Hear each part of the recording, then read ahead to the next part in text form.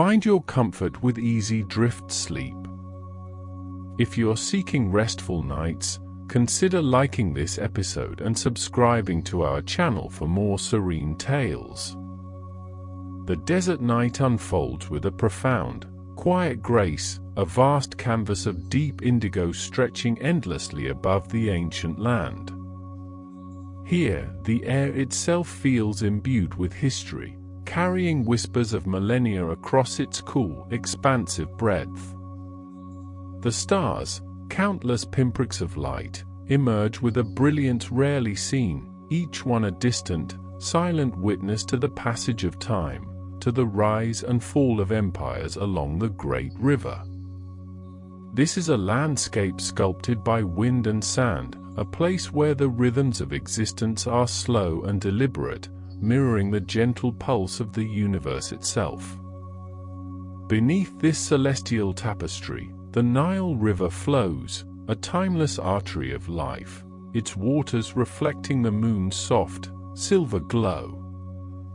The river has always been the heart of this land, nurturing its civilizations, dictating its seasons, and providing a pathway through the desert's embrace.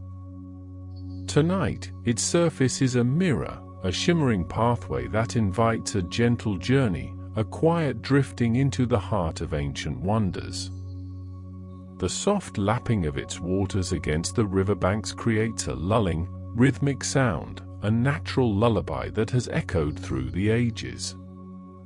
Imagine a felucca, a traditional wooden sailboat, its single lateen sail furled, gliding almost imperceptibly on the moonlit current. There is no urgency here, no destination to rush towards, only the quiet momentum of the river carrying you gently onward.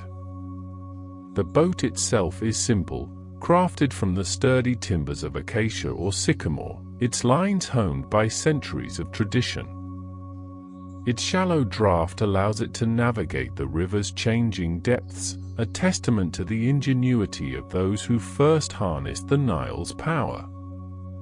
The air is cool now, a welcome respite from the desert's daytime heat, carrying with it the faint, earthy scent of the river and the dry, mineral fragrance of the surrounding sands.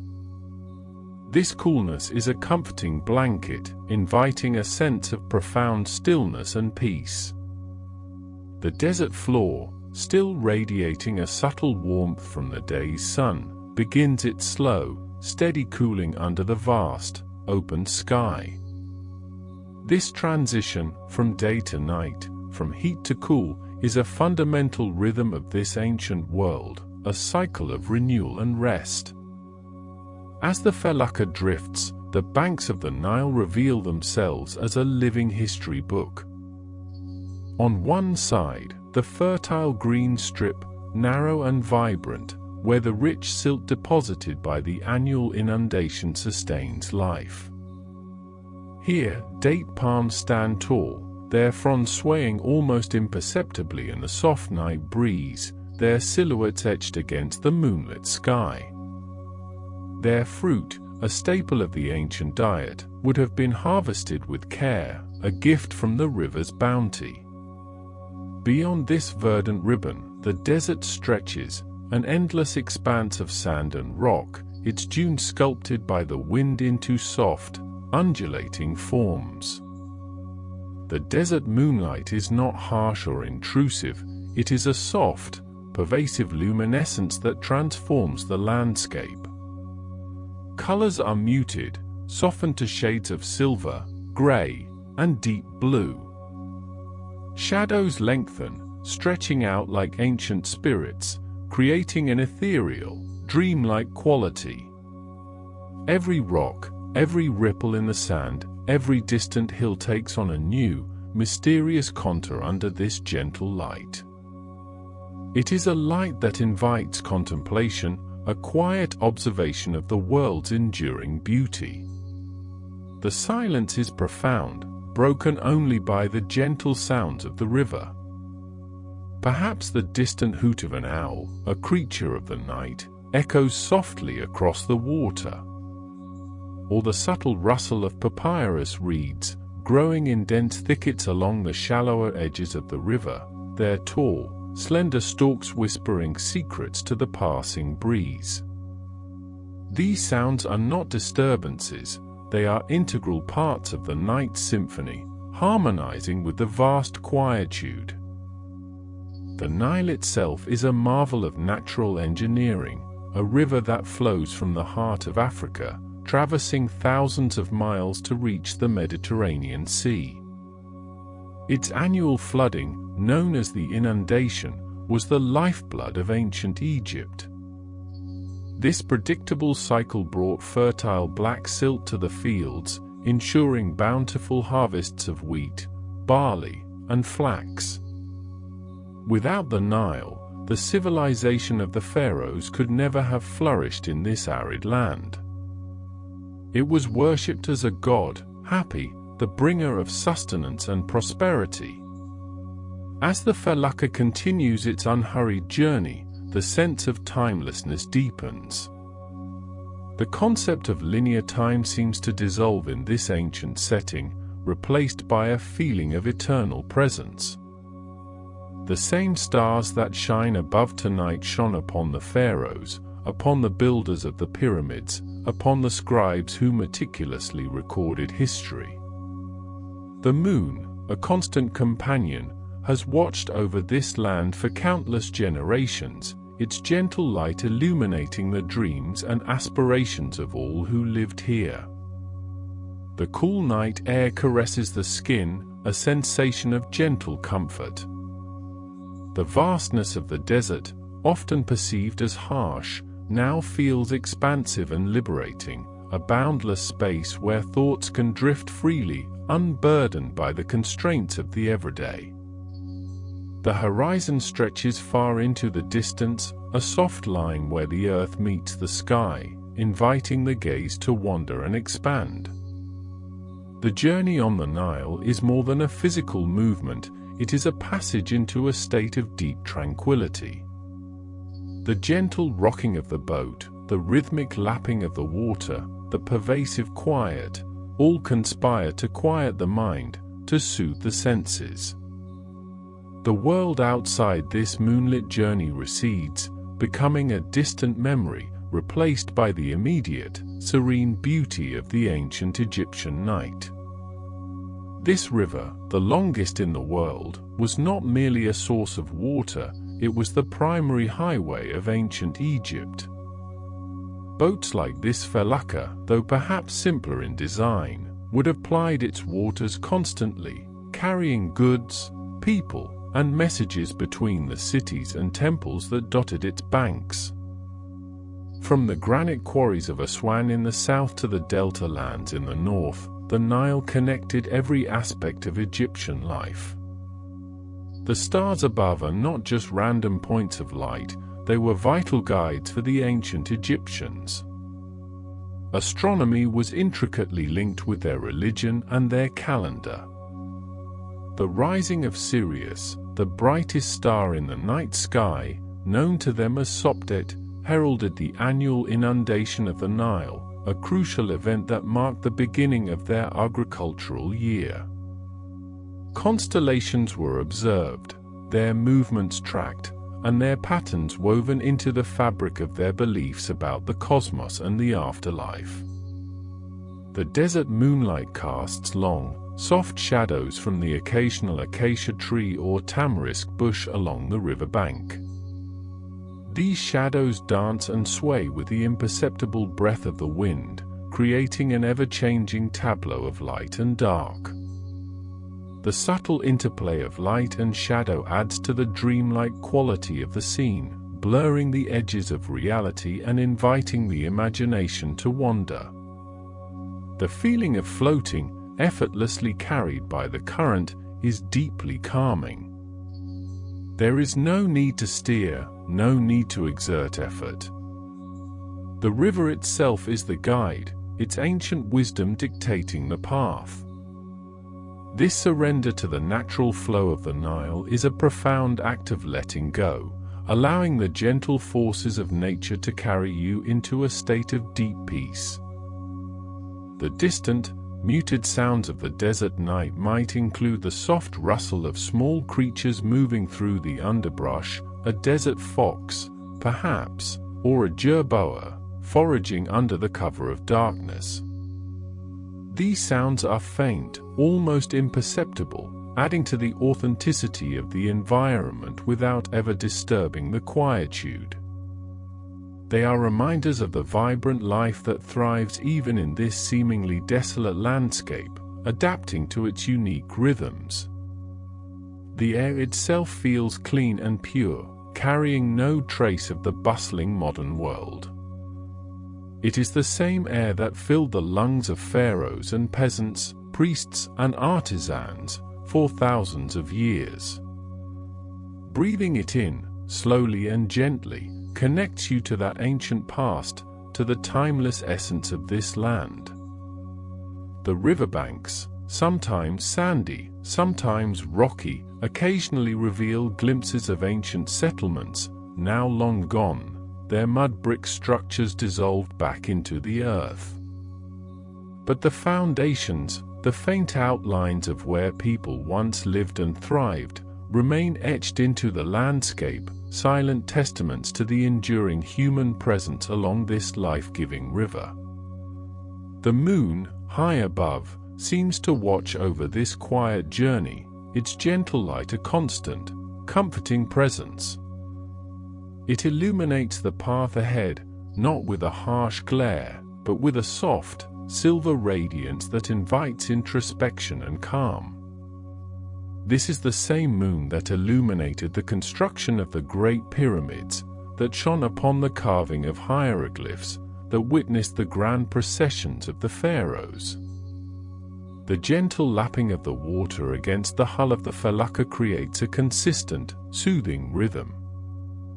It is a sound that bypasses the analytical mind, speaking directly to the deeper parts of consciousness, inviting a profound sense of rest.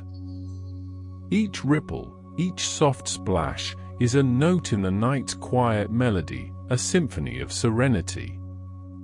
The journey is an immersion, a complete surrender to the ancient world, to its rhythms, its sounds, its profound quiet. The worries of the day, the demands of the modern world, all recede into the background, becoming indistinct and unimportant. Here, under the desert moonlight, on the timeless flow of the Nile, only peace remains. The vast, open expanse of the desert under the moon creates a sense of boundless freedom. There are no walls, no ceilings, only the infinite sky above and the expansive earth around. This openness fosters a feeling of release, a gentle unburdening of the mind and spirit. It is a space where the soul can stretch and find its natural equilibrium. The very concept of the pharaohs, the kings and queens who ruled this land for thousands of years, adds to the sense of profound history. Their lives, their beliefs, their monumental achievements are woven into the fabric of this landscape. Though they are long gone, their legacy endures, imprinted on the very stones and sands of Egypt. As the felucca continues its silent glide, the outline of distant structures begins to emerge from the moonlit haze. These are not the bustling cities of the living, but the silent, majestic monuments of the eternal. The ancient Egyptians believed profoundly in the afterlife, and their architecture reflects this deep conviction. Their homes were temporary, their tombs and temples were built for eternity. These structures, initially indistinct against the dark rock formations, gradually reveal their imposing forms. They are carved from the very earth, rising majestically from the desert floor, or hewn directly into the cliffs that line the river. The moonlight, rather than obscuring them, seems to highlight their grandeur, casting them in a soft, silver light that emphasizes their timeless presence. The air here feels even cooler, carrying a subtle, earthy scent of ancient stone and dry sand. It is a scent that has lingered for millennia, a silent testament to the countless hands that shaped these monuments. The sheer scale of these constructions is awe-inspiring, even in the muted light, speaking of an immense vision and an unparalleled dedication to the eternal. These are the great necropolises, the cities of the dead, where the pharaohs and their nobles sought their eternal rest. The word necropolis itself, from the Greek, means the city of the dead, and these sites were indeed vast, meticulously planned complexes, designed to house the deceased for eternity. They were not places of sadness, but places of transition, of hope for a glorious rebirth in the field of reeds. The felucca slows its pace even further, almost pausing in the water, as if in reverence for the ancient majesty unfolding before it. The gentle lapping of the water becomes even softer, a hushed whisper against the boat's hull. The silence that emanates from these ancient structures is palpable, a profound quietude that has settled over them for thousands of years. The tombs are not merely holes in the ground, they are intricate architectural masterpieces, designed to protect the body and spirit of the deceased, and to provide them with all the necessities for their journey through the afterlife. From the simple mastabas of the early dynastic period to the elaborate rock-cut tombs of the New Kingdom, each one was a carefully constructed sanctuary. Imagine the colossal scale of some of these structures. The Great Pyramid of Giza, for instance, built for Pharaoh Khufu, stood as the tallest man-made structure in the world for over 3,800 years. Its precise alignment with cardinal points, its massive limestone blocks, each weighing many tons, speak of an incredible feat of engineering and organization. Though not directly visible from this point on the Nile, its spirit of monumental construction permeates the landscape. The moonlight illuminates the smooth, weathered surfaces of the stone, revealing the subtle textures and contours that millennia of wind and sand have etched upon them. These are stones that have witnessed the passage of countless generations, absorbing the stories and energies of an ancient civilization. Their coolness, even on a warm night, is a tangible link to the deep earth from which they were quarried. The very concept of a tomb in ancient Egypt was deeply intertwined with their religious beliefs. The tomb was considered the house of eternity, a place where the deceased could continue their existence in the afterlife, provided their body was preserved and their name remembered. The elaborate rituals, the mummification process, and the provision of grave goods were all aimed at ensuring a successful transition. As the felucca drifts closer, the sheer artistry of these ancient builders becomes more apparent, even in the subdued light. The precision of the cuts, the careful placement of each block, the way the structures integrate seamlessly with the natural landscape, all speak of a profound understanding of materials and design. The ancient Egyptians were master stonemasons, their skills evident in every surviving monument. The air here, near these ancient tombs, feels particularly still, as if holding its breath across the ages. It is a stillness that is deeply comforting, a sense of profound peace that has settled over these resting places. There is no sense of foreboding, only a quiet reverence for the enduring power of human belief and aspiration. The entrances to some of these tombs, visible as dark apertures in the rock faces or as grand portals in freestanding structures, seem to beckon with a silent invitation. They are thresholds between worlds, gateways to the realm of the eternal. Though we do not enter them now, their presence evokes a sense of deep wonder and contemplation. The tombs were not meant to be dark or forbidding places. Inside, they were often brightly painted with vibrant scenes depicting the deceased's life, their journey through the underworld, and their eventual rebirth. These scenes, rendered in rich pigments derived from minerals, were meant to guide and protect the soul, ensuring its safe passage. The silence here is not empty, it is filled with the echoes of time, with the unspoken stories of those who lie within. It is a silence that invites introspection, a quiet contemplation of life's grand cycle of beginnings and endings, and the enduring human quest for meaning beyond the temporal. The moonlight continues to bathe the scene in its soft, silver glow, transforming the rugged desert landscape into a dreamlike vista. The shadows cast by the monumental structures are long and gentle, stretching across the sand like ancient guardians. This interplay of light and shadow creates a profound sense of depth and mystery, inviting the gaze to linger. The sheer permanence of these structures is a testament to the ancient Egyptian desire for eternity. Unlike the fleeting nature of human life, these stone monuments were built to last forever, to stand as eternal markers of their civilization's greatness and their pharaoh's divine right. They are enduring symbols of a culture that looked beyond the immediate, towards the infinite. The feeling of being in the presence of such ancient majesty is deeply humbling, yet also profoundly peaceful. It reminds us of the vast sweep of history, of the continuous flow of time, and of our own small place within it. This perspective can be incredibly calming, allowing the mind to release its grasp on immediate concerns and embrace a broader, more expansive view.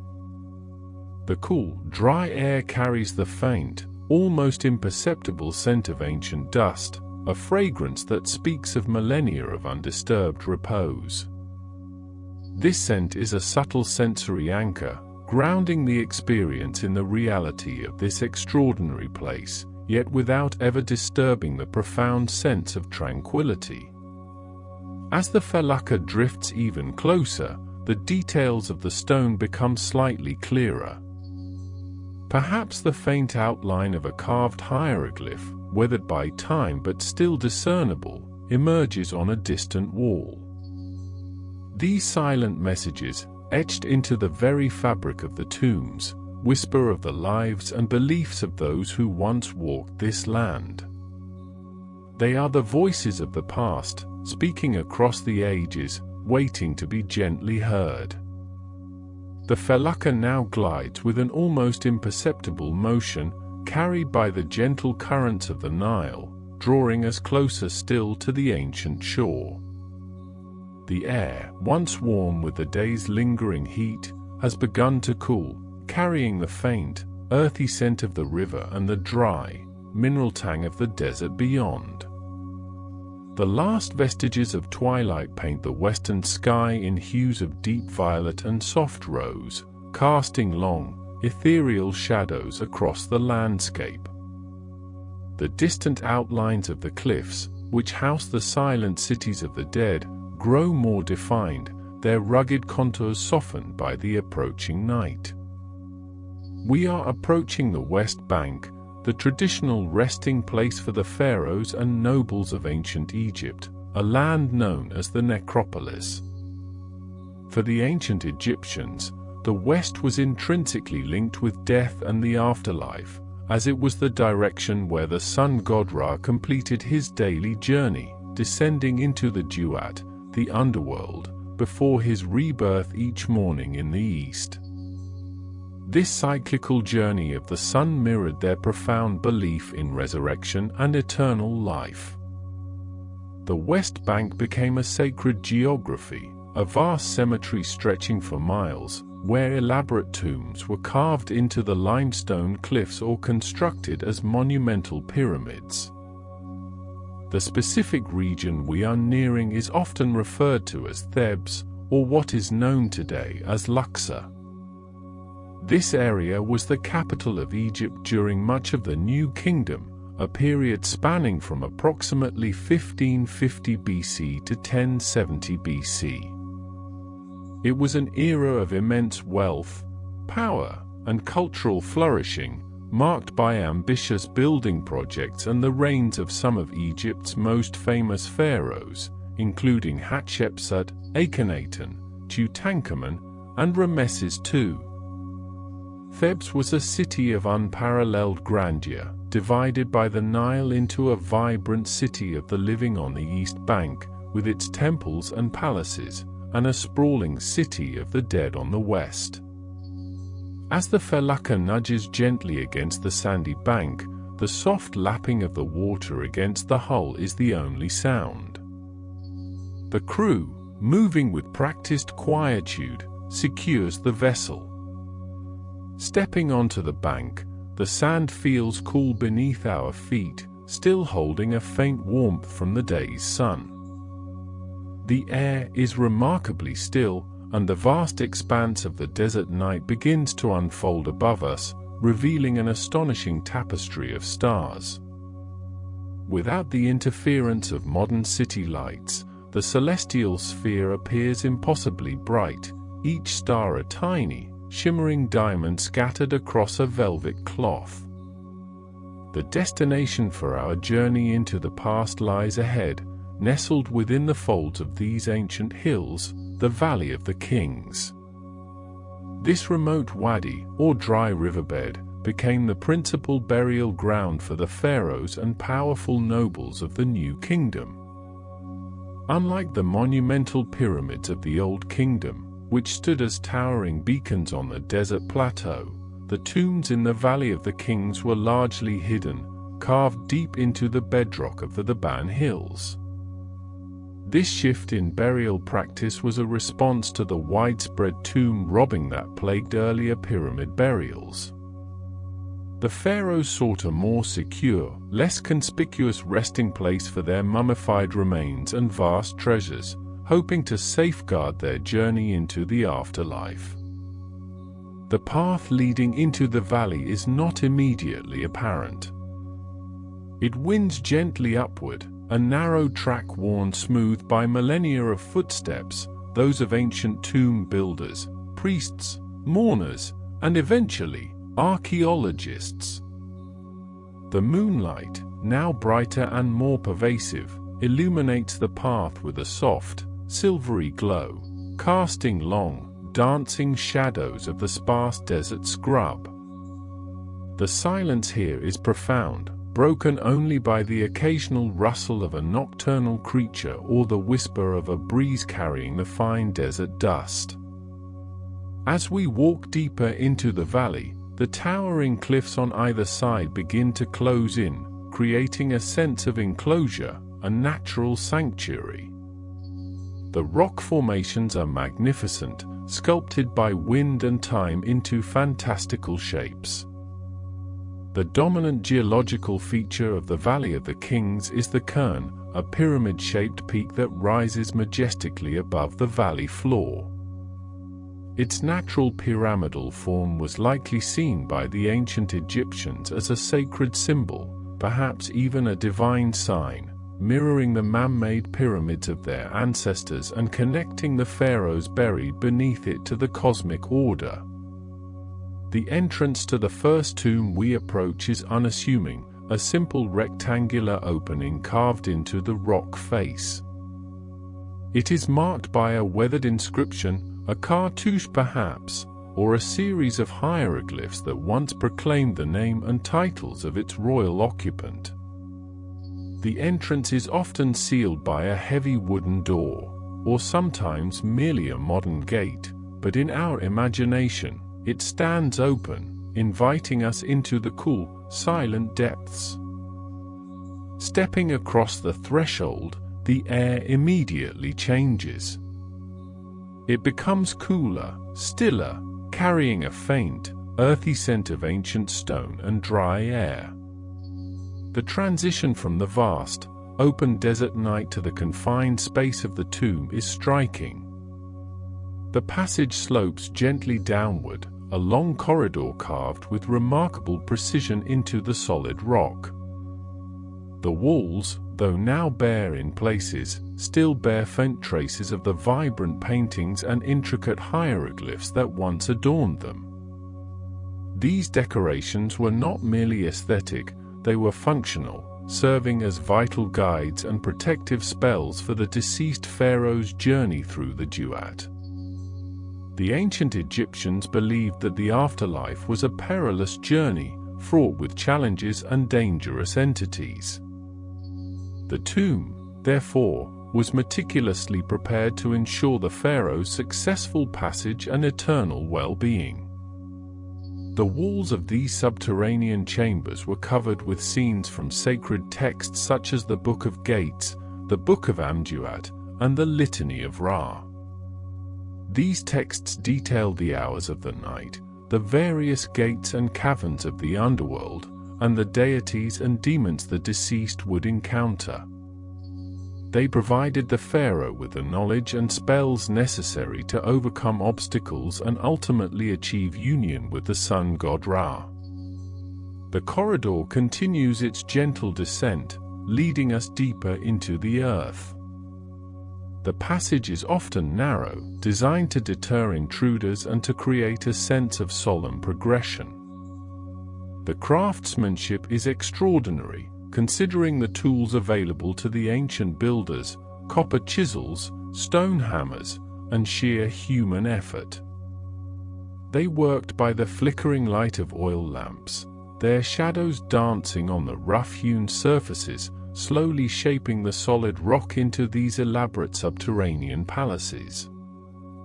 As we move further, the initial passage often opens into a series of chambers and additional corridors. Each turn, each new room, reveals another layer of the pharaoh's journey.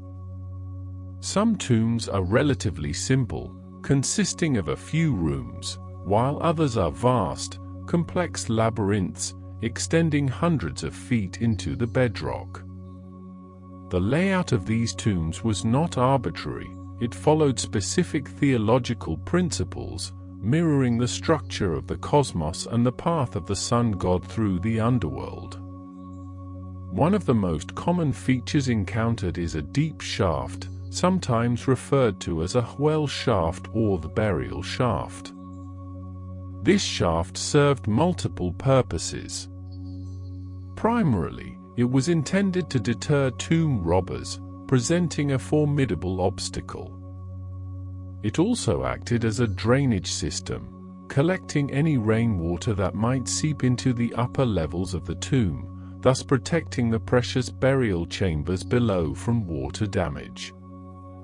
Symbolically, it may have represented the chasm separating the living world from the underworld, a final barrier before the sacred space of the burial. Beyond the shaft, the passages often become more richly decorated.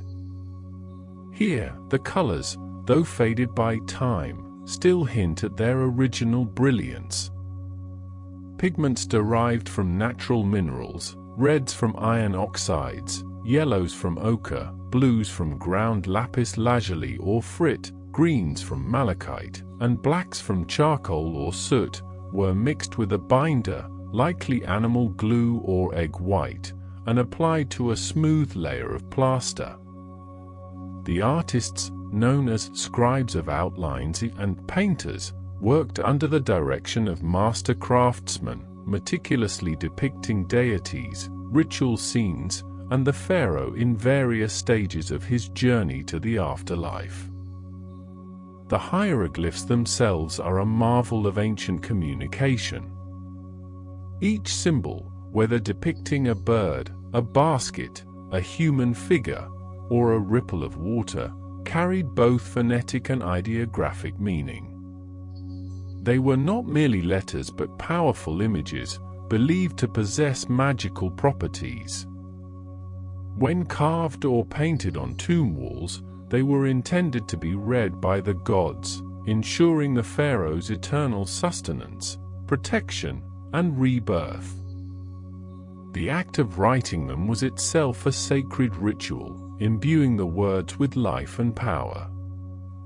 The air here is still and dry, perfectly preserved by the constant temperature of the earth.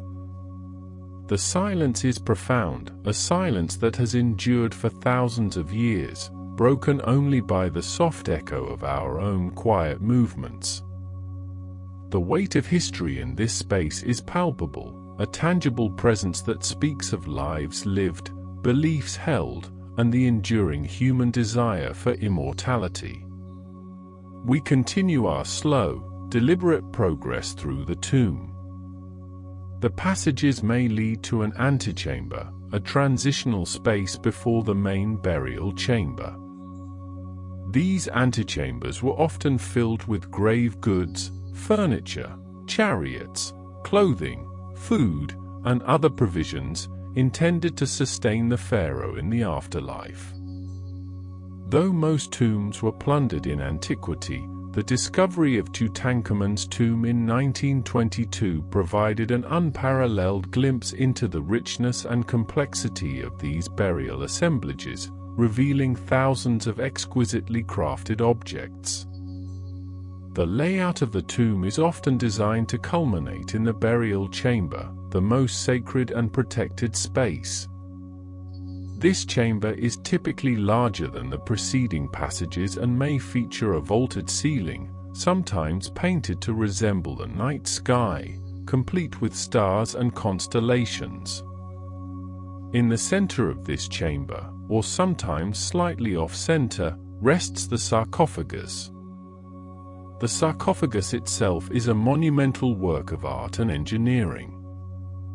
Often carved from a single block of granite, quartzite, or alabaster, it was designed to house the nested coffins within, which in turn contained the mummified remains of the pharaoh.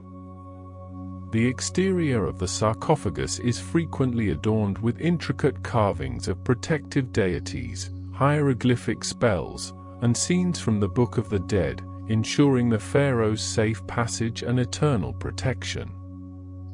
The sheer scale and weight of these sarcophagi are astonishing, testifying to the immense resources and skilled labor dedicated to their creation. The process of mummification, which preceded the placement of the body into the sarcophagus, was a complex and lengthy ritual, lasting approximately 70 days.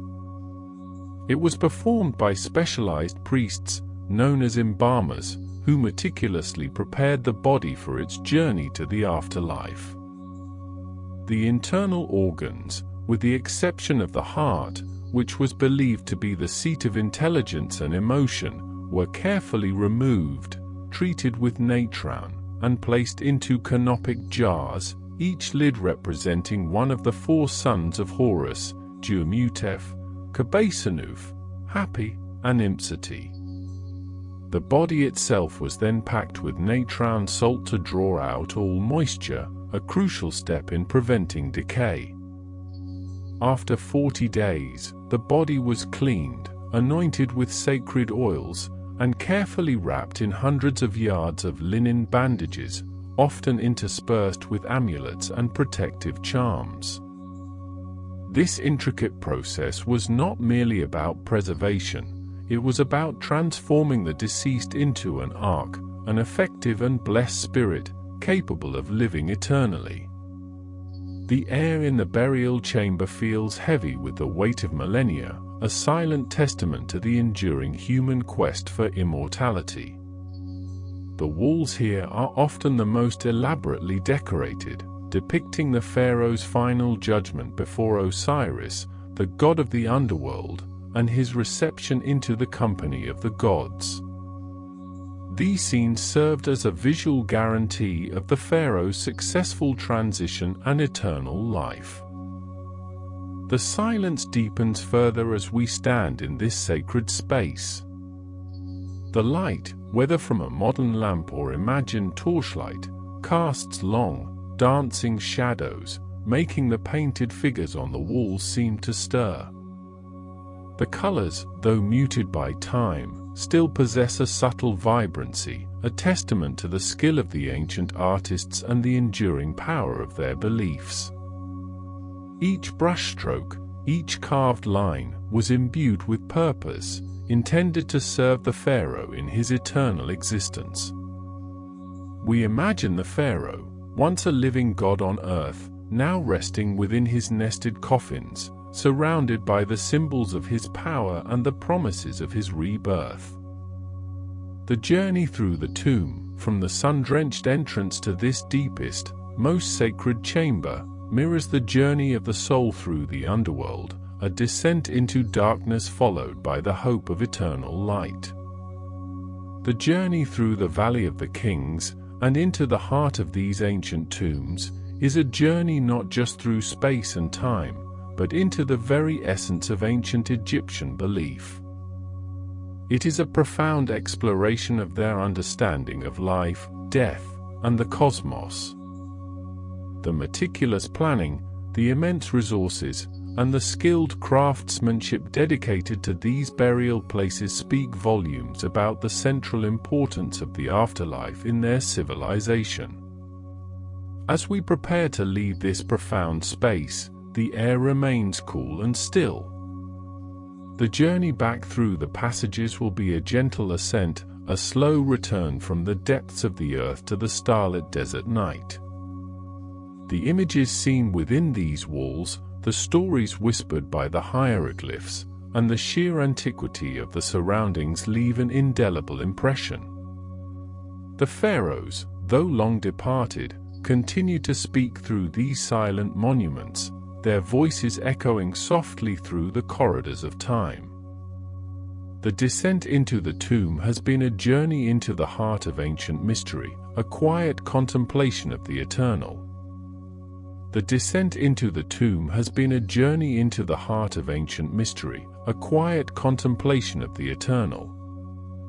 Now, we begin a new exploration, moving deeper into the very essence of that ancient world, beyond the immediate confines of a single burial chamber, and into the broader landscape that shaped these monumental endeavors. We will journey through the sands of time, tracing the origins of these pharaonic beliefs and the meticulous artistry that defined their path to the afterlife. Our journey commences not in the darkness of a tomb, but under the vast, unyielding sky of the Egyptian desert, where the earliest seeds of civilization were sown along the life-giving ribbon of the Nile. Before the grand pyramids and the elaborate rock-cut tombs, there were simpler graves, shallow pits dug into the arid sand. These early burials, dating back to the predynastic period, around 4000 BCE, reveal the nascent stages of a profound belief system. The dry desert air naturally preserved bodies, often mummifying them through desiccation, a phenomenon that likely inspired the later, more sophisticated artificial mummification techniques. The deceased were often interred in a fetal position, facing west towards the setting sun, a direction already associated with death and rebirth. These early graves contained humble grave goods, pottery vessels filled with food and drink for the journey, simple tools, and personal ornaments. These offerings suggest a rudimentary understanding of an afterlife, a continuation of existence that required sustenance and familiar objects. The very act of placing items with the deceased indicates a belief that death was not an absolute end, but a transition. This foundational concept would evolve over millennia, growing in complexity and grandeur, eventually manifesting in the intricate burial practices of the pharaohs. As communities grew and organized, so too did their funerary architecture. Mastabas, rectangular mud brick structures with sloping sides and a flat roof, emerged as the first monumental tombs for the elite during the early dynastic period, around 3100 BCE.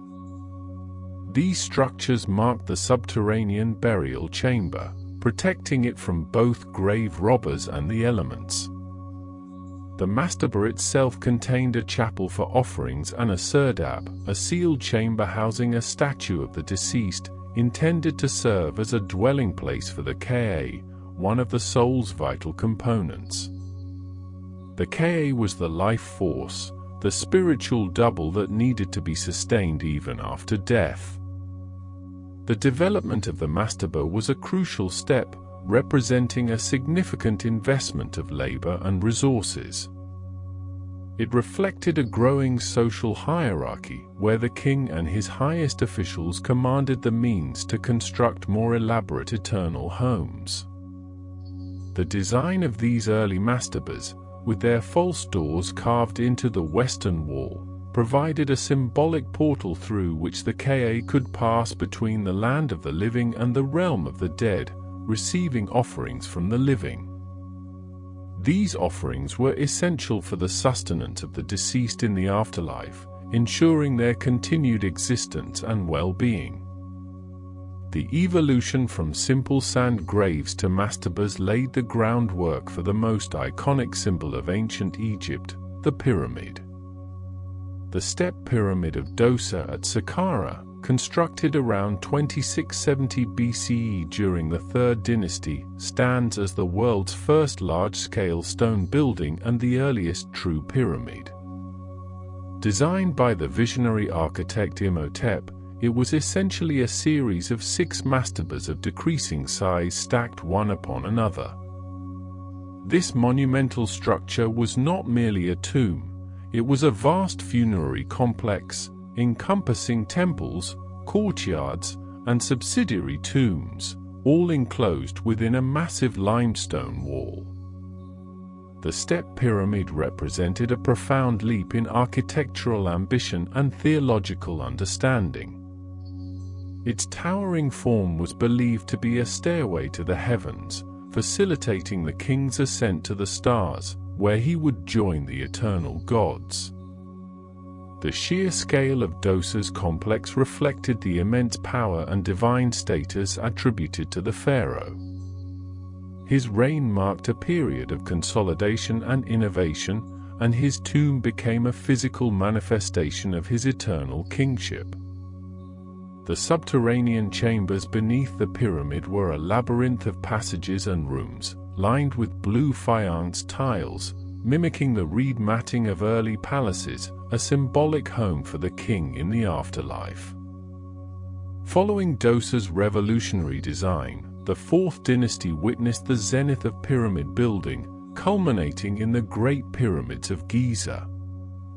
The first and largest of these, the Great Pyramid of Khufu, built around 2580 BCE, is an unparalleled feat of engineering and human endeavor. Originally standing over 146 meters tall, it remained the tallest man-made structure in the world for over 3,800 years. Its construction involved moving millions of precisely cut stone blocks, some weighing many tons, without the aid of modern machinery. The exact methods of construction remain a subject of debate, though ramps and levers were undoubtedly employed by a highly organized workforce. The precision of Khufu's pyramid is astonishing. Its sides are oriented almost perfectly to the cardinal points, and the base is incredibly level. This astronomical alignment was not accidental, it reflected the Egyptians' deep understanding of the cosmos and their belief in the pharaoh's connection to the celestial realm. The pyramid housed 3 main chambers: the subterranean chamber, the queen's chamber, and the king's chamber, accessed by an impressive grand gallery. The king's chamber, constructed of massive red granite blocks, contained a sarcophagus, though Khufu's mummy was never found. The pyramid was not just a tomb, it was a sacred mountain, a cosmic engine designed to ensure the pharaoh's successful transition to divinity. The pyramids of Khafra and Menkaure, Khufu's successors, completed the iconic Giza plateau. Khafra's pyramid, slightly smaller but appearing taller due to its elevated position, still retains a cap of its original polished limestone casing near its apex. Adjacent to it lies the Great Sphinx, a colossal limestone statue with the body of a lion and the head of a pharaoh, believed to be Khafra himself.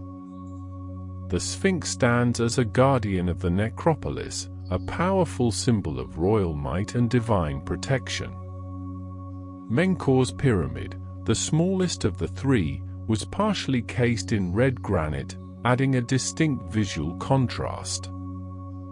These monumental structures were not solitary monuments but the focal points of vast funerary complexes.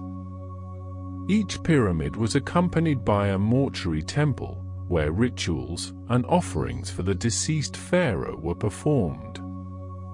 A causeway connected the mortuary temple to a valley temple, situated closer to the Nile, where the pharaoh's body would have been prepared and the initial stages of the funerary procession would have taken place.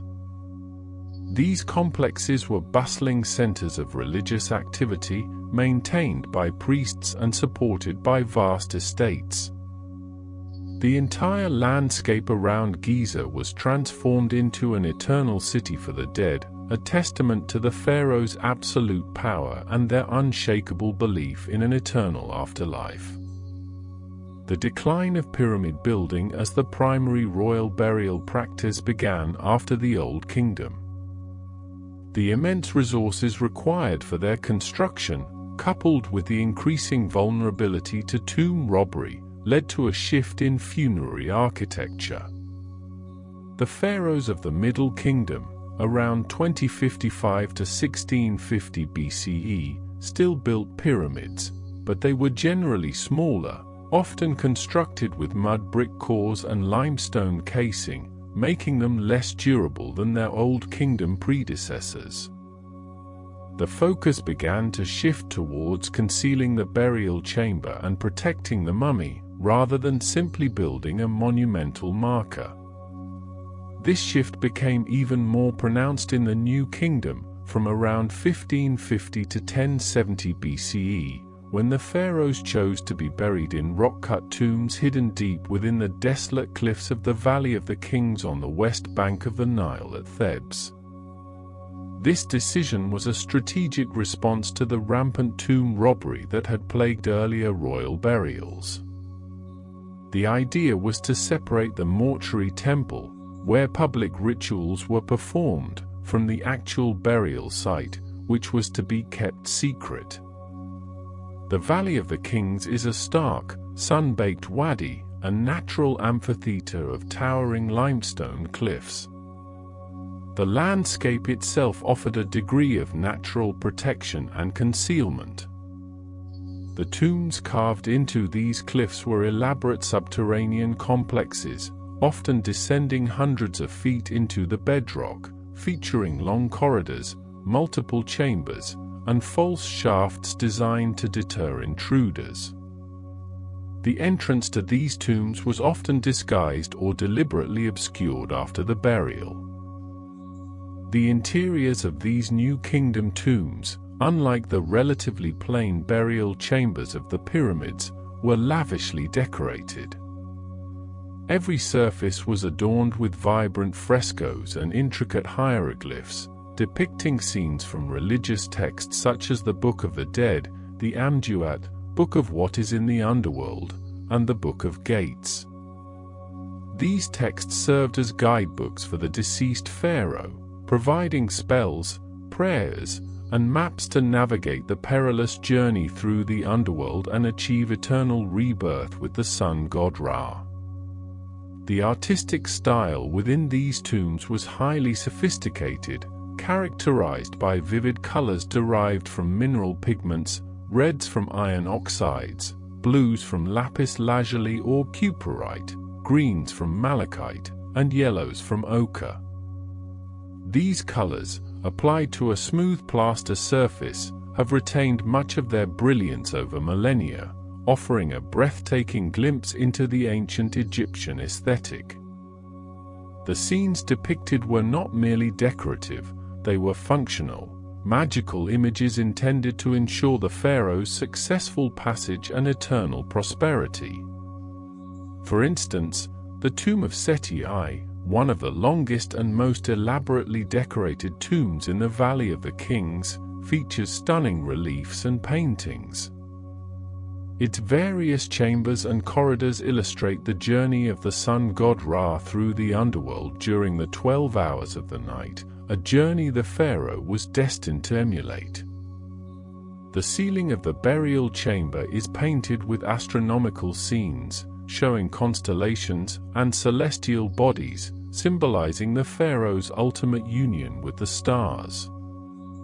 The sarcophagus itself, made of translucent alabaster, was intricately carved with scenes and texts, a final, beautiful vessel for the king's eternal rest. The preparation of the pharaoh's body for this eternal journey was an elaborate and sacred ritual mummification. This complex process, perfected over centuries, was believed to be essential for the survival of the Ba and Ka, two crucial components of the soul.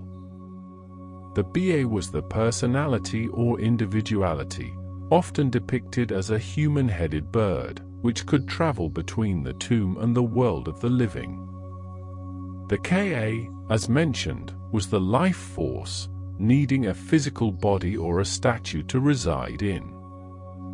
Without a preserved body, these aspects of the soul could not endure, and the pharaoh's eternal life would be jeopardized. The mummification process typically lasted 70 days. It began with the removal of the internal organs, as these were the first to decompose. The brain was usually extracted through the nostrils using a long hook and discarded, as the Egyptians did not attribute much significance to it. The lungs, liver, stomach, and intestines were carefully removed through an incision made on the left side of the abdomen. These organs were then individually dried with natron salt, anointed with oils, and placed into canopic jars, each jar dedicated to one of the 4 sons of Horus: Hapi, lungs; Duamutef, stomach; Kabesanuf, intestines; and Imseti, liver.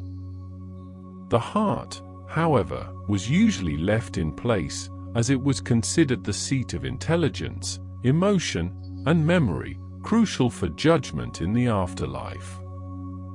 After the removal of the organs, the body cavity was rinsed with palm wine and spices, then packed with natron salt, a naturally occurring desiccant, for about 40 days. This process thoroughly dried out the body, preventing decay. Once desiccated, the natron was removed, and the body was cleaned and anointed with sacred oils and resins. The body cavity was then often stuffed with linen, sawdust, or other materials to restore its natural shape. The final stage involved the intricate wrapping of the body in hundreds of yards of linen bandages. This was not a simple process, it was a ritualistic act, with priests reciting spells and prayers as each layer was applied. Amulets, such as the scarab beetle, the ankh, and the jed pillar, were placed between the layers of bandages to provide magical protection and ensure rebirth. The outermost layers of bandages were often secured with resin, forming a protective shell. A funerary mask, often made of cartonnage, layers of linen and plaster, and sometimes inlaid with gold and precious stones, was placed over the face to provide an idealized image of the deceased and to serve as a recognizable dwelling for the Ba and Ka. The most famous example of such a mask is that of Tutankhamun, crafted from solid gold and inlaid with lapis lazuli, quartz, obsidian, and colored glass. This mask, weighing over 10 kilograms, is a masterpiece of ancient Egyptian artistry and symbolizes the pharaoh's divine status and eternal youth. It provided a perfect, enduring face for the young king, ensuring his recognition in the afterlife. Once mummified and wrapped, the pharaoh's body was placed into a series of nested coffins. These could range from 3 to 4 or even more, each intricately decorated with religious texts, images of deities, and protective symbols. The innermost coffin was often anthropoid, shaped like the deceased, and sometimes made of solid gold, as was the case with Tutankhamun. The coffins were then placed within a massive stone sarcophagus, often carved from granite or quartzite, which served as the ultimate protective shell. This entire ensemble was designed to safeguard the royal mummy for eternity, ensuring the pharaoh's successful journey through the underworld and his eternal existence among the gods. The meticulous attention to detail in every aspect of pharaonic burial, from the initial selection of the burial site to the construction of the tomb, the decoration of its walls, and the elaborate mummification process, underscores the profound importance the ancient Egyptians placed on the afterlife. Their entire civilization was, in many ways, oriented towards eternity. The pharaoh, as the divine intermediary between gods and humans, held the key to the cosmic order, and his successful passage to the afterlife was believed to guarantee the continued prosperity of Egypt. The very landscape of Egypt, particularly the Nile Valley, played a crucial role in shaping these beliefs. The annual inundation of the Nile, bringing fertile silt to rejuvenate the land, was a powerful metaphor for rebirth and regeneration. The daily cycle of the sun, rising in the east and setting in the west, mirroring life and death, further reinforced the idea of a cyclical existence and the promise of resurrection. The western bank of the Nile, where the sun died, became the primary necropolis for the pharaohs and their subjects, a vast city of the dead facing the rising sun of a new day. The hieroglyphs that adorn the tomb walls are not merely writing, they are sacred images, imbued with magical power. The word hieroglyph itself means sacred carving. Each symbol, whether depicting a bird, a human figure, a tool, or a plant, carried both phonetic and ideographic meaning. They were believed to be the words of the gods, capable of bringing to life the scenes and spells they represented. A depiction of offerings on a tomb wall, for example, was believed to magically provide those offerings to the deceased in the afterlife, even if the physical offerings ceased. The scribes who mastered this complex writing system held a revered position in ancient Egyptian society. Their meticulous handiwork preserved the religious beliefs, historical records, and administrative details of a civilization that spanned millennia. The decipherment of hieroglyphs in the 19th century by Jean-François Champollion, using the Rosetta Stone, unlocked the vast treasury of knowledge contained within these ancient texts, allowing us to understand the intricate tapestry of pharaonic thought and belief. As we consider the silent grandeur of these tombs and the profound stories etched into their stone, we begin to appreciate the depth of the pharaoh's vision. Their monuments were not simply graves, they were cosmic machines, designed to perpetuate their divine rule and ensure the eternal well-being of Egypt. The journey into these ancient spaces is more than a historical exploration. It is an immersion into a worldview where life and death were inextricably linked, where the earthly realm was but a prelude to an eternal existence. The desert wind, which has sculpted the cliffs of the Valley of the Kings for eons, whispers tales of these ancient kings.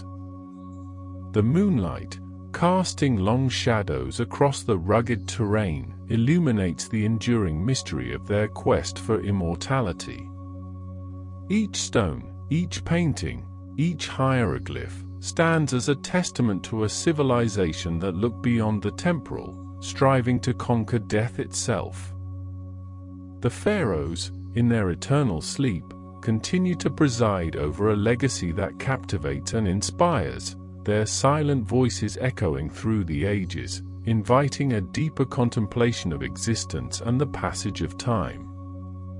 The journey into their world is a gentle descent into the quietude of history, a peaceful exploration of enduring belief. The journey into their world is a gentle descent into the quietude of history, a peaceful exploration of enduring belief. The silent voices of the pharaohs, echoing through the ages, now guide us deeper into the heart of their ancient realm, towards the intricate beauty of their written word. 3. Silent stories, hieroglyphs in the moonlight. Imagine, if you will, the soft glow of moonlight filtering into a hidden chamber, illuminating walls covered entirely in hieroglyphs. These are not merely symbols, they are ancient messages, art etched into the very stone, each one a testament to a profound understanding of life, death, and the cosmos. They are silent, ancient guardians of history, preserving narratives that span millennia, waiting patiently for a quiet gaze. The intricate beauty of these hieroglyphs is captivating.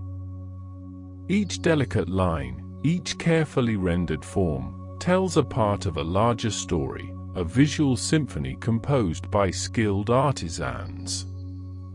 The forms themselves are often recognizable: birds with elegant wings, serpents coiling gracefully, human figures in dignified poses, and objects of daily life transformed into sacred signs.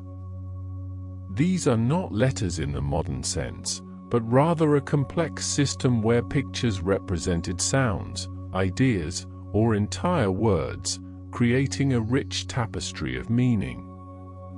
Consider the ibis, often depicted with a long, curved beak, a symbol of the god Thoth, the deity of writing, knowledge, and the moon. Its presence in a hieroglyphic inscription might evoke wisdom, learning, or the careful recording of events. Or perhaps the ankh, the looped cross, a universal symbol of life itself, its elegant form a constant reminder of the Egyptians' deep reverence for existence and their fervent hope for eternal life. These symbols, though silent, speak volumes. They are ancient whispers, silent stories etched in stone, inviting contemplation rather than immediate decipherment. Their purpose was not always for quick reading but for enduring presence, for the gods to see, for the deceased to carry into the afterlife, and for future generations to ponder.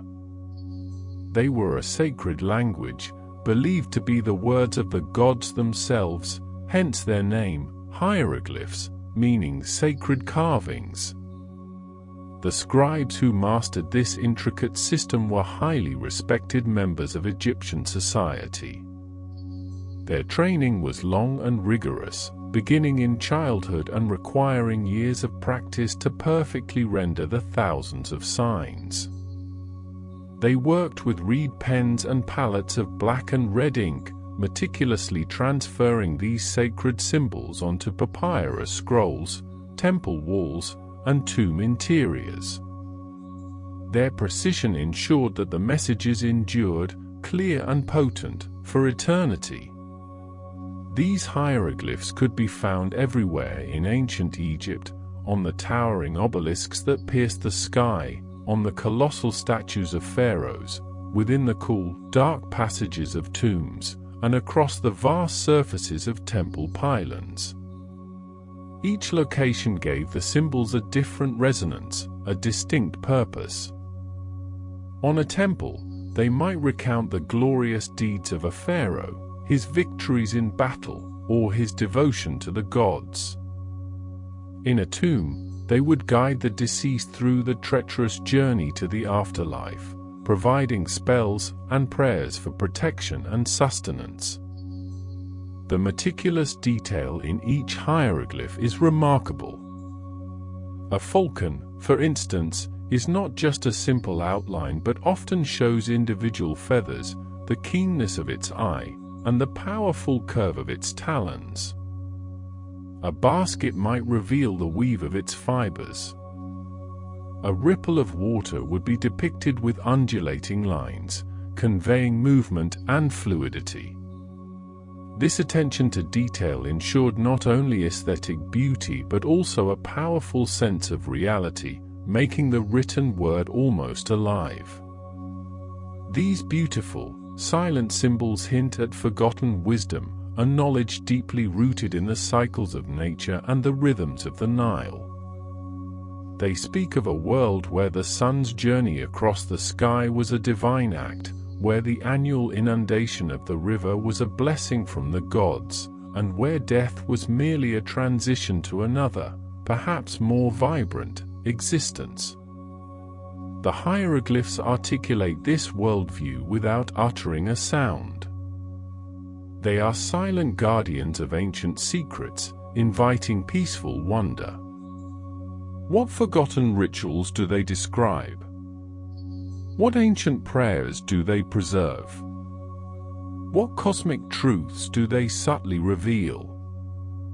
The answers are not always readily apparent, and perhaps that is part of their enduring allure, the invitation to simply observe, to feel the weight of their history, and to allow their quiet presence to settle over you. The description of hieroglyphs often involves their intricate beauty, their delicate balance of form and meaning. They are not chaotic but ordered, arranged in neat columns or rows, flowing gracefully across surfaces. The ancient Egyptians understood the power of visual harmony, and their writing system was an extension of their artistic sensibilities. The arrangement of signs was as important as the signs themselves, creating a visual rhythm that was pleasing to the eye and calming to the spirit. Imagine tracing your finger, not physically, but in your mind's eye, along the smooth, cool surface of a tomb wall, feeling the raised or incised contours of these sacred carvings. The subtle variations in depth and texture, the way the light catches their edges, all contribute to their profound aesthetic. They are not meant to be read quickly or analytically, but to be absorbed slowly, allowing their forms to imprint themselves upon the mind. These hieroglyphs are depicted as telling silent, ancient stories that are felt rather than understood through logical analysis. They convey a mood, an atmosphere, a sense of timelessness. They speak of continuity, of a civilization that believed in the enduring power of creation and the eternal cycle of life and rebirth. The stories they tell are of gods and goddesses, of pharaohs and queens, of daily life and grand ceremonies, all interwoven with the fabric of their spiritual beliefs. The hieroglyphs are presented as symbols of a forgotten language that speaks directly to the subconscious. Their shapes and forms resonate with something primal within us, perhaps because they depict elements of the natural world that are universally understood: the sun, the moon, water, animals, human figures. They tap into a deeper level of perception, bypassing the need for translation and communicating directly with the quieter parts of the mind. The hieroglyphs are not meant to be read in this context, but to be perceived as patterns of peace. The repetition of certain forms, the symmetry of their arrangement, the gentle flow of one symbol into the next, all contribute to a sense of calm and order. They are visual mantras, ancient designs that encourage a quiet, meditative state. Their very existence, enduring for thousands of years, embodies a profound stillness. Imagine the hieroglyphs glowing softly in the moonlight, inviting a sense of wonder without mental effort. The pale light illuminates their contours, making them appear almost ethereal, as if they are breathing secrets into the quiet air. This gentle luminescence transforms them from mere carvings into living presences, silent witnesses to the passage of time, guardians of a sacred past. They are described as telling silent, ancient stories that are felt rather than intellectually understood. It is the feeling of reverence, of awe, of deep peace that they evoke. They speak of a world where the sacred permeated every aspect of existence, where art and writing were inseparable from spiritual devotion. This feeling is a gentle current, carrying one further into a state of quiet contemplation. These hieroglyphs are presented as ancient blessings or silent prayers etched into stone, offering comfort. Each symbol, particularly those related to protection, prosperity, and eternal life, carries an inherent positive energy. They were created with intention, imbued with the hopes and beliefs of an entire civilization. To gaze upon them, even in imagination, is to receive a silent benediction from across the ages. They are portrayed as ancient art that whispers secrets of peace and enduring beauty. The artistry is undeniable, the precision, the elegance, the balance. This beauty is not fleeting but eternal, designed to last for millennia. The secrets they whisper are not of intrigue or drama, but of the quiet persistence of life, the gentle cycle of creation and renewal, and the profound peace found in harmony with the cosmos. Thus hieroglyphs are described as silently preserving ancient wisdom, offering a sense of continuity and calm. They connect us to a distant past, reminding us that humanity has always sought meaning, always strived for beauty, and always contemplated the mysteries of existence. This connection to an enduring past can be deeply comforting, a reminder that some things transcend the fleeting nature of the present. Visualizations within this story focus on the intricate details of tomb carvings, rather than their historical significance alone. Imagine a scene depicting the deceased being led by a god, perhaps Anubis with his jackal head, towards the judgment hall. The delicate rendering of Anubis's fur, the gentle curve of his staff, the serene expression on the deceased's face, these are the details that hold our attention, drawing us into the quiet narrative of the afterlife. Or perhaps a scene showing offerings being presented to the gods, bowls of fruit, loaves of bread, jars of wine. The careful stacking of the offerings, the texture of the bread, the gleam of the jars, each element is rendered with loving precision. These are not just historical records, they are expressions of devotion, hopes for sustenance in the eternal realm, and celebrations of abundance. The hieroglyphs are presented as silent, watchful guardians of ancient wisdom, glowing faintly in the moonlight. They are ever present, ever observing, holding within their forms the accumulated knowledge and beliefs of a civilization that flourished for thousands of years. Their quiet vigilance offers a profound sense of security, a feeling that something ancient and good is watching over the quiet passage of time. From these silent, watchful guardians, our gaze now turns to the figures they so often depict, the pharaohs themselves. These rulers, whose lives were filled with ceremony and power, are now seen through the lens of eternal rest, their earthly struggles long past, their presence now one of profound stillness. 4. The pharaoh's eternal slumber, symbols of timeless peace. The ancient Egyptian pharaohs stand as a central theme, not as rulers of vast empires, but as symbols of deep, enduring peace. Their lives were a paradox, filled with immense responsibility and divine authority, yet ultimately directed towards an eternal slumber, a perfect repose in the afterlife. Their entire existence, from the moment of their coronation, was a preparation for this ultimate journey, this timeless peace. The narrative now focuses on these pharaohs, their journeys not of conquest, but of the soul's passage, their legacies not of political power, but of spiritual aspiration. They are figures of quiet majesty, their world now a realm of profound stillness.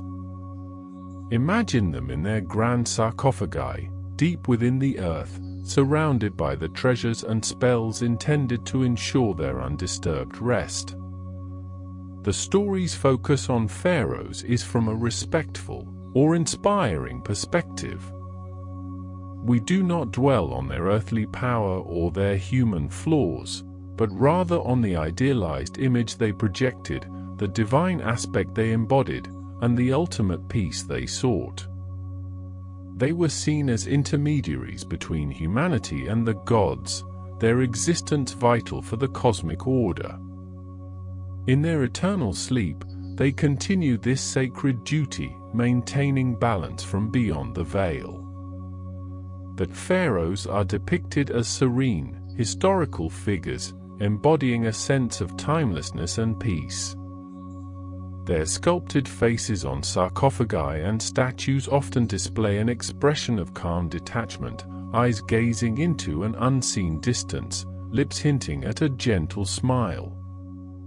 This is not the weariness of a mortal ruler, but the tranquility of a divine being who has transcended earthly concerns. The pharaoh's theme is used to evoke a sense of ancient wisdom and enduring peace. Their very existence, stretching back to the dawn of recorded history, speaks of a profound understanding of cycles, the cycle of the sun, the Nile, life, and death. This wisdom is not intellectual but intuitive, a deep resonance with the fundamental rhythms of the universe. Their peace is a reflection of this deep attunement. That pharaohs are presented as symbols of a long past, peaceful era, rather than powerful rulers. The struggles of their reigns, the challenges of governance, the burdens of leadership, these have all faded into the dust of time. What remains is the image of their eternal repose, a state of perfect equilibrium. Their tombs, once bustling with funerary rituals, are now silent sanctuaries, their occupants undisturbed. The pharaohs themselves are portrayed not as powerful rulers, but as figures resting peacefully in eternity. Their earthly titles and achievements are secondary to their ultimate goal, to achieve a blessed afterlife, to become one with Osiris, the god of the underworld and rebirth. Their grand monuments, their elaborate burial chambers, all served this singular purpose. That pharaohs are symbolic figures of deep rest and enduring peace. Their journey through the duat, the underworld, was fraught with challenges, but ultimately led to a triumphant emergence into the field of reeds, a paradise of eternal sustenance and tranquility. Their rest is not merely an absence of activity, but a profound state of being, a complete integration with the divine. The story's portrayal of pharaohs is one of serene, eternal rest, devoid of any dynastic struggles or political intrigue. The clamor of court, the rivalries for power, the anxieties of ruling, these are all distant echoes, irrelevant to their current state. Their sleep is undisturbed by the passage of empires or the rise and fall of civilizations. It is a sleep beyond time. That pharaohs are presented as symbols of ancient peace and enduring legacy, rather than powerful rulers. Their legacy is not just the physical remnants of their reign, but the enduring idea of a civilization that prioritized the eternal, that believed in the triumph of life over death, and that sought harmony in all things. This legacy is a quiet, powerful force. That pharaohs are depicted as sleeping peacefully for eternity within their grand, silent resting places. Imagine the stillness within the burial chamber, the air cool and dry, preserving the sacred space. The sarcophagus, often carved from a single block of stone, encases the royal mummy, a vessel for the soul's journey.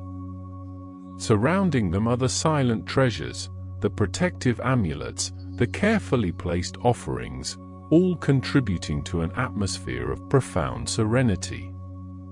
That pharaohs are presented as having achieved ultimate rest, a state the listener is encouraged to emulate. Their journey was long and arduous, their preparations meticulous, but the reward was this perfect peace. It is a peace that transcends the physical, a deep quietude of the spirit that resonates with the desire for profound rest. That the pharaohs are imagined as part of the silent, ancient landscape, blending with the timeless desert. Their tombs are carved into the very rock of the Valley of the Kings, becoming one with the earth.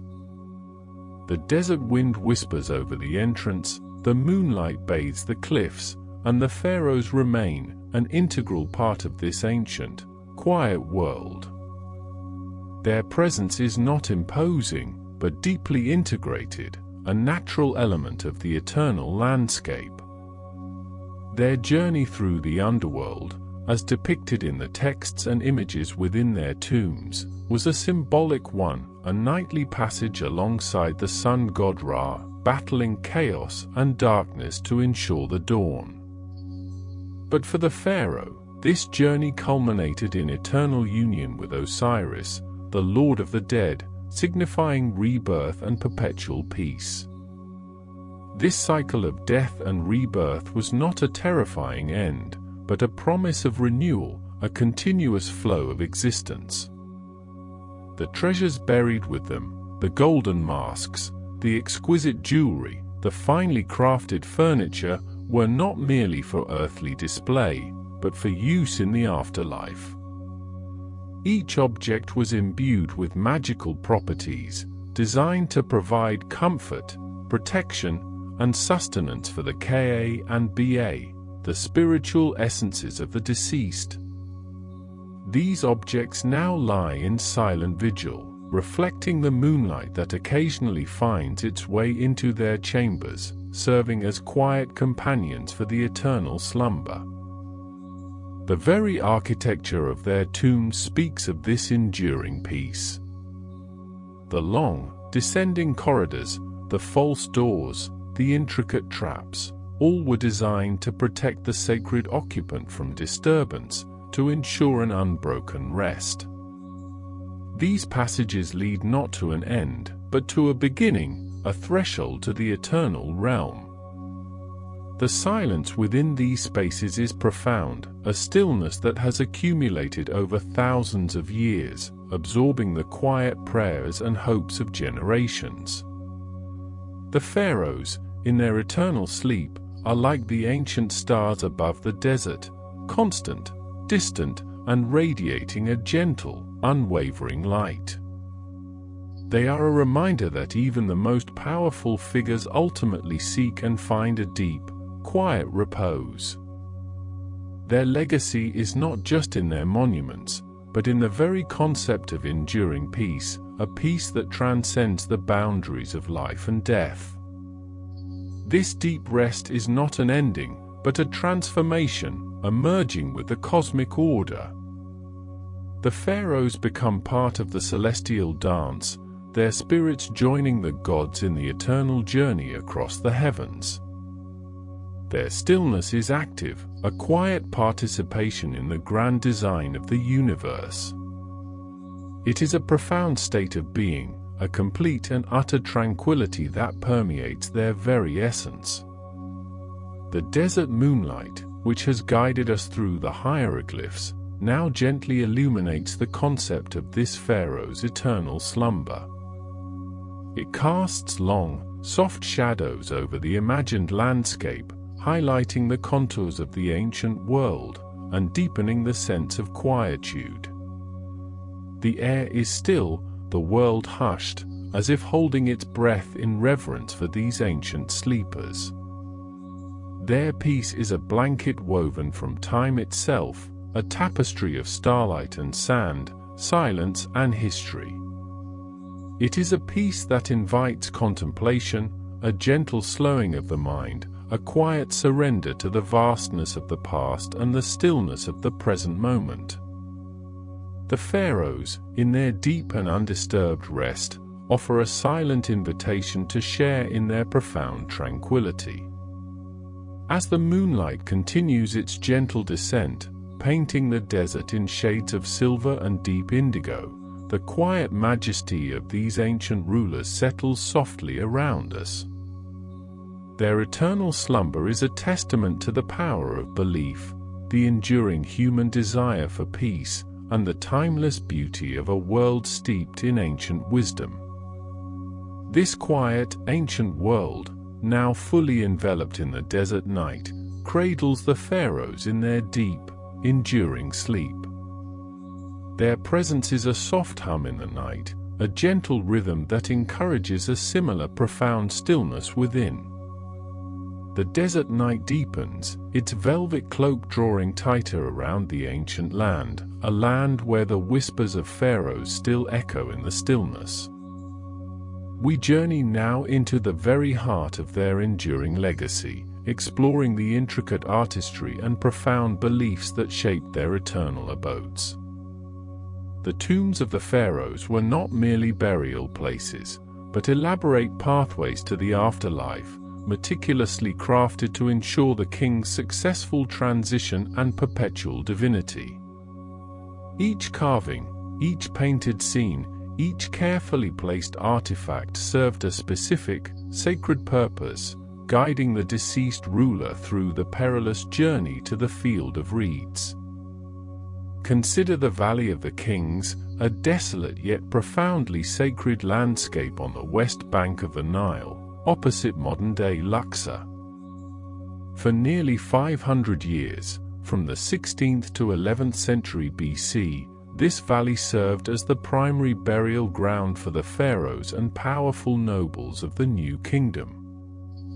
Unlike the towering pyramids of the Old Kingdom, these tombs were hidden deep within the earth, carved into the limestone cliffs, a deliberate attempt to protect the royal burials from the rampant tomb robbery that plagued earlier dynasties. The decision to conceal these final resting places marked a significant shift in funerary architecture and royal security. The construction of these subterranean complexes was an immense undertaking, requiring the labor of skilled artisans, sculptors, and painters, often working under incredibly challenging conditions.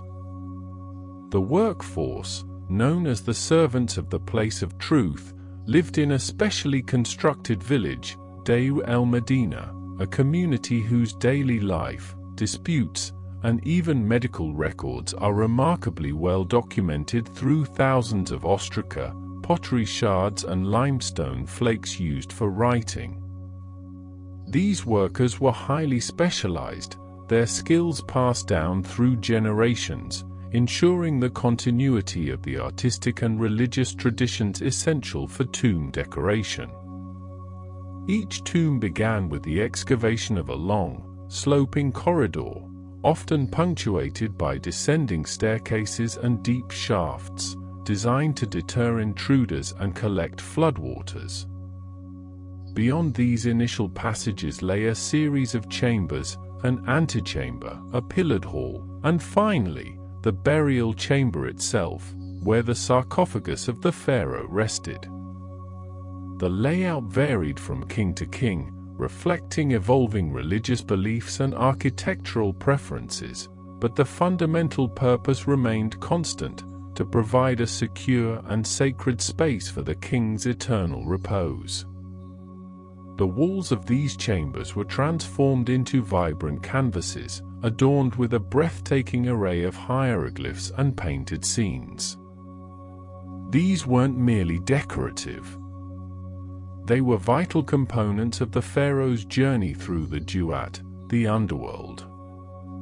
The texts inscribed on the walls, often drawn from funerary compositions such as the Book of Gates, the Book of Caverns, and the Amduat, provided the deceased with the magical knowledge and spells necessary to navigate the dangers of the underworld, overcome hostile demons, and ultimately unite with the sun god Ra. The Amduat, meaning that which is in the underworld, is one of the oldest and most important of these funerary texts. It describes the 12-hour journey of the sun god Ra through the underworld during the night, mirroring the pharaoh's own journey.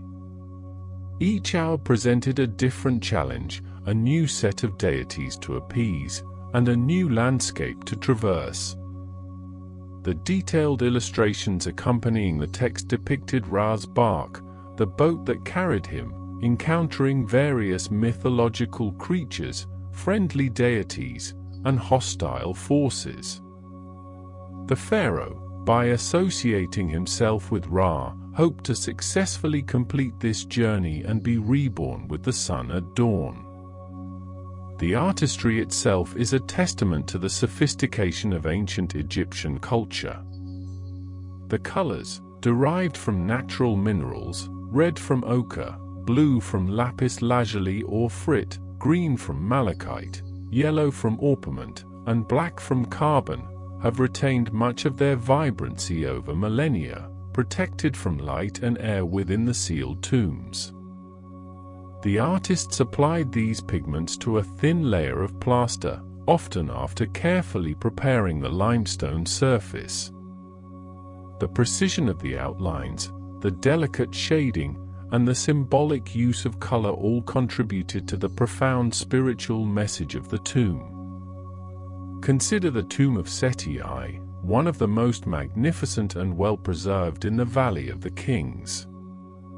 Its corridors stretch for over 100 meters, descending into the earth, revealing a stunning progression of decorated chambers. The burial chamber itself is a vast, pillared hall, its ceiling painted with astronomical scenes, depicting constellations and celestial bodies, a cosmic map for the pharaoh's journey through the heavens. The walls are covered with the complete text of the Book of Gates, illustrating the 12 gates through which Ra passes during his nocturnal voyage. Seti I's sarcophagus, originally carved from a single block of alabaster, was intricately inscribed with texts from the Book of Gates, a masterpiece of ancient craftsmanship. The significance of the sarcophagus cannot be overstated. It was the ultimate protective shell for the pharaoh's mummified body, designed to safeguard it for eternity. Often made of granite, quartzite, or alabaster, these massive stone coffins were themselves miniature tombs, sometimes carved with the likeness of the pharaoh and always inscribed with protective spells and prayers. Within the sarcophagus lay the nested coffins, often made of wood, gessoed, and gilded, each one more elaborate than the last, culminating in the innermost coffin, which held the mummified remains. This multi-layered protection reflected the profound belief in the vulnerability of the body and the necessity of its preservation for the spirit to endure. The mummification process itself was a complex ritual, spanning 70 days, a period of intense activity and religious ceremony. The embalmers, known as the overseers of the mysteries, meticulously prepared the body, removing internal organs, drying the body with natron salt, and then anointing it with fragrant oils and resins. Each step was accompanied by prayers and incantations, ensuring the spiritual integrity of the deceased. The heart, believed to be the seat of intelligence and emotion, was usually left in place, while other organs, the lungs, liver, stomach, and intestines were carefully preserved in canopic jars, each jar protected by one of the 4 sons of Horus. These canopic jars, typically made of alabaster, limestone, or pottery, were often beautifully crafted, their lids shaped into the heads of the 4 protective deities: Imseti, human head, for the liver; Hapi, baboon head, for the lungs; Duamutef, jackal head, for the stomach; and Kabasanuf, falcon head, for the intestines. They were placed within a canopic chest, usually located in the burial chamber, close to the sarcophagus, ensuring the pharaoh's vital organs would accompany him into the afterlife. Beyond the grand royal tombs, the necropolis of Thebes also encompassed the tombs of nobles and high officials, such as those found in the tombs of the nobles at Sheikh Abd el-Qurna, El-Koka, and Kernet Murai. While smaller and less opulent than the pharaoh's tombs, these too offer invaluable insights into ancient Egyptian life, death, and belief. Their walls are typically adorned with scenes from daily life, farming, hunting, banqueting, and religious festivals, alongside funerary scenes depicting the deceased's journey to the afterlife and his interactions with the gods. These scenes were not merely biographical, they were magical, intended to perpetuate the activities and prosperity of the deceased in the eternal realm. The tomb of Ramos, a vizier under Amenhotep III and Akhenaten, is renowned for its exquisite reliefs, particularly those depicting the funeral procession and the mourners. The delicate carving and the serene expressions of the figures showcase the pinnacle of Egyptian artistry during the late 18th dynasty. The tomb also provides a fascinating glimpse into the Amarna period, with some sections showing the distinctive artistic style associated with Akhenaten's reign, characterized by more naturalistic and elongated figures. The discovery of these tombs, particularly those in the Valley of the Kings, has been a story of both meticulous archaeology and dramatic fortune. Howard Carter's discovery of Tutankhamun's tomb in 1922 remains one of the most celebrated archaeological finds in history. Unlike many other royal tombs, Tutankhamun's was found largely intact, providing an unparalleled glimpse into the wealth and artistry of a pharaoh's burial. The sheer volume of artifacts, thousands of exquisite objects, from golden shrines and ornate furniture to jewelry and chariots, revealed the incredible craftsmanship and symbolic richness of ancient Egyptian funerary practices. The golden death mask of Tutankhamun, crafted from solid gold inlaid with lapis lazuli, quartz, and obsidian, is perhaps the most iconic symbol of ancient Egypt. It was placed directly over the pharaoh's mummy, intended to provide a perfect, idealized image of the king for eternity, ensuring his spirit could recognize its earthly vessel. The mask's serene expression, the cobra and vulture emblems on its brow symbolizing Upper and Lower Egypt, and the false beard signifying his divinity all speak to the profound religious and political symbolism embedded in royal regalia. The tomb itself was a series of chambers, each filled with treasures. The antechamber held dismantled chariots, furniture, and boxes. The annex contained oils, ointments, and food. The treasury housed the canopic shrine, numerous statuettes, and the pharaoh's jewelry. And at the heart of it all, the burial chamber, protected by four gilded shrines, one nested within the other, which enveloped the sarcophagus. This elaborate layering of protection was a testament to the pharaoh's sacred status and the immense efforts undertaken to secure his eternal journey. The discovery of Tutankhamun's tomb also brought to light the practicalities of tomb construction and decoration. The walls of his burial chamber, though decorated, show signs of hurried completion, suggesting that the young king's death was unexpected and his tomb had to be prepared quickly. This provides a human element to the grand narratives of pharaonic power, reminding us that even kings were subject to the unpredictable nature of life and death. The hieroglyphic script itself is a fascinating aspect of ancient Egyptian culture, a system of writing that combines logographic, syllabic, and alphabetic elements. The word hieroglyph comes from the Greek hieros, sacred, and glyphein, to carve, reflecting its primary use in religious and monumental contexts.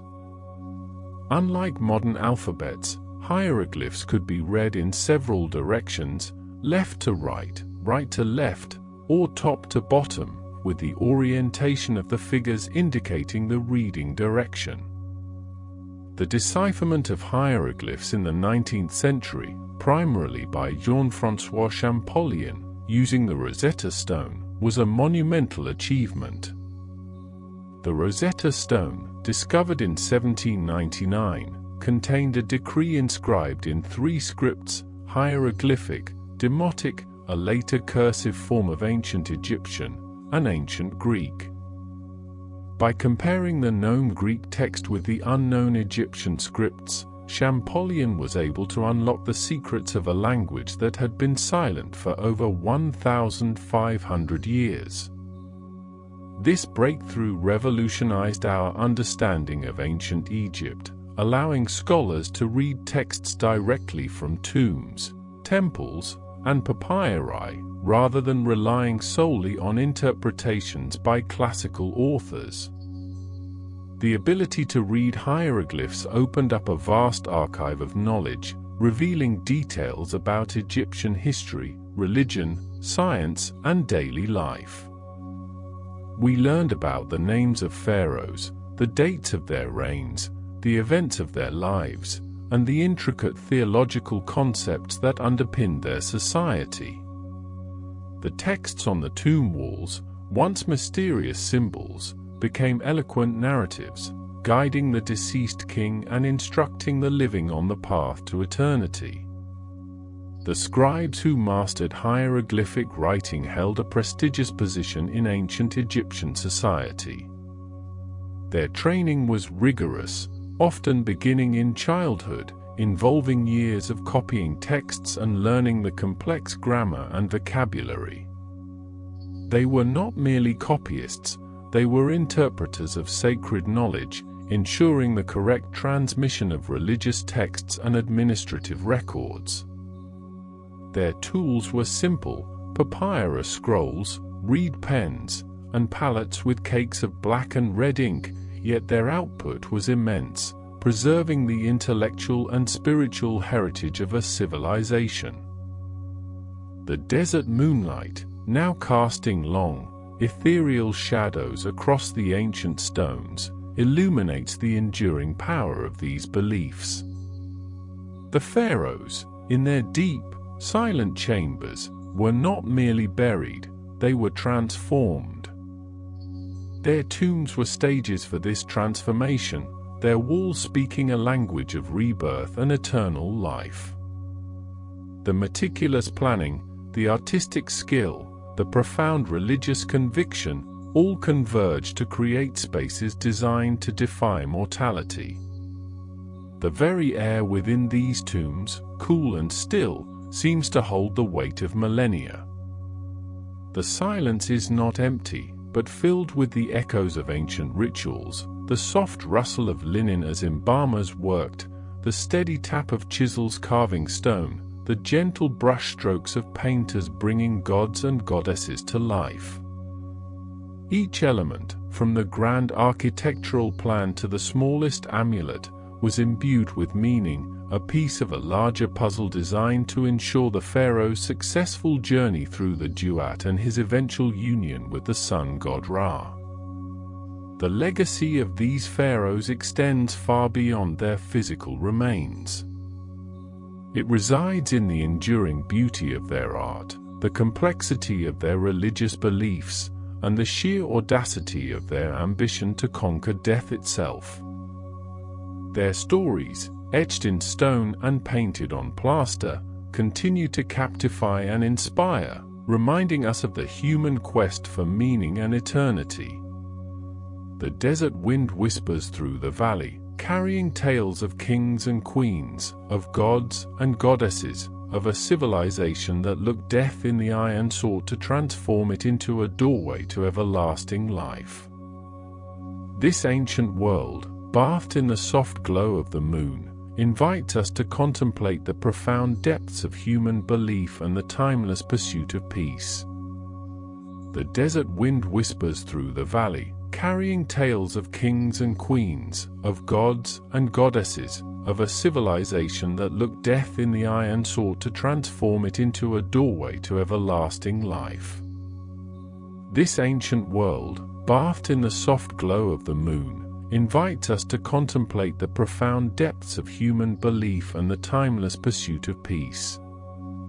As the moon climbs higher, casting long, soft shadows across the ancient landscape, we turn our thoughts to the very heart of this civilization, the pharaohs themselves. These rulers were not merely kings or queens, they were considered living gods, intermediaries between the human realm and the divine.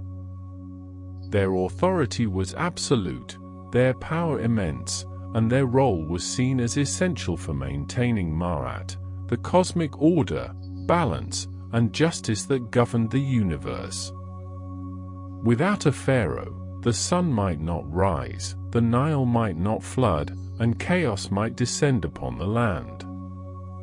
The pharaoh's life was a continuous ritual, from their coronation to their death, each act imbued with sacred significance. Their crowns, like the double crown of Upper and Lower Egypt, the pshent, symbolized their unified rule over the two lands. The white crown, Hedjet, represented Upper Egypt, a tall, conical cap, while the red crown, Deshret, with its distinctive coiled protrusion, symbolized Lower Egypt. When combined, these crowns visually declared the pharaoh's dominion over the entire fertile valley and delta. Other regalia included the uraeus, the rearing cobra, often depicted on the pharaoh's brow, a potent symbol of protection and divine authority, spitting fire at the pharaoh's enemies. The false beard, a braided and often curved appendage, was another iconic symbol, worn by both male and female pharaohs, signifying their connection to Osiris, the god of the afterlife.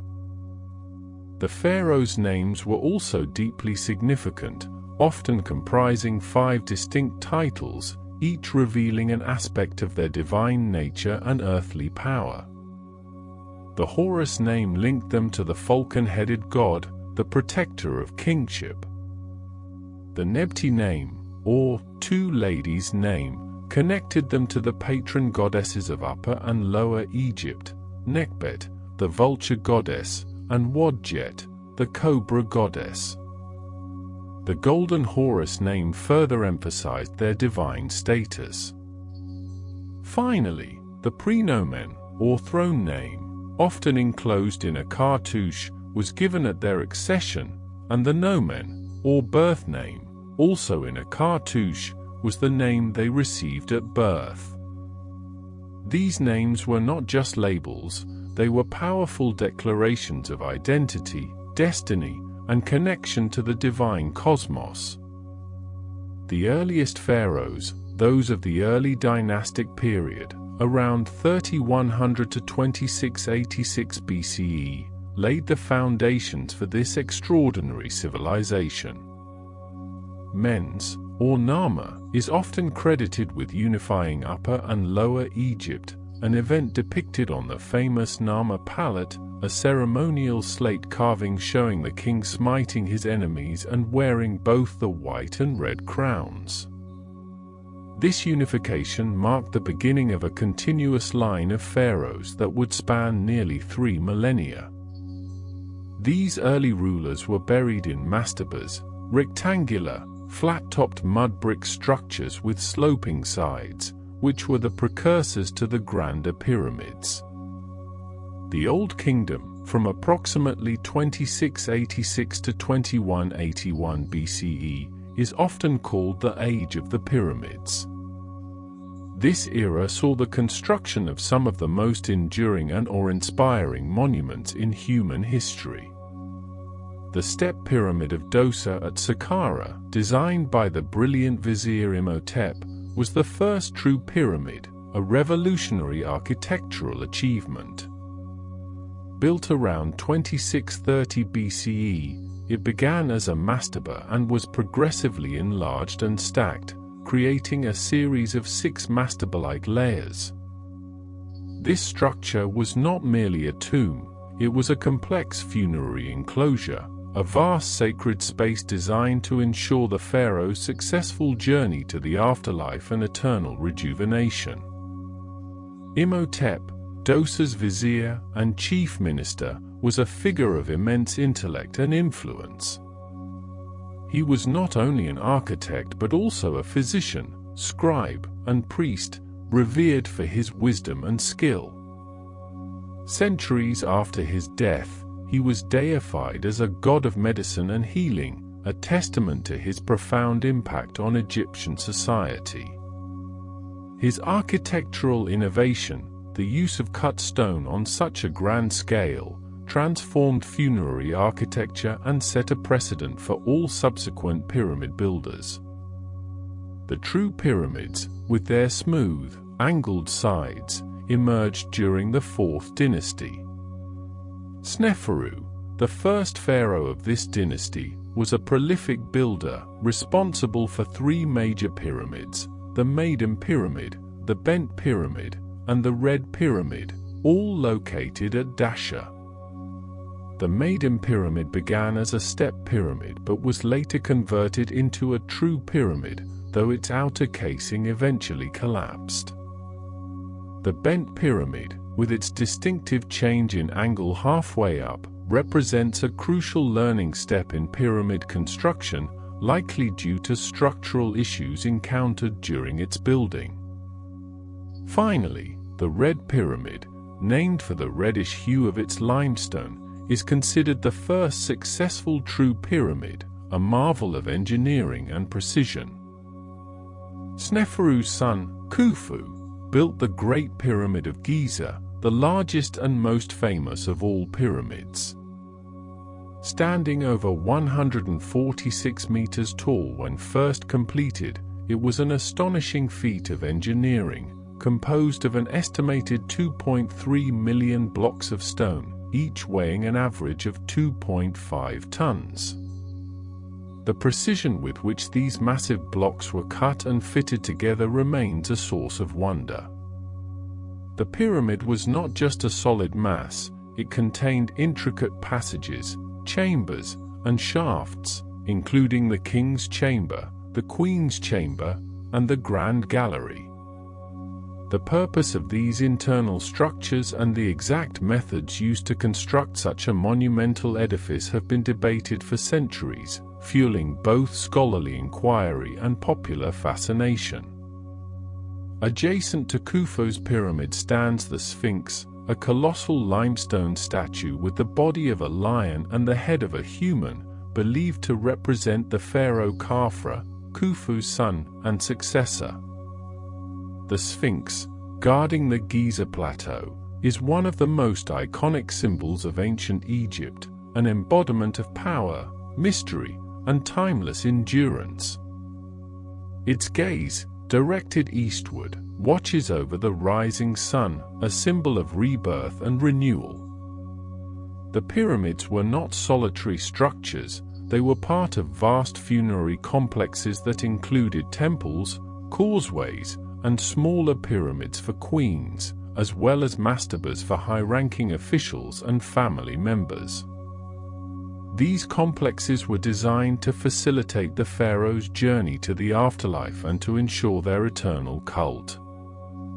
Priests maintained daily rituals, offering food and prayers to the deceased pharaoh's spirit, believing that these actions sustained the pharaoh in the realm of the gods and, by extension, ensured the well-being of Egypt.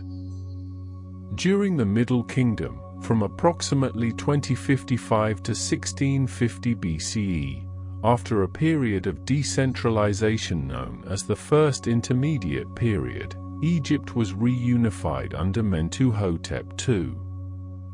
This era saw a shift in funerary practices. While pyramids were still built, they were generally smaller and often constructed with mud brick cores rather than solid stone, then faced with limestone.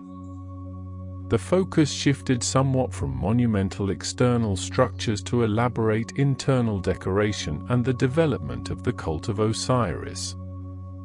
The pharaohs of the Middle Kingdom, such as Senusret III and Amenemhat III, were often depicted as more human, less remote, and more concerned with the welfare of their people, a reflection of the changing political and social landscape.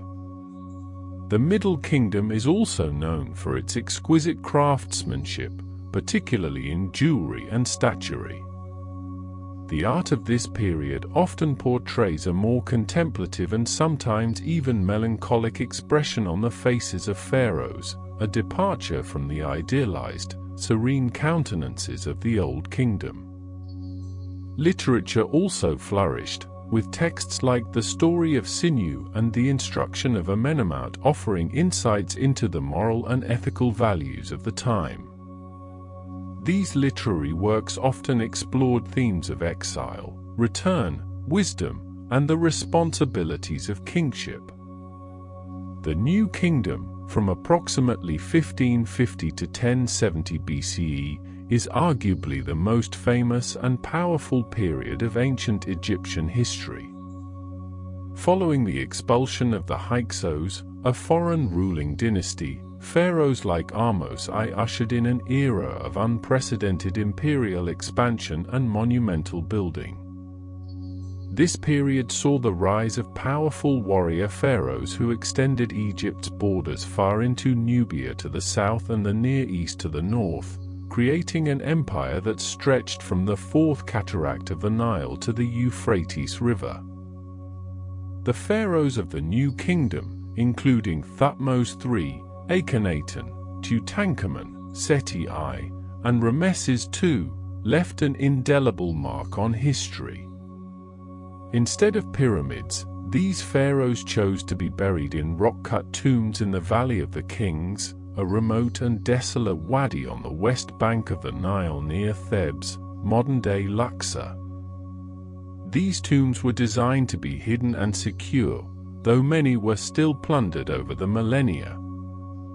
The interiors, however, were lavishly decorated with vibrant paintings and intricate hieroglyphs, depicting the pharaoh's journey through the underworld, their encounters with gods, and spells from the Book of the Dead, all intended to ensure a successful passage to eternal life. The Valley of the Kings is a testament to the New Kingdom's belief in the afterlife and the pharaoh's divine journey. Each tomb is a subterranean palace, a carefully crafted microcosm of the cosmos, designed to protect the royal mummy and its treasures, and to guide the pharaoh's spirit, or Ba, and life force, or Ka, through the perilous journey to the Field of Reeds, the Egyptian paradise. The walls of these tombs are covered with texts like the Amduat, that which is in the underworld, which describes the sun god Ra's journey through the 12 hours of the night, a journey the deceased pharaoh was believed to undertake alongside him. One of the most remarkable pharaohs of the New Kingdom was Hatshepsut, one of the few female rulers to claim the full title of pharaoh. She reigned for over 2 decades, from approximately 1479 to 1458 BCE, during the 18th dynasty. Hatshepsut often depicted herself with male attributes, including the false beard, to assert her authority in a male-dominated society. Her mortuary temple at Deir el-Bahari, a stunning terrace structure carved into the cliffs, is a masterpiece of ancient Egyptian architecture, a harmonious blend of natural landscape and monumental design. The temple's reliefs depict her divine birth, her successful expeditions, and her reign as a prosperous and peaceful one. Thutmose III, Hatshepsut's stepson and successor, is often called the Napoleon of Egypt for his military prowess. He led numerous successful campaigns, expanding Egypt's empire to its greatest extent. His annals, inscribed on the walls of the Karnak temple, detail his military victories and the vast tribute he received from conquered lands. His reign marked a peak of Egyptian power and influence in the ancient world.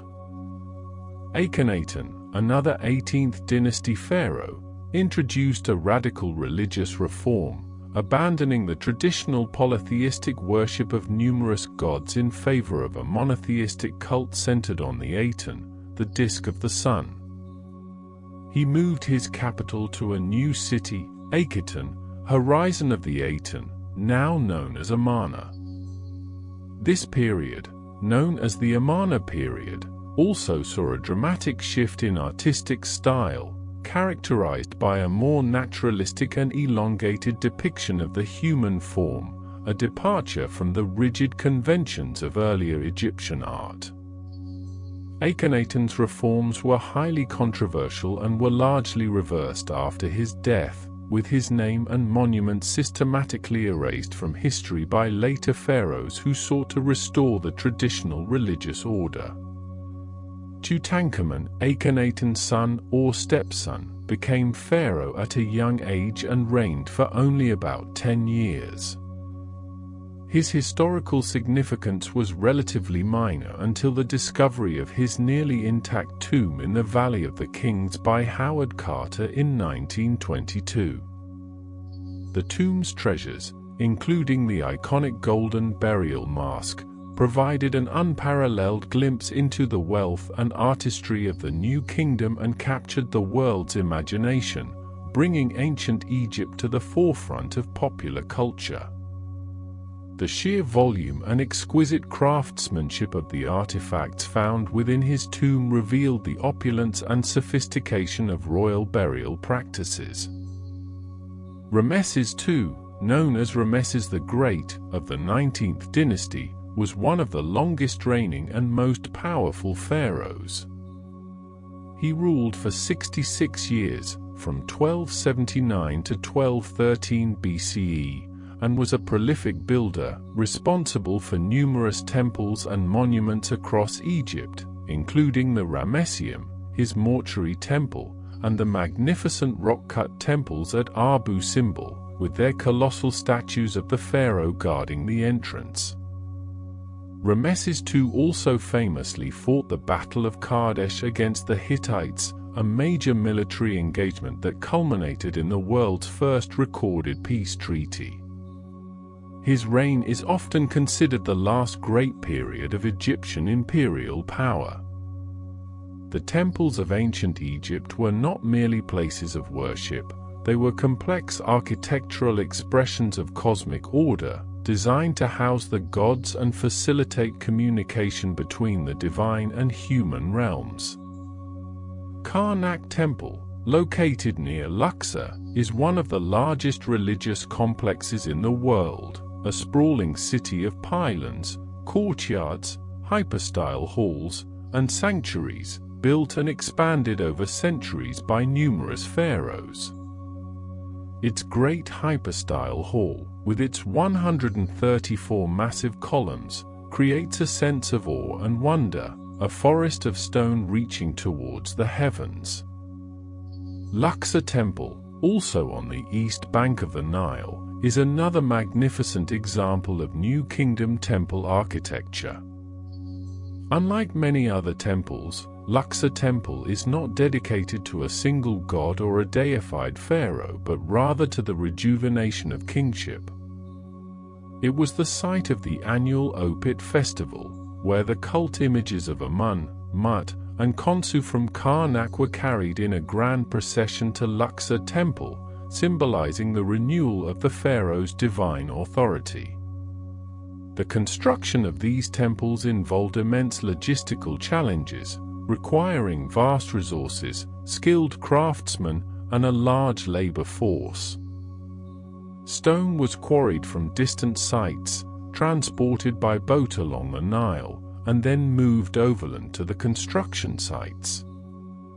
The engineering knowledge required to raise massive obelisks and erect colossal statues was extraordinary, demonstrating a deep understanding of mechanics and mathematics. Beyond the grand monuments, the daily life of the pharaoh was also steeped in ritual and ceremony. From the moment they awoke, their day was structured by religious observances, administrative duties, and public appearances. They presided over court, received foreign dignitaries, and issued decrees. Their meals were elaborate affairs, and their clothing, though often depicted as simple in art, would have been made of fine linen, adorned with precious jewelry and regalia. The pharaoh was the ultimate authority in all matters religious, political, military, and judicial. The pharaoh's household was a vast and complex organization, comprising queens, royal children, concubines, and a multitude of officials, scribes, priests, and servants. The great royal wife held a particularly important position, often participating in religious ceremonies and sometimes acting as regent for a young pharaoh. Nefertiti, Akhenaten's great royal wife, is famous for her beauty and her prominent role in the Aten cult, often depicted as almost equal in status to her husband. The concept of Ma'at, cosmic order and justice, was central to the pharaoh's role. The pharaoh was responsible for upholding Ma'at, ensuring the prosperity of Egypt, and maintaining harmony between the human and divine worlds. This responsibility permeated every aspect of their rule, from ensuring the annual flooding of the Nile through ritual, to administering justice, to leading the army in defense of the realm. A pharaoh who failed to uphold Ma'at risked bringing chaos and misfortune upon the land. The pharaoh's journey through life was a preparation for the ultimate journey, the passage to the afterlife. Their elaborate tombs, mummification rituals, and funerary texts were all designed to guarantee their eternal existence as a god among the gods. The mummification process itself was a complex and sacred ritual, spanning 70 days, involving the removal of internal organs, the drying of the body with natron salt, and the wrapping in layers of linen bandages, often interspersed with amulets and protective charms. This meticulous process was believed to preserve the body as a vessel for the Ka and Ba, ensuring the deceased could continue to exist in the afterlife. The pharaohs of Egypt, from the earliest kings of unification to the last Ptolemaic rulers, embodied a civilization's profound belief in divine kingship, cosmic order, and the promise of eternal life. Their legacy, etched in stone, painted on tomb walls, and whispered by the desert winds, continues to speak across millennia, inviting us to contemplate the enduring power of human belief and the timeless quest for meaning. As the moonlight bathes the ancient land in a soft, ethereal glow, the stories of these extraordinary rulers gently unfold, each reign a chapter in a grand narrative of power, faith, and artistic splendor. The desert air, cool and still, carries the faint scent of history, a silent invitation to delve deeper into the quiet majesty of this ancient world. The echoes of their names, their deeds, and their dreams linger, a soft hum beneath the vast, star-studded sky. The soft glow of the desert moon continues its silent watch, painting the landscape in shades of silver and deep indigo. The air, now cooler, carries a profound sense of stillness, a quiet invitation to observe the ancient world around us. This vast expanse, stretching beyond the horizon, holds countless stories within its sands and stones. The Nile, the lifeblood of this land, flows onward, a constant and gentle current. Its waters, reflecting the celestial light, move with an unhurried grace, a timeless rhythm that has sustained civilizations for millennia.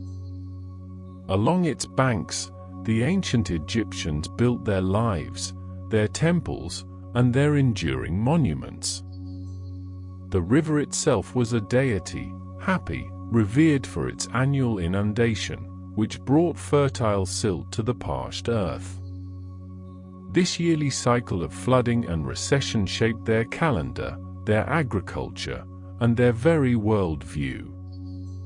It was a promise of renewal, a testament to the enduring power of nature. The gentle lapping of the water against the riverbanks creates a soft, repetitive sound. This natural melody has echoed through time, a lullaby for pharaohs and commoners alike. It speaks of continuity, of an unbroken chain of existence stretching back into the mists of antiquity. Imagine the subtle scent of the river, a mix of damp earth and blooming papyrus, carried on the night breeze. This fragrance is an ancient perfume, a whisper from a bygone era, speaking of fertile fields and the vibrant life that once thrived along these shores.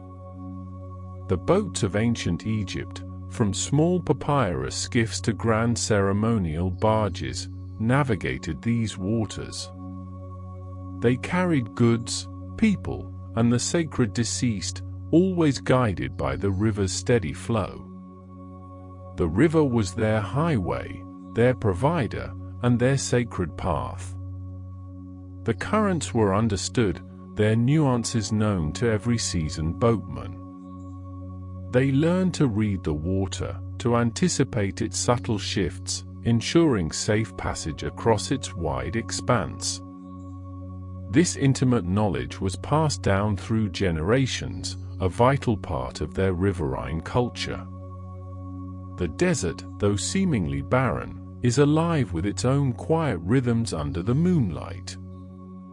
The sand, cooled by the night air, holds the warmth of the day deep within its grains. It is a vast, silent ocean, stretching endlessly under the watchful stars. The long, soft shadows cast by the moon transform the familiar landscape into something ethereal. Dunes become gentle waves, temples take on a dreamlike quality, their carved details softened by the muted light. It is a world of subtle contrasts and profound quiet. The feeling of the cool night air on the skin is a gentle caress, a soothing presence in the vastness. It carries the faint, dry scent of ancient dust, a reminder of the countless centuries that have unfolded in this timeless land. The desert stillness is not an absence of life, but a different kind of presence. It is a quietude that allows for deeper observation, for a connection to the vast, open spaces and the profound silence that permeates them. The stars above are countless, each a tiny pinprick of light in the inky blackness. They have been silent witnesses to all of Egypt's history, their patterns observed and charted by ancient astronomers and priests. The sky was their celestial map, their guide to the cosmos. The constellations, known by different names in ancient times, still trace their slow paths across the heavens. Orion, often associated with the god Osiris, rises majestically, a beacon in the night sky, symbolizing rebirth and the journey to the afterlife. The ancient Egyptians believed the stars were the souls of the deceased, shining brightly in the duat, the realm of the dead. This belief brought comfort, a sense of continuity between earthly life and the eternal journey beyond. The distant, almost imperceptible sound of sand grains shifting in the gentle night wind is a soft, whispering murmur. It is the breath of the desert, a subtle reminder of its constant, slow motion, shaping and reshaping the landscape over millennia. The monumental structures, the pyramids and temples, stand as silent sentinels under this celestial canopy. Their massive stones, cool to the touch, absorb the moonlight, seeming to glow with an inner luminescence. They are enduring testaments to human ambition and faith. The Great Pyramid of Giza, a marvel of ancient engineering, rises majestically into the night sky. Its precise angles and colossal scale speak of a civilization deeply connected to the cosmos, aligning their structures with celestial events. The Sphinx, with its enigmatic gaze, watches over the plateau, its ancient eyes fixed on the eastern horizon. It has witnessed countless sunrises and moonrises, a timeless guardian of secrets and stories. Its presence is one of profound tranquility. The hieroglyphs carved into the temple walls and tomb chambers tell stories of gods and pharaohs, of daily life and grand ceremonies. Under the soft moonlight, these intricate symbols seem to come alive, whispering tales from the distant past. The language of the hieroglyphs is pictorial, each symbol a miniature work of art. They depict birds, animals, human figures, and objects, all conveying meaning in a beautiful, flowing script. They are a visual symphony of ancient thought. The scribes, with their reeds and ink, meticulously recorded the history, laws, and religious texts of their time. Their work preserved the knowledge and beliefs of their civilization, allowing us glimpses into their complex world. The feeling of being enveloped by this ancient silence is profound. It is a quietude that allows the mind to settle, to observe the subtle nuances of the desert night, and to connect with the timeless rhythms of this extraordinary land. The gentle hoot of a distant desert owl occasionally breaks the silence, a soft, natural sound that blends seamlessly into the vastness. It is a reminder of the nocturnal life that thrives unseen, moving quietly under the protective cover of darkness. The ancient Egyptians revered many animals, seeing them as manifestations of the divine. The owl, with its silent flight and keen night vision, held its own place in their symbolic landscape, a creature of wisdom and the night. The concept of Ma'at, the ancient Egyptian principle of truth, balance, order, harmony, law, morality, and justice, permeated every aspect of their society. It was the cosmic order they strived to maintain, both in their lives and in the universe. The pharaohs were seen as the living embodiment of Ma'at, responsible for upholding this divine order on earth. Their reign was a continuous effort to ensure balance and prosperity for their people and their land. The tombs, hidden deep within the desert or carved into the cliffs, were not merely burial places. They were eternal homes, meticulously prepared for the journey to the afterlife, adorned with spells and provisions for the deceased. The journey through the duat, the underworld, was a central theme in ancient Egyptian religion. It was a path fraught with challenges, yet ultimately leading to eternal bliss in the field of reeds, if the deceased was deemed worthy. The Book of the Dead, a collection of spells and prayers, served as a guide for the deceased through the perils of the underworld. It was a spiritual roadmap, ensuring a safe passage and a successful transition to the afterlife. The belief in an eternal soul, the Ba and Ka, was fundamental.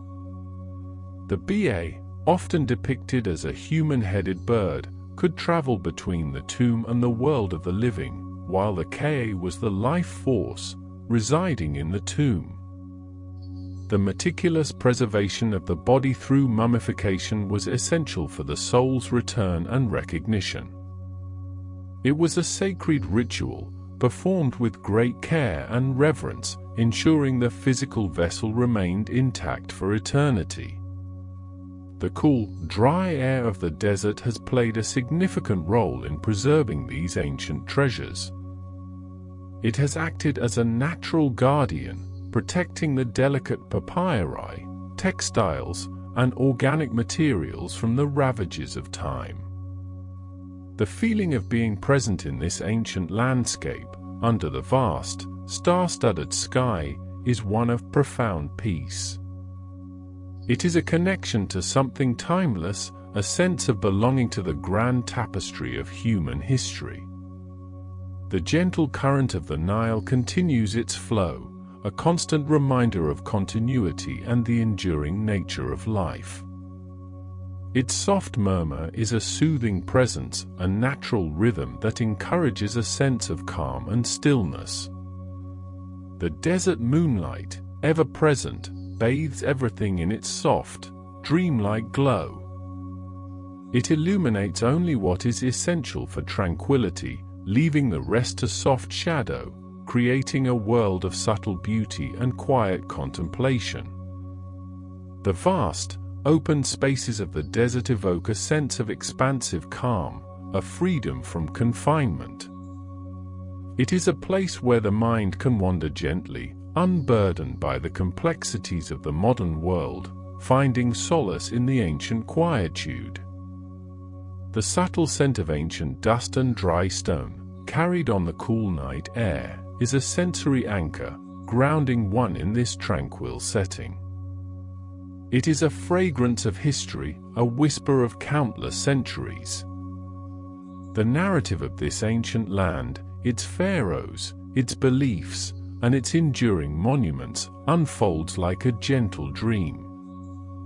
It is a story told not through dramatic events, but through the quiet majesty of its existence. The feeling of the night air caressing the skin is a gentle, comforting sensation. It is a soft embrace from the ancient world, a quiet invitation to surrender to the profound peace that permeates this desert night. The subtle, almost imperceptible, ambient drones of the desert night blend with the distant, muted sounds of the Nile. They create a harmonious soundscape, a gentle symphony of stillness that encourages a deeper sense of rest. The stars continue their slow, silent dance across the sky, countless witnesses to the passage of time. They are a constant, comforting presence, reminding us of the vastness of the universe and the smallness of our daily concerns. The soft, rhythmic beat of a distant, ancient drum, almost like a heartbeat, seems to echo from the very earth itself. It is a primal sound, connecting us to the earliest rhythms of human existence, a lulling pulse in the quiet night. This journey through the ancient desert, under the watchful moon, is a gentle voyage into stillness. It is a path towards profound peace, where the mind can quieten and the spirit can find rest in the timeless embrace of the Nile and the desert. The cool, soft sand underfoot, imagined or felt, provides a sense of grounding. It is the earth itself, ancient and enduring, offering its quiet support as the night deepens and the world outside fades into a gentle blur. The vastness of the desert night, with its quiet expanse and shimmering moonlight, encourages a feeling of surrender. It is a space where worries can dissipate, carried away on the gentle night breeze, leaving behind a sense of serene calm. The stories of the pharaohs, their lives, their beliefs, and their legacies continue to unfold in the quiet chambers of the mind. They are not tales of drama, but of enduring faith, artistic splendor, and the timeless quest for meaning. As the moonlight bathes the ancient land in a soft, ethereal glow, the stories of these extraordinary rulers gently unfold, each reign a chapter in a grand narrative of power, faith, and artistic splendor. The desert air, cool and still, carries the faint scent of history, a silent invitation to delve deeper into the quiet majesty of this ancient world. The echoes of their names, their deeds, and their dreams linger, a soft hum beneath the vast, star-studded sky. The gentle current of the Nile continues its unhurried journey, a constant, soothing presence in the heart of this ancient land. Its waters reflect the celestial tapestry above, a shimmering path through the quiet night. The subtle sounds of the river, a soft lapping against the banks, blend with the vast silence of the desert.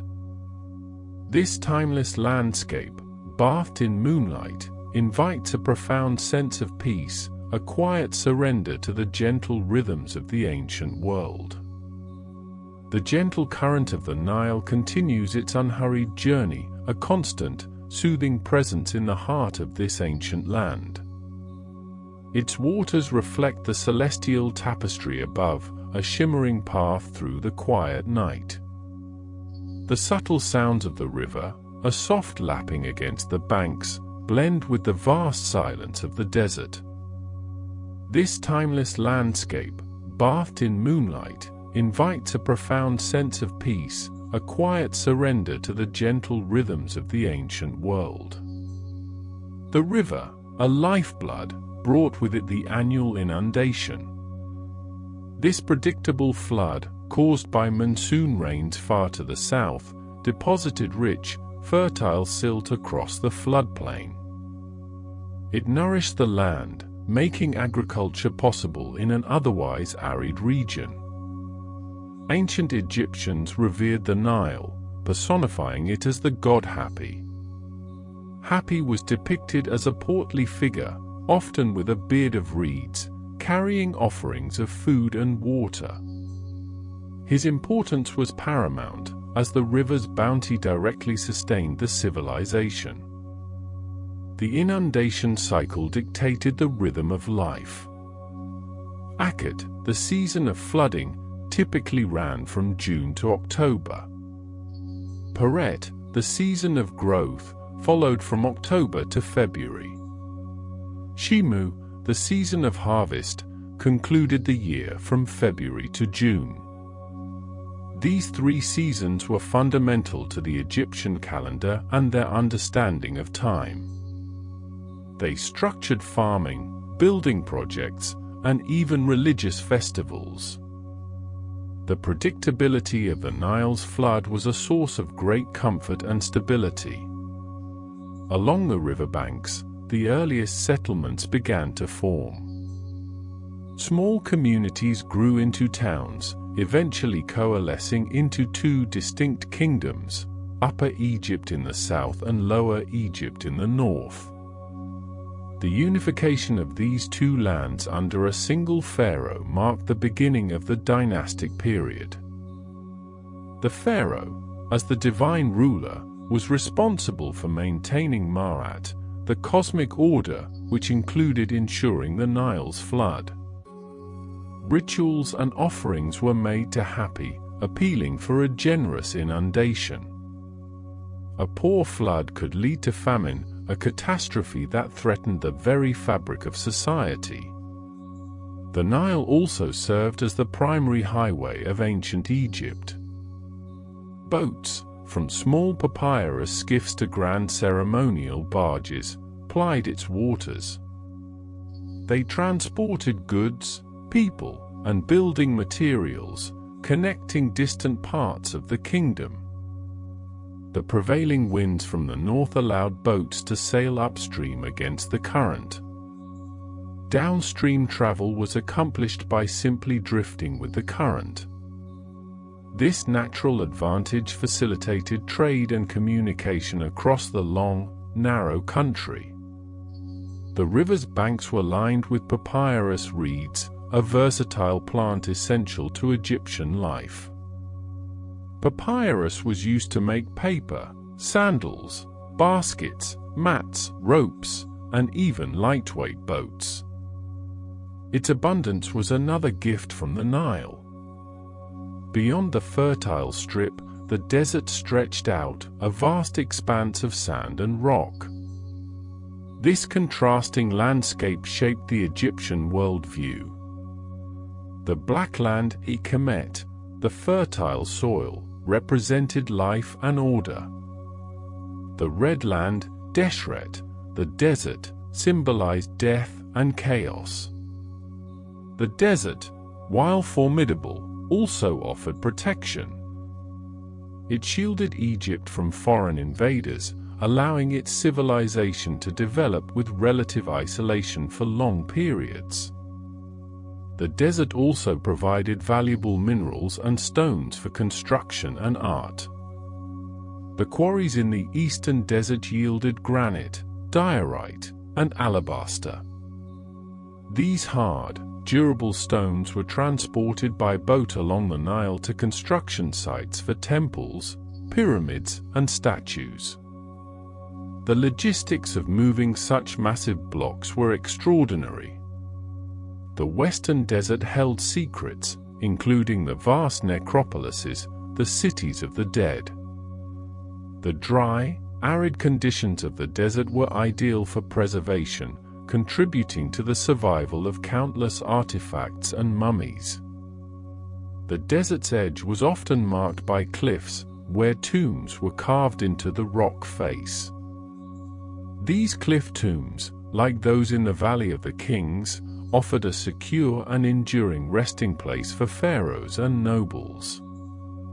The moonlight, now casting long shadows across the desert floor, illuminates the enduring structures of the past. Pyramids stand as silent sentinels, their geometry a testament to ancient knowledge and engineering prowess. The Great Pyramid of Giza, built for Pharaoh Khufu, remains a marvel of the ancient world. Its construction involved millions of precisely cut stone blocks, each weighing many tons. The methods used to lift and place these blocks continue to inspire awe and speculation.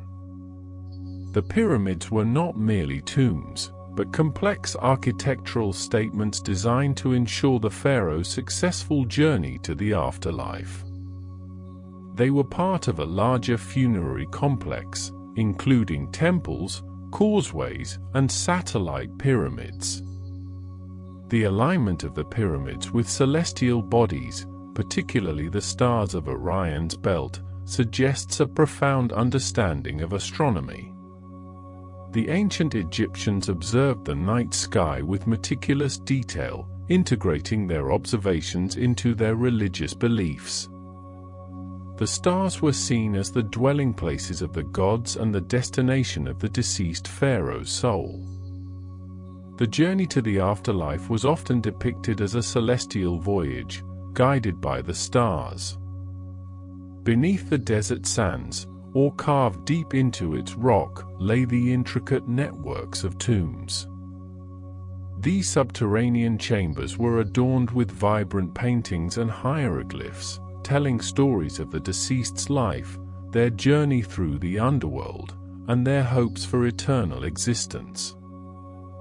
The hieroglyphs, a sophisticated system of writing, combined pictographic, syllabic, and alphabetic elements.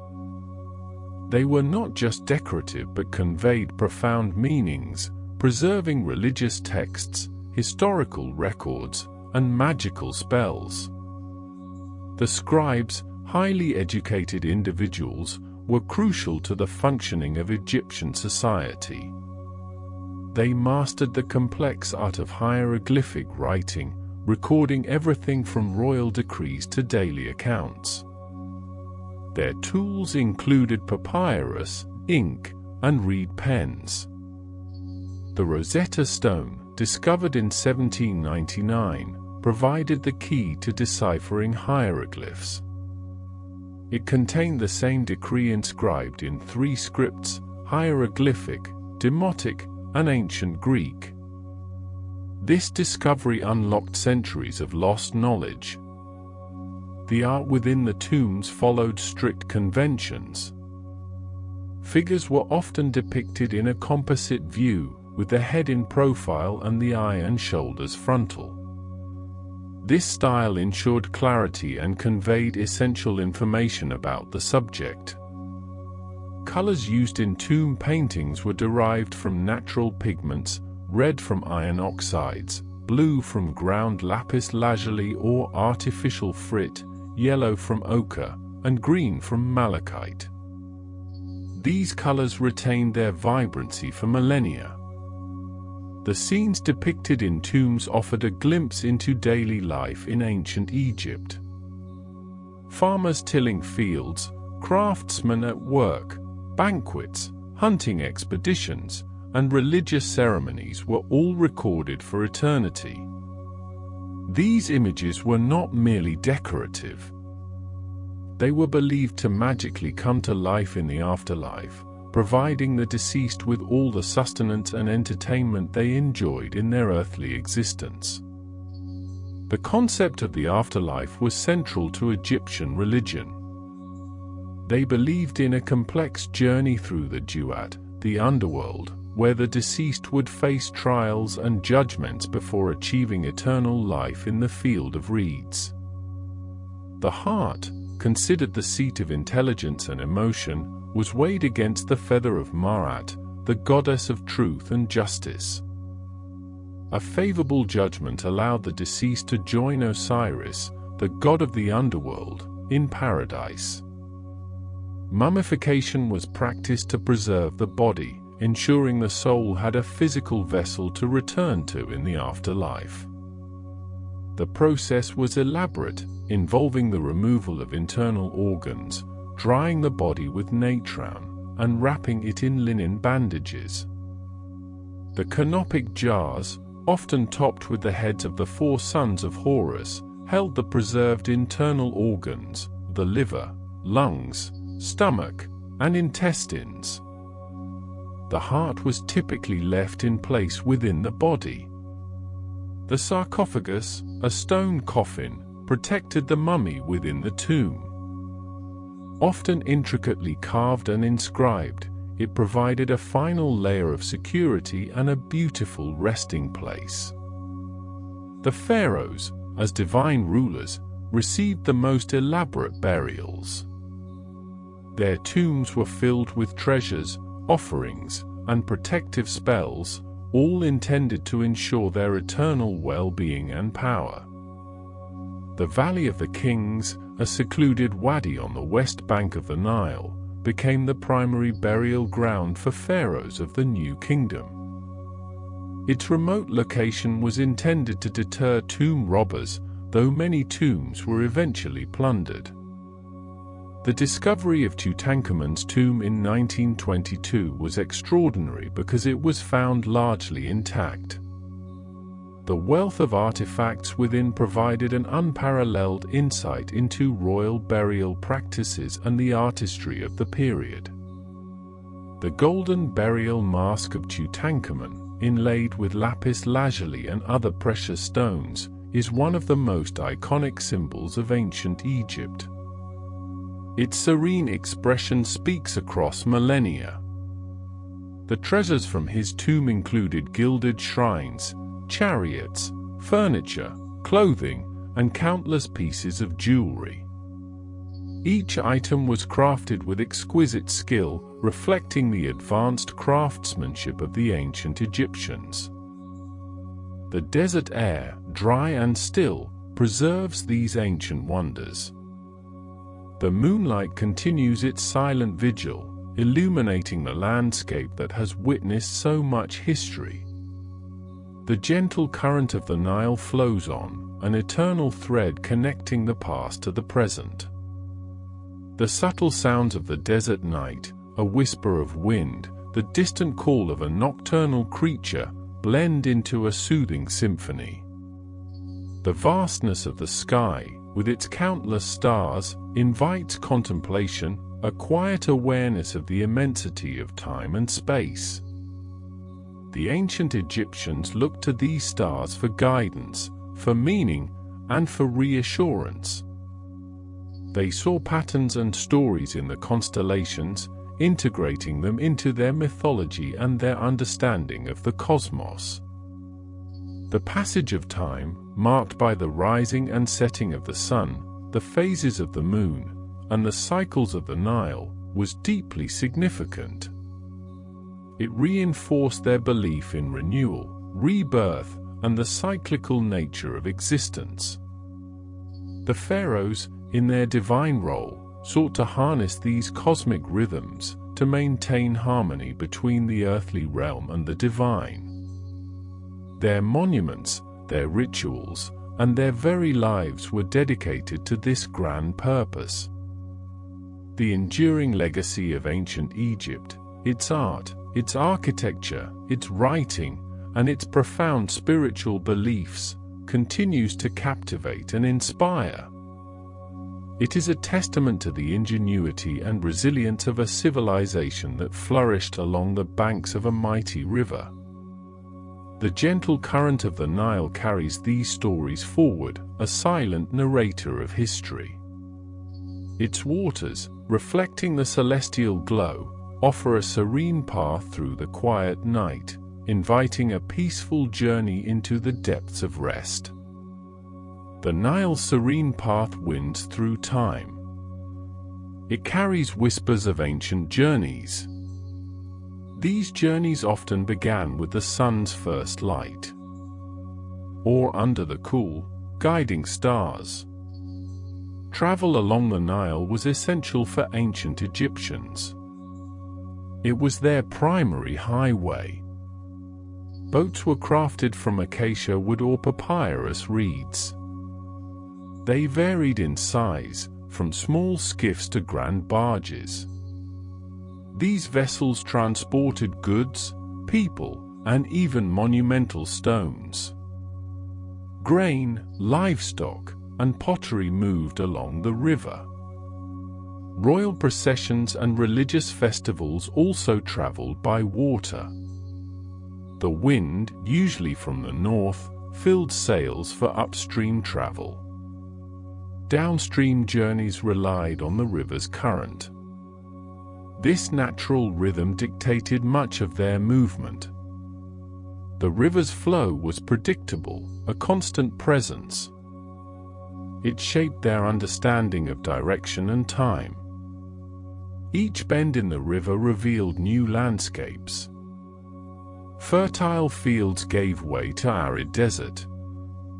Palm groves lined the banks in places. Water birds nested among the reeds. Fishermen cast their nets into the calm waters. Their lives were intricately linked to the river's bounty. The river offered sustenance and a means of connection. It linked distant cities and small villages. Messages and decrees traveled swiftly by boat. The pharaoh's influence extended along its entire length. From the delta to the southern cataracts, the Nile was life. It was a source of wonder and deep reverence. Its gentle current continues to flow, carrying the echoes of those ancient voyages. Each ripple tells a story. A quiet journey unfolds. The desert sleeps now, under the moon's ancient, watchful gaze. The desert sleeps now, under ancient stars. The desert sleeps now, under ancient stars. The celestial tapestry above, a familiar sight to the pharaohs and their people, served not only as a source of wonder but also as a practical calendar and a guide for agricultural cycles, with the heliacal rising of Sirius, the brightest star, signaling the imminent and life-giving inundation of the Nile. This annual flood, a phenomenon of immense significance, deposited rich, fertile silt across the narrow valley and broad delta, transforming the parched landscape into verdant fields capable of sustaining a vast civilization for millennia, a testament to nature's profound generosity. The pharaohs, seen as divine intermediaries, were intimately connected to this cycle, their rituals and decrees often aligning with the river's ebb and flow, ensuring the continued prosperity of Kemet, the Black Land, as ancient Egyptians called their fertile domain.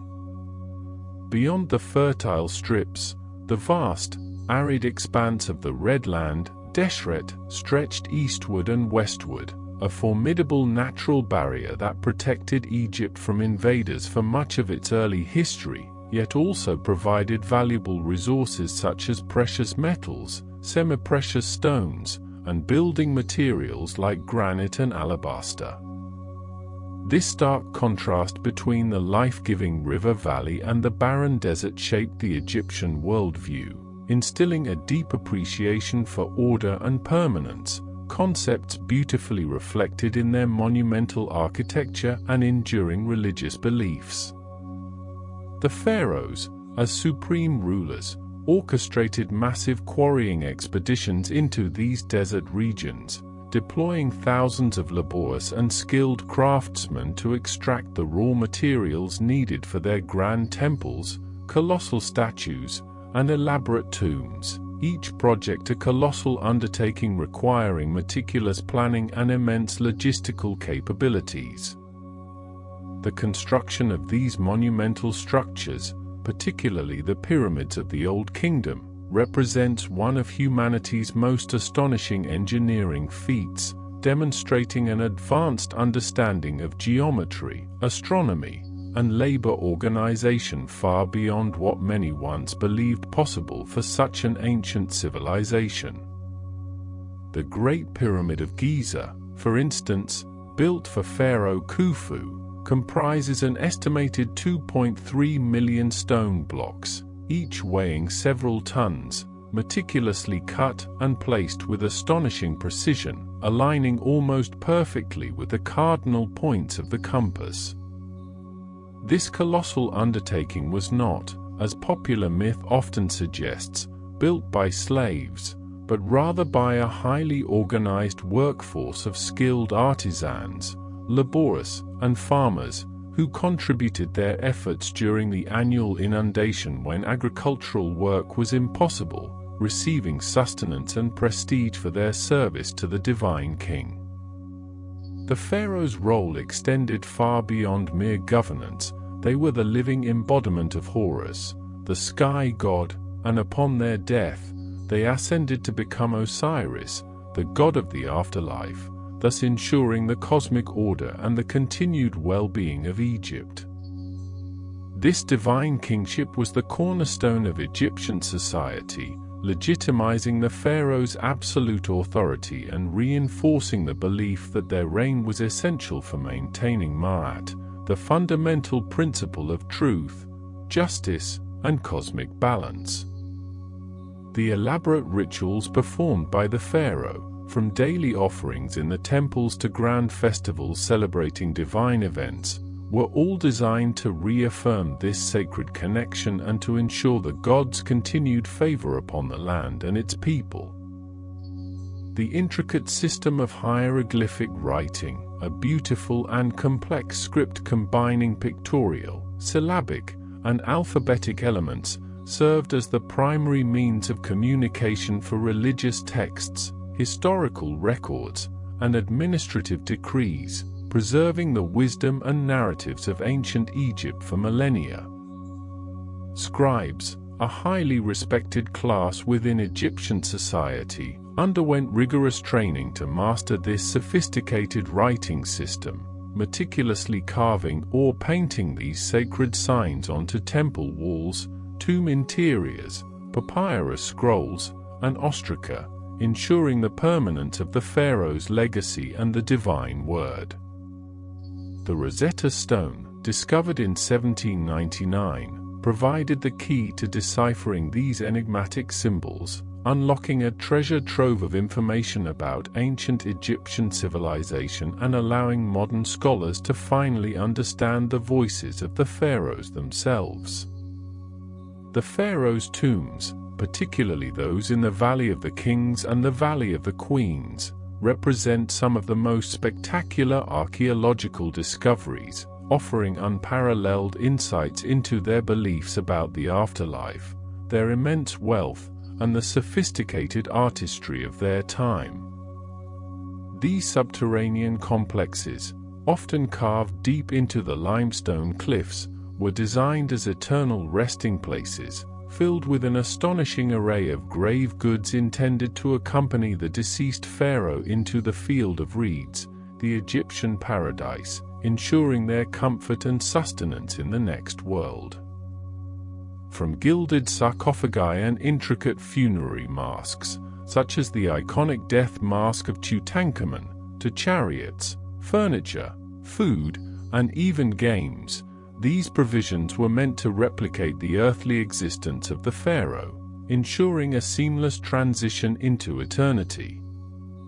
The process of mummification, a highly specialized and ritualistic procedure, was central to the pharaoh's journey to the afterlife, meticulously preserving the body to serve as a permanent vessel for the spirit, or Ka, and the personality, or Ba, in the eternal realm.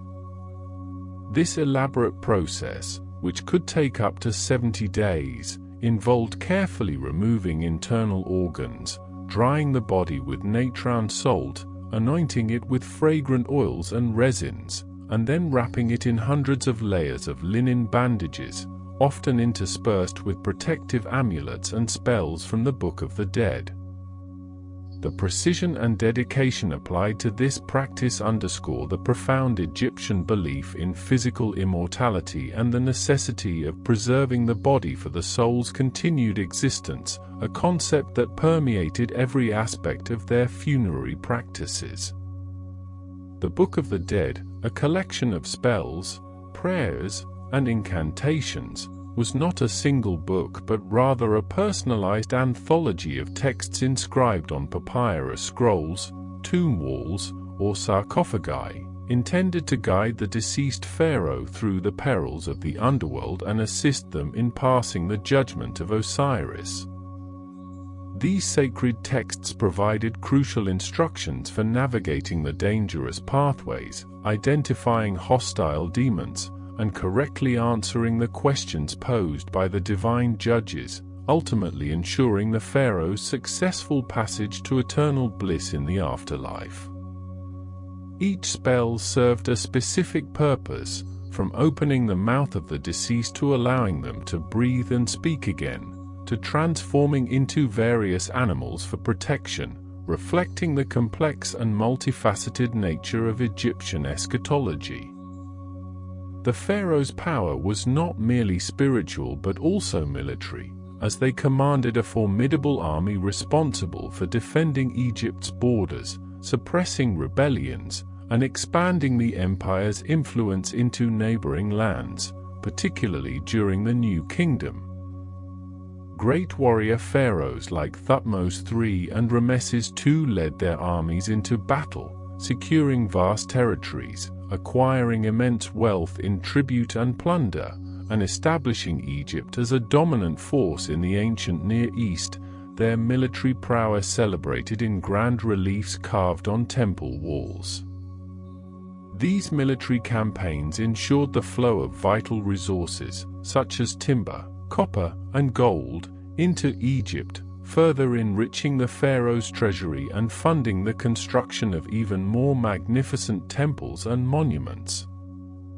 The temples themselves, sprawling complexes of courtyards, hypostyle halls, and sanctuaries, served as cosmic centers where the pharaoh and the priestly elite performed daily rituals to honor the gods, maintaining the delicate balance between the divine and the earthly realms.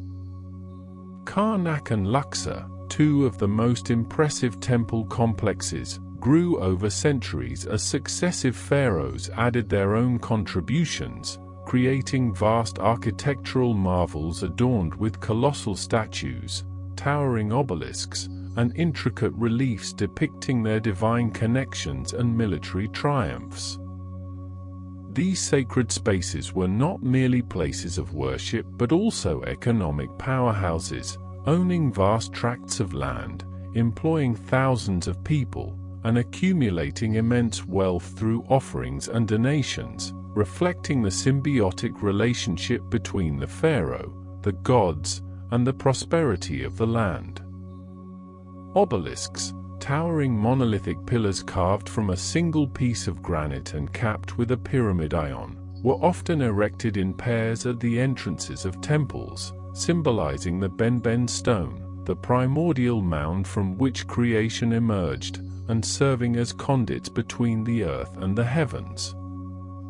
These monumental structures, often inscribed with hieroglyphic dedications to the gods and records of the pharaoh's achievements, were believed to channel solar energy, connecting the earthly temple with the sun god Ra, further reinforcing the pharaoh's divine lineage and their role as maintainers of cosmic order.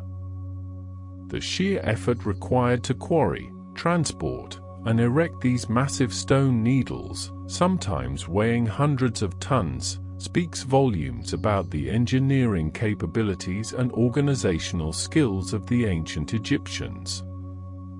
The pharaohs' palaces, though far less preserved than their stone temples and tombs due to their construction from mud brick, were nevertheless grand and extensive complexes, serving as administrative centers, royal residences, and ceremonial venues for the divine king and his court. These palaces, often adorned with vibrant frescoes depicting scenes of daily life, nature, and royal activities, were bustling hubs of political activity, where decisions of state were made, foreign dignitaries received, and elaborate banquets held, showcasing the pharaoh's immense wealth and power. The city of Amarna, built by Akhenaten, offers a unique glimpse into a pharaoh's capital, revealing a meticulously planned urban center with royal residences, administrative buildings, and temples dedicated to the Aten, the sun disk, reflecting a brief but radical shift in religious ideology. The concept of the pharaoh's great royal wife was a position of immense influence and prestige, often held by a queen who played a significant role in religious ceremonies, political affairs, and the succession of the throne, sometimes even acting as regent for a young heir. Queens like Nefertiti, with her iconic bust, and Hatshepsut, who famously ruled as a female pharaoh, adopted the full regalia of kingship, demonstrating the potential for powerful women to wield authority within the patriarchal structure of ancient Egypt.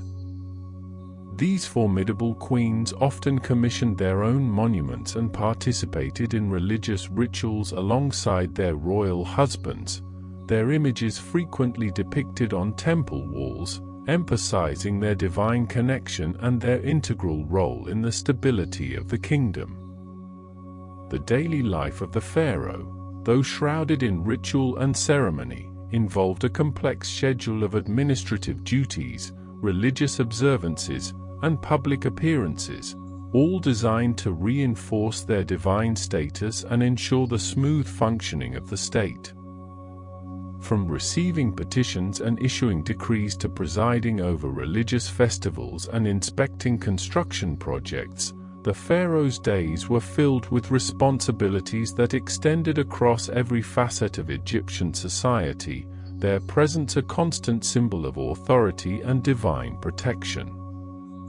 Even their meals, prepared by skilled chefs and served with elaborate ceremony, were often imbued with symbolic meaning, connecting the act of sustenance to the broader cosmic order maintained by the divine ruler. The pharaoh's regalia, including the double crown representing the unification of Upper and Lower Egypt, the false beard, the crook, and the flail, were not mere ornaments but powerful symbols of their divine authority, their dominion over the land, and their role as shepherd and protector of their people. Each element of the royal attire carried deep symbolic meaning, meticulously crafted from precious materials like gold, lapis lazuli, and carnelian, visually communicating the pharaoh's unique status as a god on earth. These iconic symbols, depicted in countless reliefs and statues, served as a constant reminder of the pharaoh's absolute power and their sacred duty to maintain Marat, the cosmic balance that ensured Egypt's prosperity. The pharaoh's legacy extends far beyond their monumental structures and golden treasures, encompassing a rich tapestry of art, literature, scientific advancements, and religious thought that profoundly influenced subsequent civilizations and continues to captivate the modern imagination. Their sophisticated understanding of astronomy led to the development of a remarkably accurate calendar. Their medical practices included advanced surgical techniques and herbal remedies, and their literary works, such as The Tale of Sinew, offer timeless insights into human nature and the complexities of life.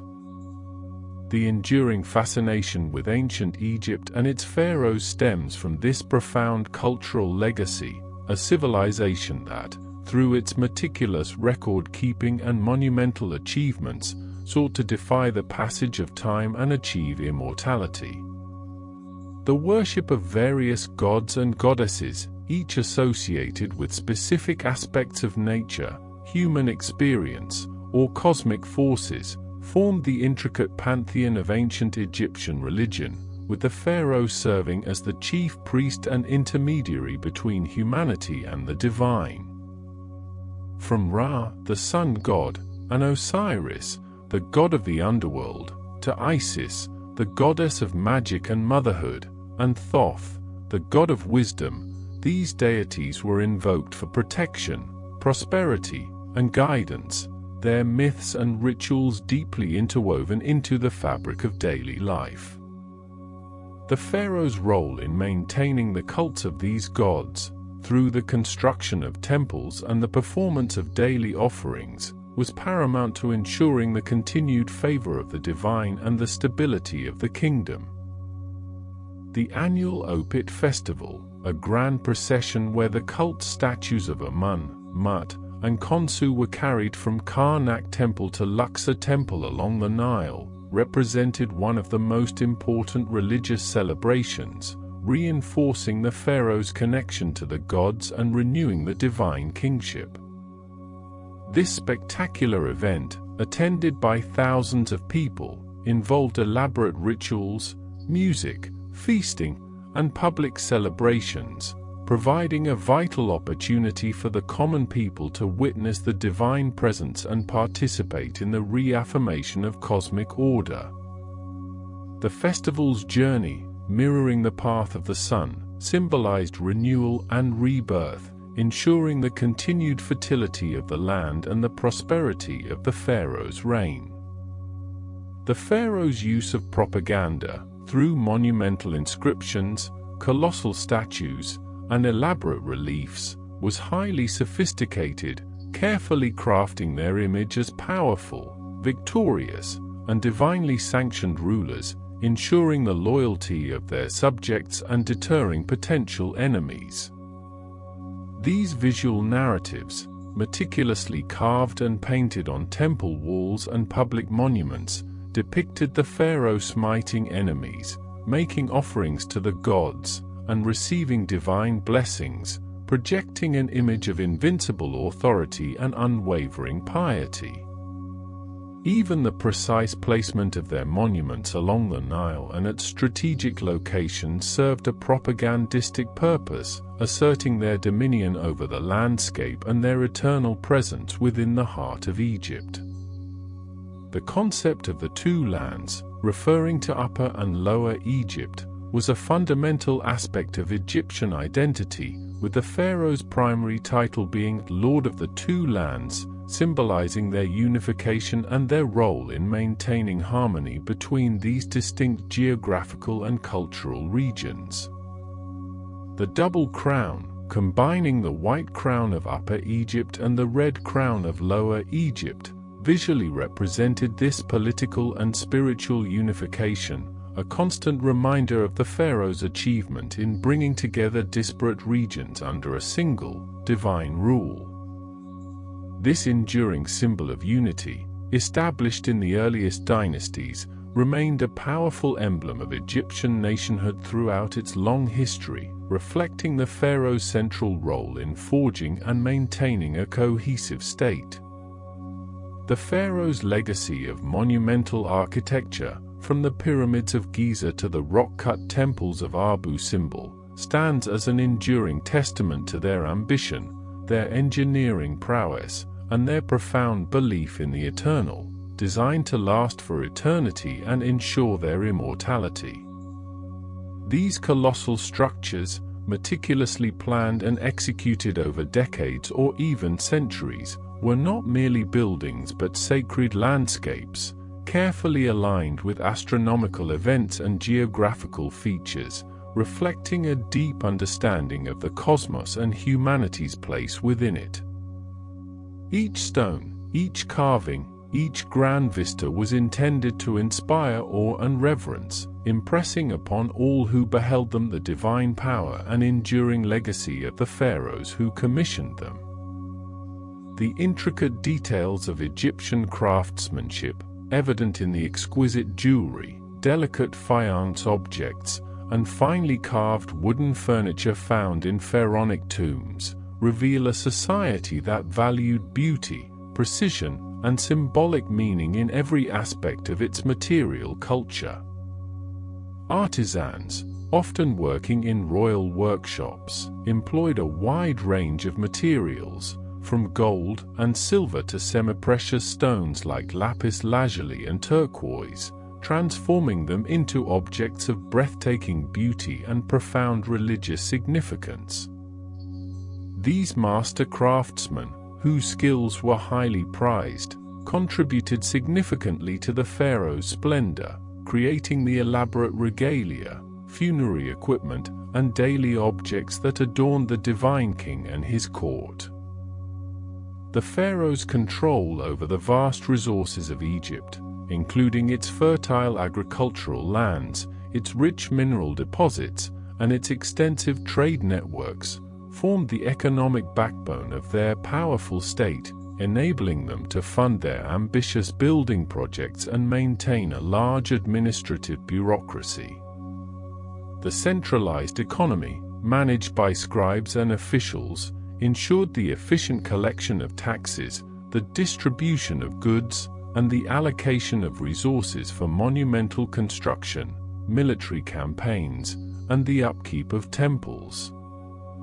This sophisticated economic system, operating without coinage for much of its history, relied on a system of barter and standardized values, effectively supporting a complex society for thousands of years.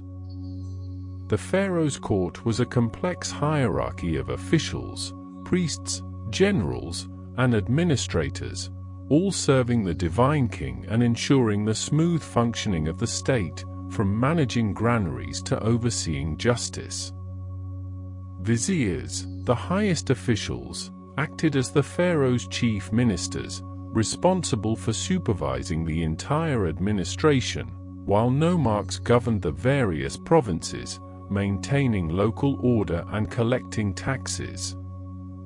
This elaborate bureaucratic structure, meticulously documented in administrative texts and tomb inscriptions, allowed the pharaoh to effectively govern a vast and diverse kingdom, ensuring stability and prosperity across the land.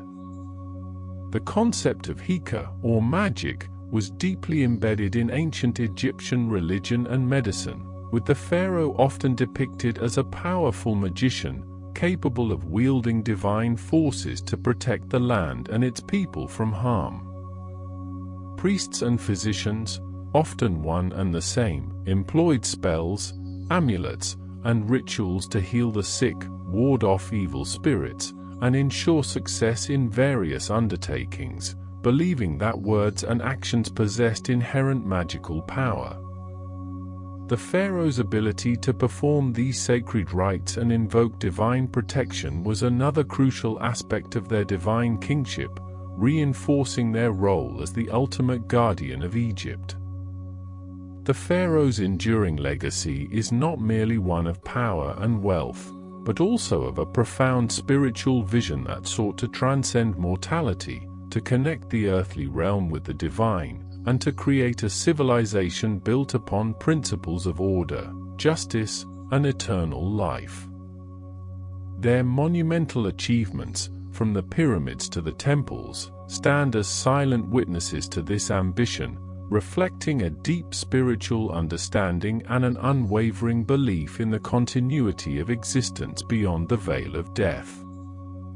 The echoes of their reign, carried on the gentle currents of the Nile and illuminated by the desert moonlight, continue to whisper stories of a civilization that meticulously crafted its own immortality, leaving an indelible mark on the tapestry of human history. The desert sleeps now, under ancient stars. The desert sleeps now, under ancient stars, its vast expanse holding secrets whispered by the wind across millennia, secrets of a civilization that meticulously intertwined its earthly existence with the cosmic dance of the heavens. This profound connection to the celestial sphere was not merely poetic but deeply practical, influencing everything from the alignment of monumental structures to the precise timing of agricultural cycles, all overseen by the pharaoh, who was considered the living embodiment of Horus, the sky god, and later identified with Ra, the sun god, upon his death and ascension into the duat. The pharaoh's role as intermediary between the divine and the mortal realms was paramount, ensuring the flow of Ma'at, the cosmic order, justice, and balance, which was believed to be essential for the prosperity of Egypt and the harmonious progression of the universe itself. Beyond the grand pyramids and the intricate temples, the daily life of the ancient Egyptians, though often overshadowed by the monumental achievements of their rulers, was a vibrant tapestry woven with threads of agriculture, craftsmanship, and a deep-seated respect for the life-giving Nile, whose annual inundation was a miraculous event, bringing fertile silt to replenish the fields and sustain the burgeoning population. The rhythm of the Nile dictated the agricultural calendar, dividing the year into 3 distinct seasons: Akad, the inundation season when the river overflowed its banks; Peret, the growing season when crops flourished in the rich, newly deposited soil; and Shimu, the harvest season when the bounty of the land was gathered, a cycle that had remained largely unchanged for thousands of years, forming the bedrock of Egyptian society and economy. Farmers, who constituted the vast majority of the population, meticulously cultivated crops such as emmer wheat for bread, barley for beer, and flax for linen, alongside a variety of fruits and vegetables, their labor directly supporting the elaborate infrastructure and the ruling elite.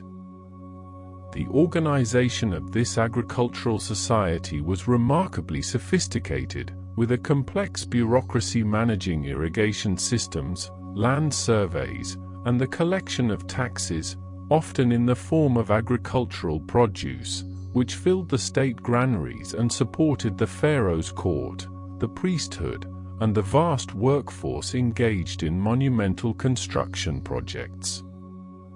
Scribes, highly educated and respected individuals, played a crucial role in this administrative machinery, meticulously recording everything from grain yields and labor assignments to legal documents and religious texts.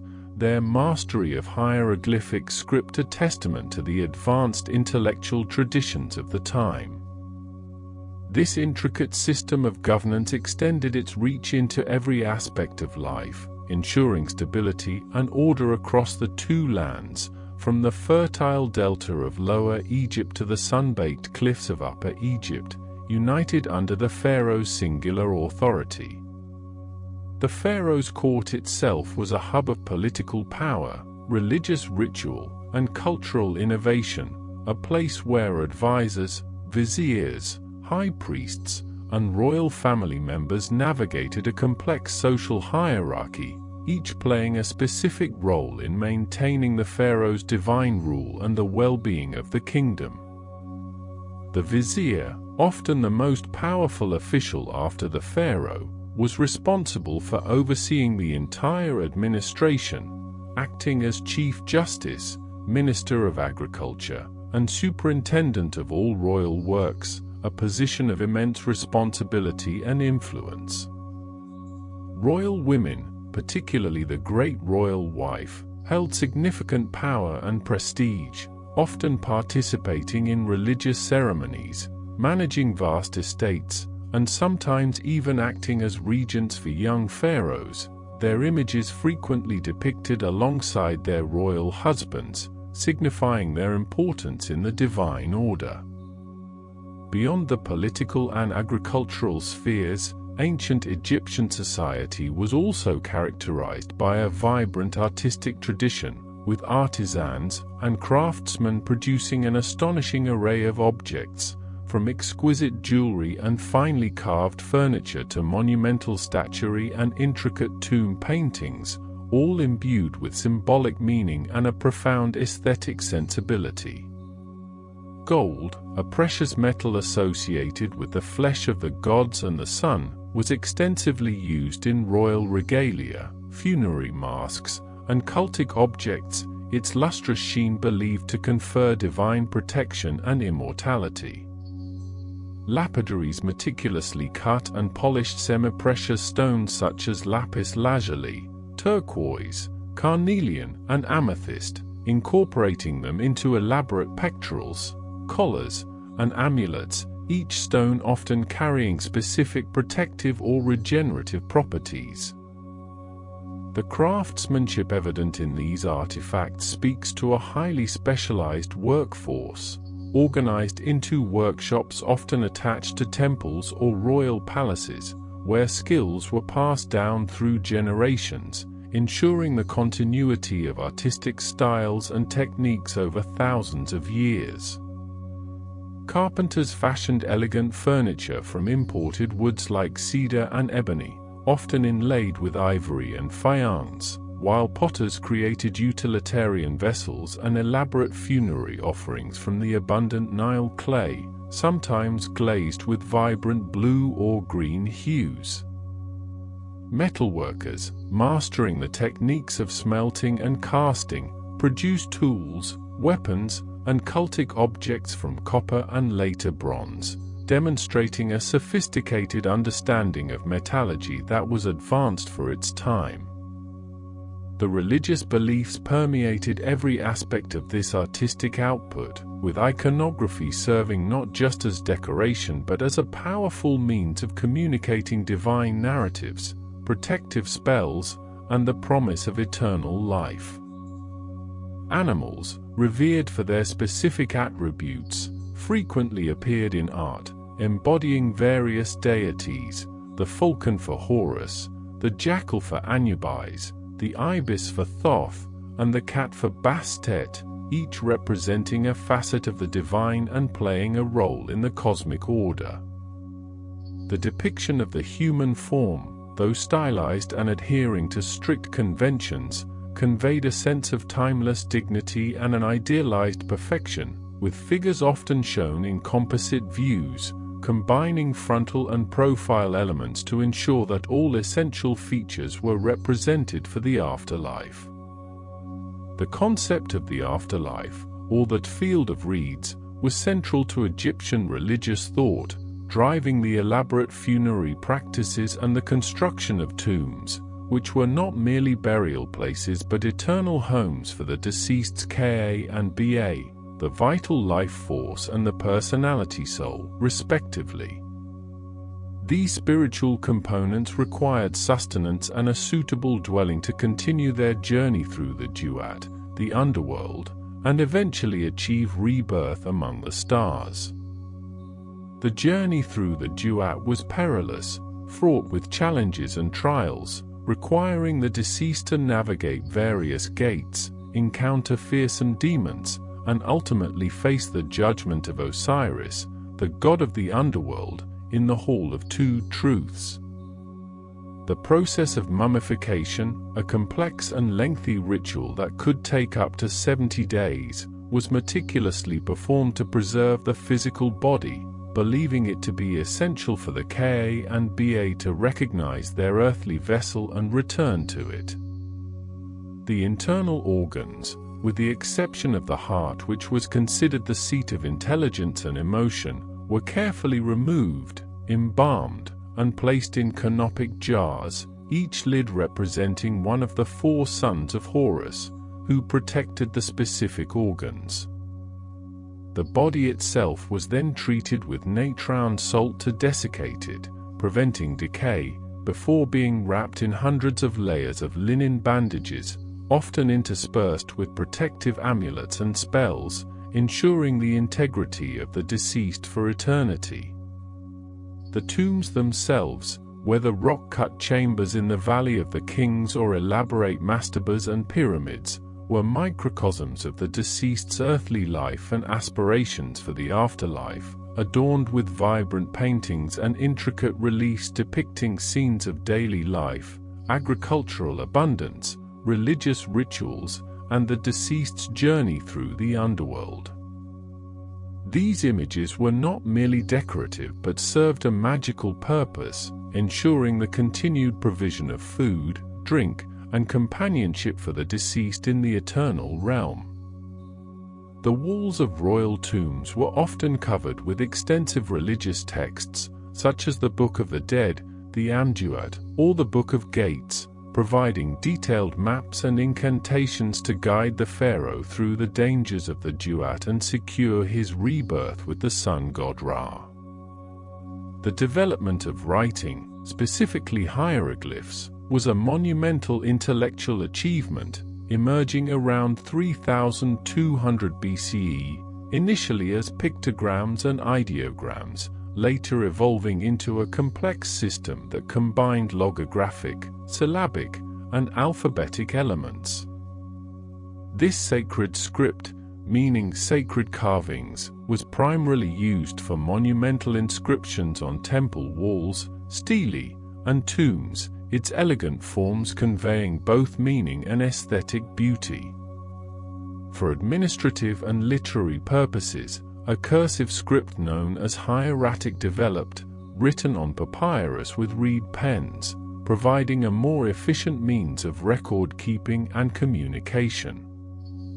Later, an even more cursive script, demotic, emerged for everyday use, further demonstrating the adaptability and sophistication of Egyptian writing systems. The papyrus plant, growing abundantly along the banks of the Nile, was ingeniously processed to create a durable and flexible writing surface, forming the ancient world's equivalent of paper, enabling the widespread dissemination of texts, from religious treatises and medical manuals to literary works and legal documents. Scribes underwent rigorous training, often beginning their education at a young age, mastering not only the complex scripts but also mathematics, astronomy, and literature, making them among the most educated individuals in society. Their role was indispensable in maintaining the intricate administrative machinery of the state and preserving the vast body of religious and historical knowledge accumulated over millennia. The pharaohs, in their role as supreme commanders, also led military campaigns, expanding Egypt's borders, securing trade routes, and defending against foreign incursions, particularly during periods of imperial expansion like the New Kingdom. Armies, composed of infantry, chariotry, and archers, were highly organized and disciplined, equipped with bronze weapons and defensive shields, their prowess often depicted in triumphant reliefs on temple pylons, celebrating the pharaoh's victories and his divine protection. The acquisition of resources such as timber, copper, gold, and exotic goods from Nubia, Punt, and the Levant was crucial for maintaining Egypt's prosperity and its monumental building programs, often necessitating military expeditions to secure these vital supplies. Trade played a significant role in the Egyptian economy, with caravans traversing desert routes and ships sailing the Nile and the Red Sea, exchanging Egyptian grain, linen, and manufactured goods for foreign commodities like incense, myrrh, precious stones, and exotic animals. The port of Byblos in Phoenicia, for instance, was a major trading partner, providing valuable cedar wood essential for shipbuilding and temple construction, while expeditions to Punt, a mysterious land likely located on the Horn of Africa, brought back frankincense, gold, and rare animals, showcasing Egypt's extensive network of international relations. These trade networks not only brought material wealth but also facilitated the exchange of ideas, technologies, and cultural influences, enriching Egyptian civilization. The construction of temples, dedicated to the worship of various deities and the perpetuation of the royal cult, was an ongoing endeavor throughout Egyptian history, with each pharaoh striving to leave their mark on the sacred landscape. These massive structures, built from durable sandstone and granite, were not merely places of worship but complex theological statements, their architecture, reliefs, and inscriptions meticulously designed to reflect cosmic order and the pharaoh's divine connection. The Karnak temple complex, for example, grew over 2 millennia, with successive pharaohs adding pylons, hypostyle halls, obelisks, and sanctuaries, transforming it into the largest religious site in the world, a testament to enduring devotion and monumental ambition. The design of a typical Egyptian temple followed a specific architectural progression, beginning with a massive pylon gateway, often adorned with colossal statues of the pharaoh and relief carvings depicting his military triumphs, leading into an open courtyard surrounded by columns. Beyond this public space lay the hypostyle hall, a forest of columns supporting a towering roof, where only priests and high officials were permitted, its dim light and soaring ceilings creating an atmosphere of awe and reverence. The innermost sanctuary, the Holy of Holies, housed the cult image of the deity, accessible only to the pharaoh and the highest priests, where daily rituals were performed to maintain the cosmic balance and ensure the god's favor. Obelisks, towering monolithic pillars tapering to a pyramid ion at the top, were often erected in pairs before temple pylons, symbolizing the sun god Ra and acting as conduits between the earthly and celestial realms, their polished surfaces reflecting the sun's rays and their hieroglyphic inscriptions proclaiming the pharaoh's piety and achievements. These impressive structures, carved from single blocks of granite, represented extraordinary feats of engineering and labor, requiring immense effort to quarry, transport, and erect, demonstrating the Egyptians' mastery over stone and their unwavering dedication to their religious beliefs. The sheer scale and precision of these constructions continue to astound modern engineers, hinting at a profound understanding of physics and logistics. The practice of medicine in ancient Egypt was remarkably advanced for its time, combining empirical observation with magical and religious beliefs, as evidenced by surviving medical papyri like the Ebers Papyrus and the Edwin Smith Papyrus. Physicians, often trained in temple schools, specialized in various fields, from dentistry and ophthalmology to surgery and gynecology, demonstrating a sophisticated understanding of anatomy, diagnosis, and treatment. They performed surgical procedures, set broken bones, treated wounds with antiseptic dressings, and prescribed herbal remedies, many of which had genuine therapeutic properties, showcasing a pragmatic approach to healing alongside their reliance on incantations and amulets.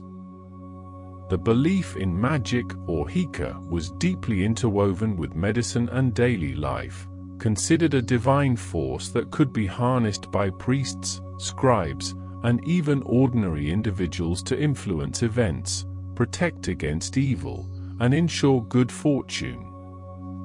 Amulets, worn as jewelry or placed within mummy wrappings, were believed to confer specific protections or powers, such as the Ankh for life, the scarab for rebirth, and the Eye of Horus for healing and protection.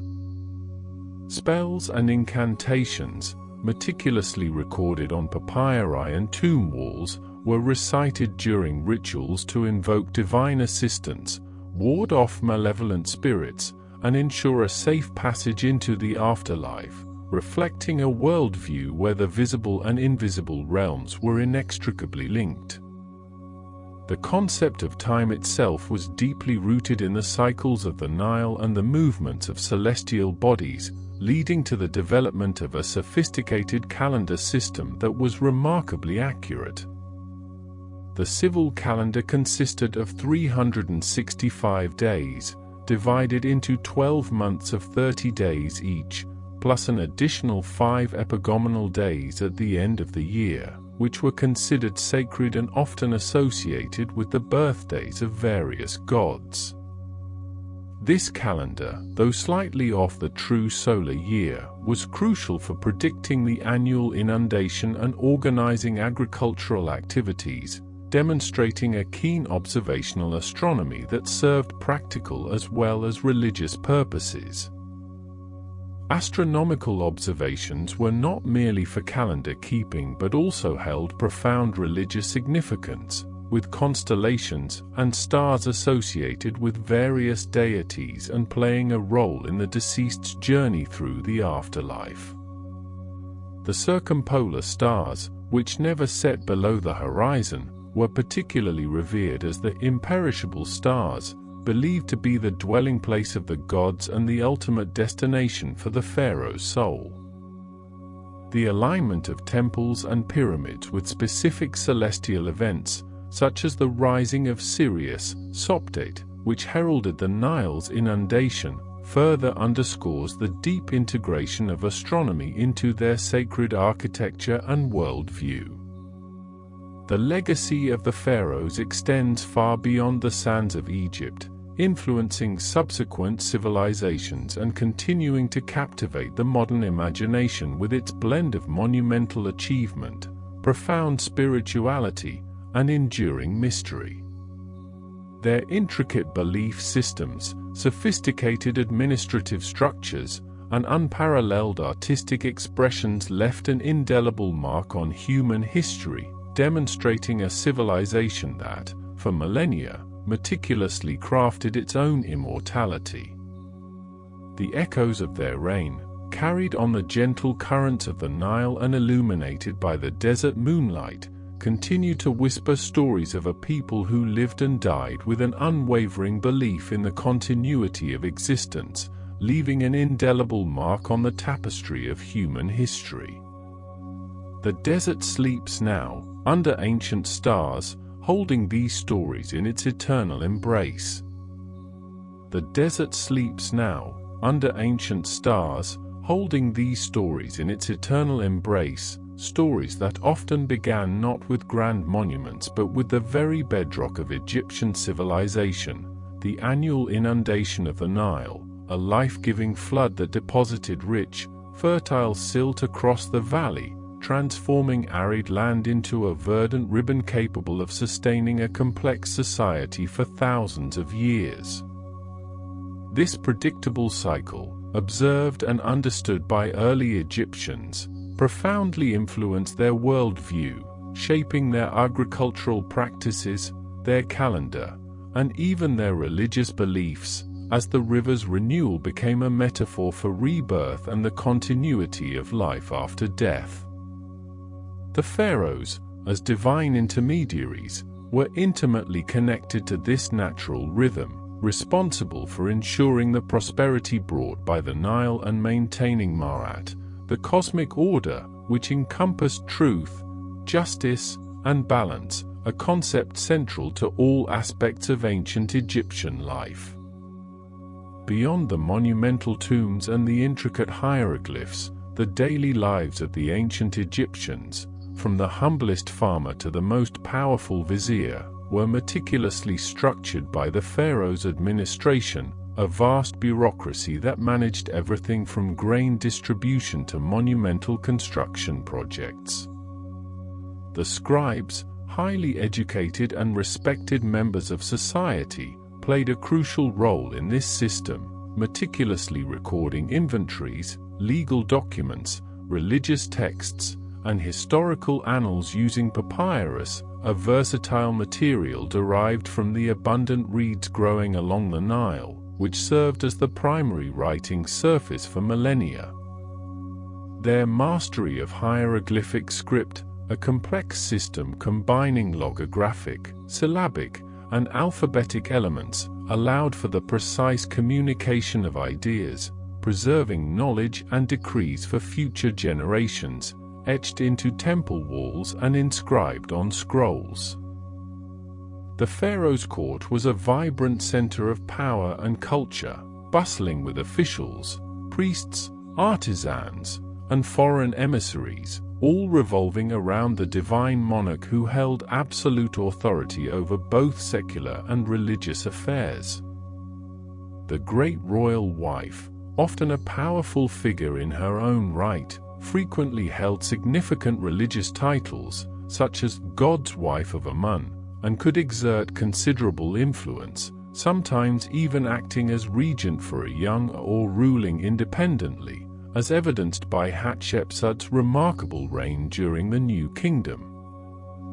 Royal children, though often married off for political alliances, were educated in the palace, learning statecraft, religious rituals, and martial arts, preparing them for their future roles within the elaborate structure of the Egyptian state.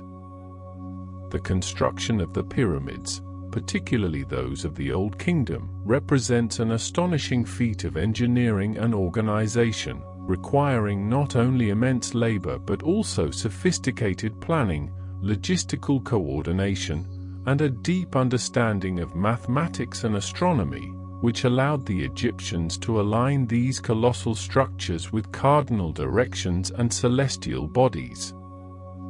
The workers, often skilled craftsmen and farmers fulfilling their civic duty during the Nile's inundation when agricultural work was impossible, were housed in purpose-built villages, provided with food, shelter, and medical care, challenging earlier notions of their status as mere slaves. These massive projects were not merely tombs but expressions of the pharaoh's divine power and the state's capacity to mobilize resources on an unprecedented scale, solidifying the monarch's central role in the cosmos. Religious beliefs permeated every aspect of ancient Egyptian society, with a rich pantheon of gods and goddesses representing various natural forces, abstract concepts, and aspects of human existence, each with their own cult centers, rituals, and myths that explained the creation of the world and the cycles of life and death. Amun, Re, Osiris, Isis, and Horus were among the most prominent deities, often depicted with animal heads or attributes reflecting their specific domains, and their worship involved elaborate ceremonies, offerings, and festivals celebrated throughout the year, reinforcing community bonds and the pharaoh's connection to the divine.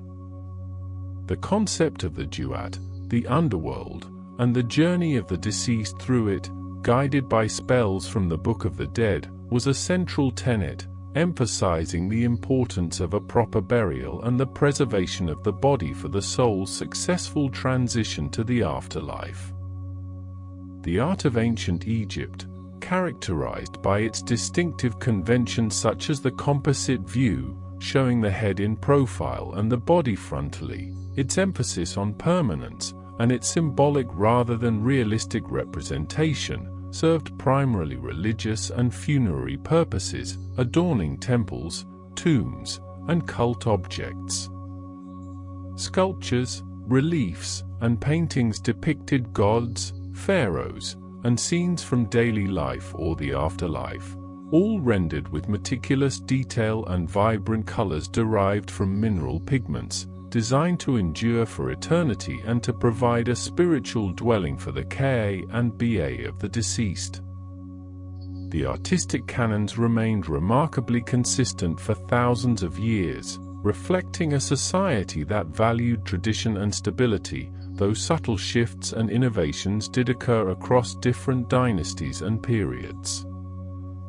Beyond the grand narratives of pharaohs and gods, the lives of ordinary Egyptians were rich with their own customs and traditions, from the preparation of food, typically bread and beer, to the wearing of linen garments suitable for the hot climate, and the enjoyment of music, dance, and board games like Senet, which held both recreational and symbolic significance. Family was the cornerstone of society, with strong bonds between parents and children, and women generally enjoyed more rights and freedoms than in many other ancient civilizations, able to own property, conduct business, and initiate divorce, though their primary role remained within the domestic sphere.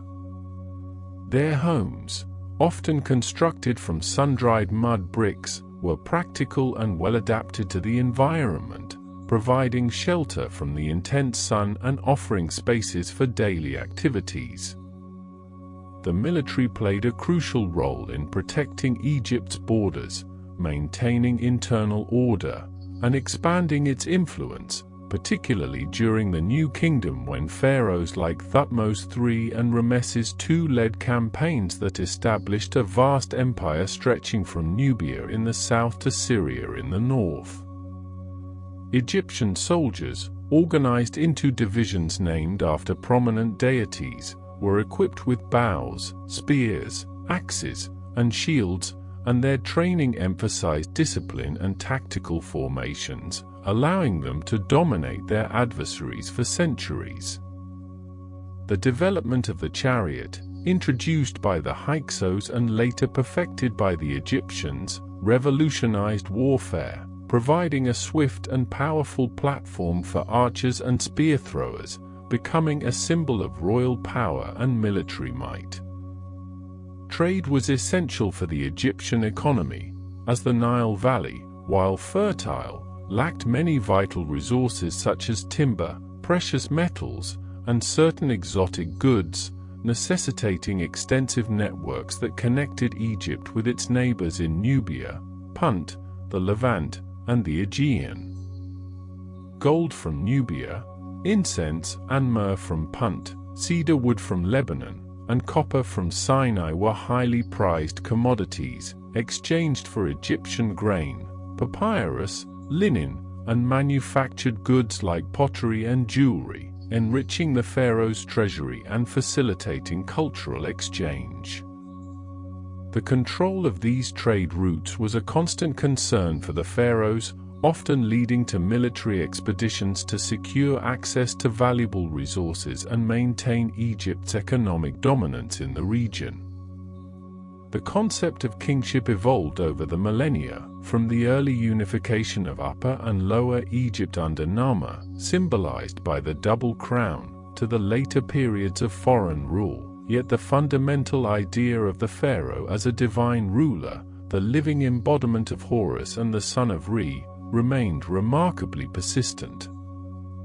The pharaoh's coronation was a complex ritual involving purification ceremonies, offerings to the gods, and the investiture with royal regalia, all designed to legitimize his rule and affirm his sacred connection to the cosmos.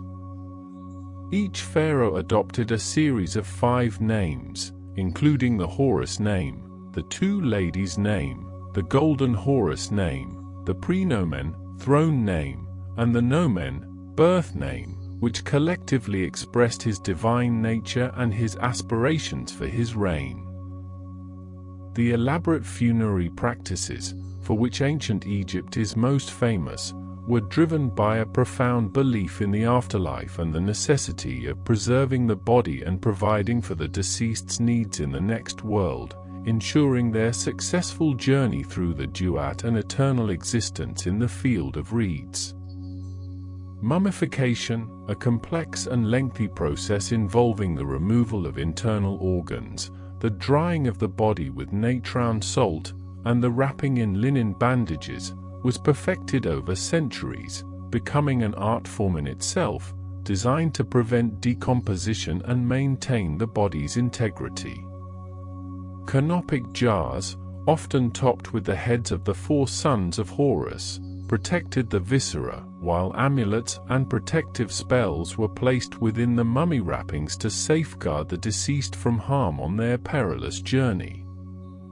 The construction of temples, dedicated to the worship of gods and the perpetuation of the royal cult, represents another pinnacle of Egyptian architectural achievement, with massive stone structures featuring towering pylons, hypostyle halls filled with colossal columns, and sacred sanctuaries housing cult images of the deities. Karnak and Luxor, on the east bank of the Nile, are among the most impressive examples, continuously expanded and embellished by successive pharaohs over many centuries, serving as major religious centers and repositories of wealth and power. These temples were not merely places of worship but also economic institutions, owning vast tracts of land, employing numerous priests and workers, and playing a significant role in the administration of the state. The role of women in ancient Egypt, while generally subordinate to men in public life, was nevertheless more prominent and respected than in many other contemporary societies, with queens like Nefertari and Tai wielding considerable influence through their relationships with powerful pharaohs. They could inherit and own property, manage their own finances, engage in legal proceedings, and even serve as priestesses, demonstrating a degree of legal and economic independence that was exceptional for the ancient world.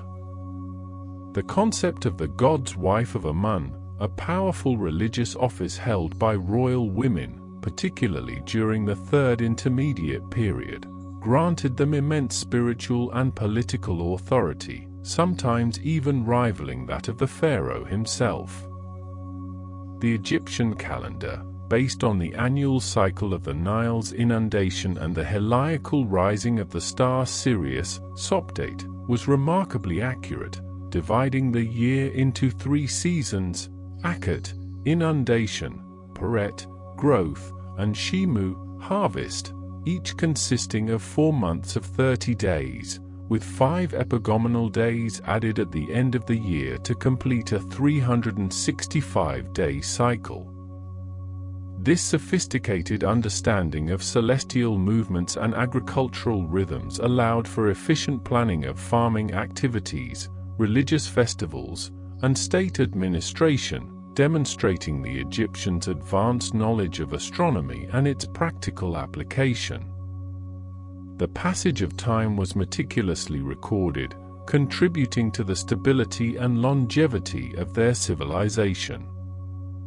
The development of writing, from the earliest hieroglyphic inscriptions to the more cursive hieratic and demotic scripts used for everyday administration and literature, was a monumental intellectual achievement that allowed for the codification of laws, the preservation of religious texts, and the creation of a rich literary tradition.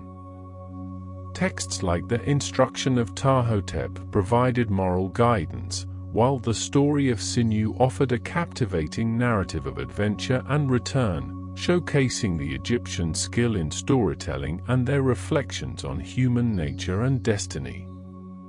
The ability to read and write was a mark of status and power, with scribes holding a revered position in society, essential for the functioning of the state and the perpetuation of knowledge. The economy of ancient Egypt was primarily agrarian, centered on the cultivation of staple crops such as emmer wheat and barley, which formed the basis of their diet and were used to produce bread and beer, essential components of daily sustenance. The fertile lands of the Nile Valley, irrigated by sophisticated systems of canals and basins, yielded abundant harvests, allowing for a surplus that supported the non-agricultural population, including artisans, priests, and soldiers.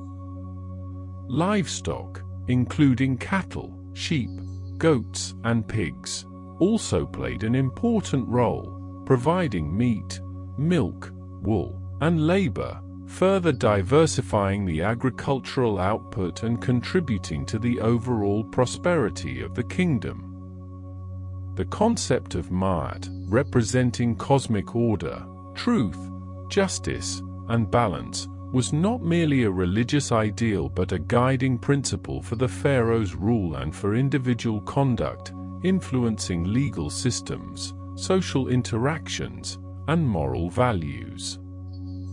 The pharaoh was considered the earthly embodiment of Ma'at, responsible for upholding it against the forces of chaos, Isfet, ensuring the well-being of his people and the prosperity of the land.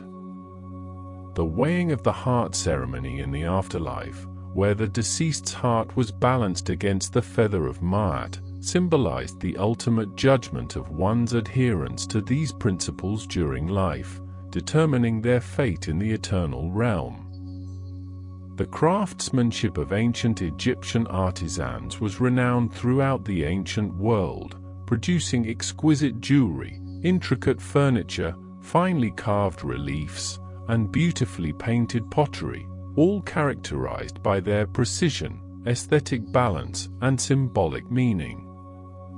Gold, silver, lapis lazuli, turquoise, and carnelian were among the precious materials used to create stunning adornments for pharaohs and nobles, often incorporating protective amulets and divine symbols.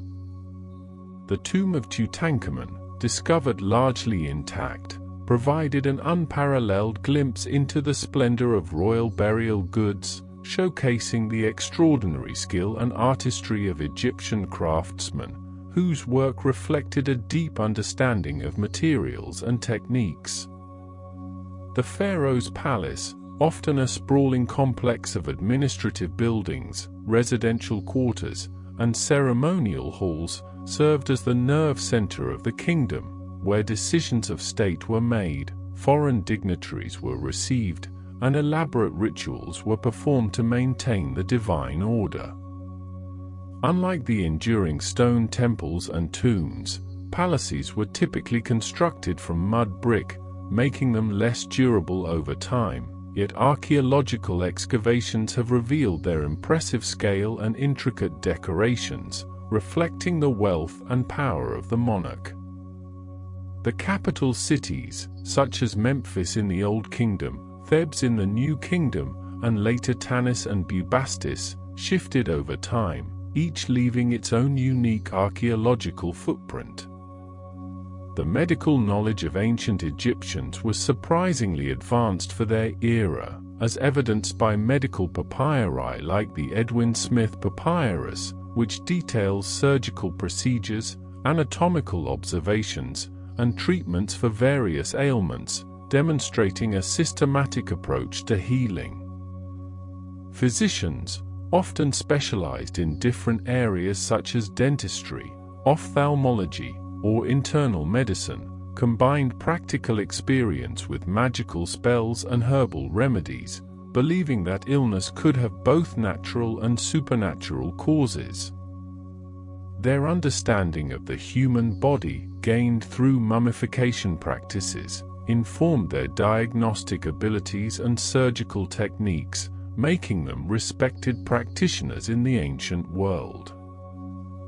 The military campaigns of pharaohs like Ramesses II, culminating in the Battle of Kadesh against the Hittites, represent some of the earliest recorded large-scale conflicts in history, demonstrating sophisticated military organization, logistics, and tactics.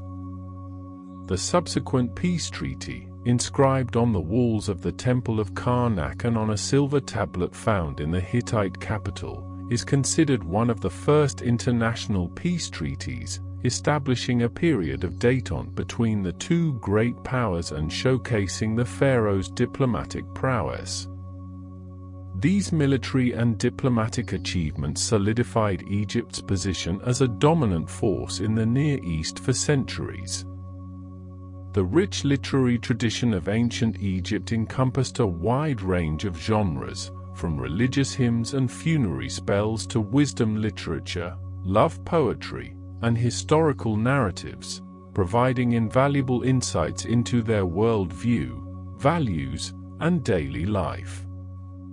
The tale of the shipwrecked sailor captivated audiences with its fantastical elements, while the dispute between a man and his BA explored profound philosophical questions about life and death, demonstrating a sophisticated literary sensibility. These texts, often written on papyrus scrolls or ostraca, pottery shards, were preserved in temple libraries and scribal schools, transmitting knowledge and cultural values across generations. The enduring legacy of ancient Egypt, far from being confined to its desert sands, profoundly influenced subsequent civilizations, from the Greeks and Romans who admired and adopted elements of its art, architecture, and religious beliefs, to modern scholarship that continues to unravel its mysteries. The Rosetta Stone, discovered in 1799, provided the key to deciphering hieroglyphs, unlocking millennia of written history and allowing scholars to directly access the voices of the ancient Egyptians, transforming our understanding of this magnificent civilization.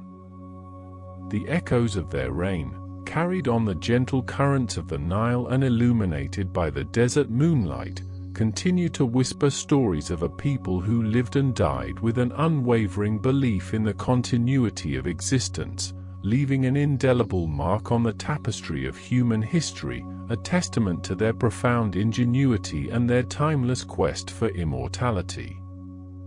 As the soft desert winds carried the final whispers of the Rosetta Stone's profound revelation, unlocking the intricate tapestry of hieroglyphic communication, our journey through ancient Egypt now turns to the very foundations of pharaonic power and the monumental structures that defined their reign, delving deeper into the sophisticated administrative systems and the spiritual beliefs that permeated every aspect of their society. The pharaoh, a living god on earth, was not merely a ruler but the essential intermediary between the human realm and the divine cosmos, responsible for maintaining Ma'at, the cosmic order which encompassed truth, justice, and harmony, ensuring the annual inundation of the Nile and the prosperity of the two lands. This divine kingship, established during the early dynastic period around 3100 BCE with the unification of Upper and Lower Egypt, saw the pharaoh embody both the hawk god Horus during his lifetime and the resurrected god Osiris after his death, symbolically perpetuating the cycle of life, death, and rebirth for the entire nation. The construction of the pyramids, particularly during the Old Kingdom, stands as an unparalleled testament to this belief in divine kingship and the pharaoh's eternal journey, requiring an astonishing level of organizational skill, engineering prowess, and a massive, coordinated workforce drawn from the agricultural population during the Nile's annual flood season when farming was impossible. the step pyramid of Djoser at Saqqara, designed by the brilliant vizier Imhotep in the 3rd dynasty, marks a revolutionary architectural leap, transitioning from earlier mastaba tombs to a monumental, 6-tiered structure that symbolically ascended to the heavens, initiating the era of colossal stone construction in Egypt. This innovative design, utilizing millions of precisely cut stone blocks, served as a grand staircase for the pharaoh's soul to join the circumpolar stars, which the Egyptians believed were the eternal dwelling places of the gods. Following Djoser's pioneering work, the 4th dynasty witnessed the zenith of pyramid building, culminating in the Great Pyramid of Giza, constructed for Pharaoh Khufu, a colossal edifice that remained the tallest man-made structure in the world for over 3,800 years, a truly astounding feat of ancient engineering. The precision with which these massive limestone and granite blocks, some weighing many tons, were quarried, transported, and assembled, often without the aid of iron tools or the wheel in its most effective form, continues to baffle and inspire modern engineers and archaeologists alike. The alignment of the pyramids with cardinal directions and specific astronomical phenomena, such as the rising of Sirius, the brightest star in the night sky, further underscores the sophisticated astronomical knowledge possessed by the ancient Egyptians and its deep integration with their religious beliefs about the afterlife.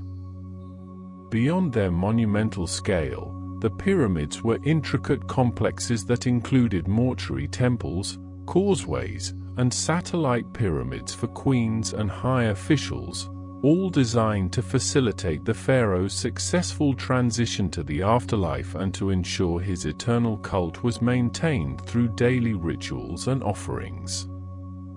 The mortuary temple, situated at the base of the pyramid, served as the primary place of worship for the deceased pharaoh, where priests would perform daily rites, present food and drink offerings, and recite spells to sustain the pharaoh's Ka, life force, and Ba, personality, in the spiritual realm.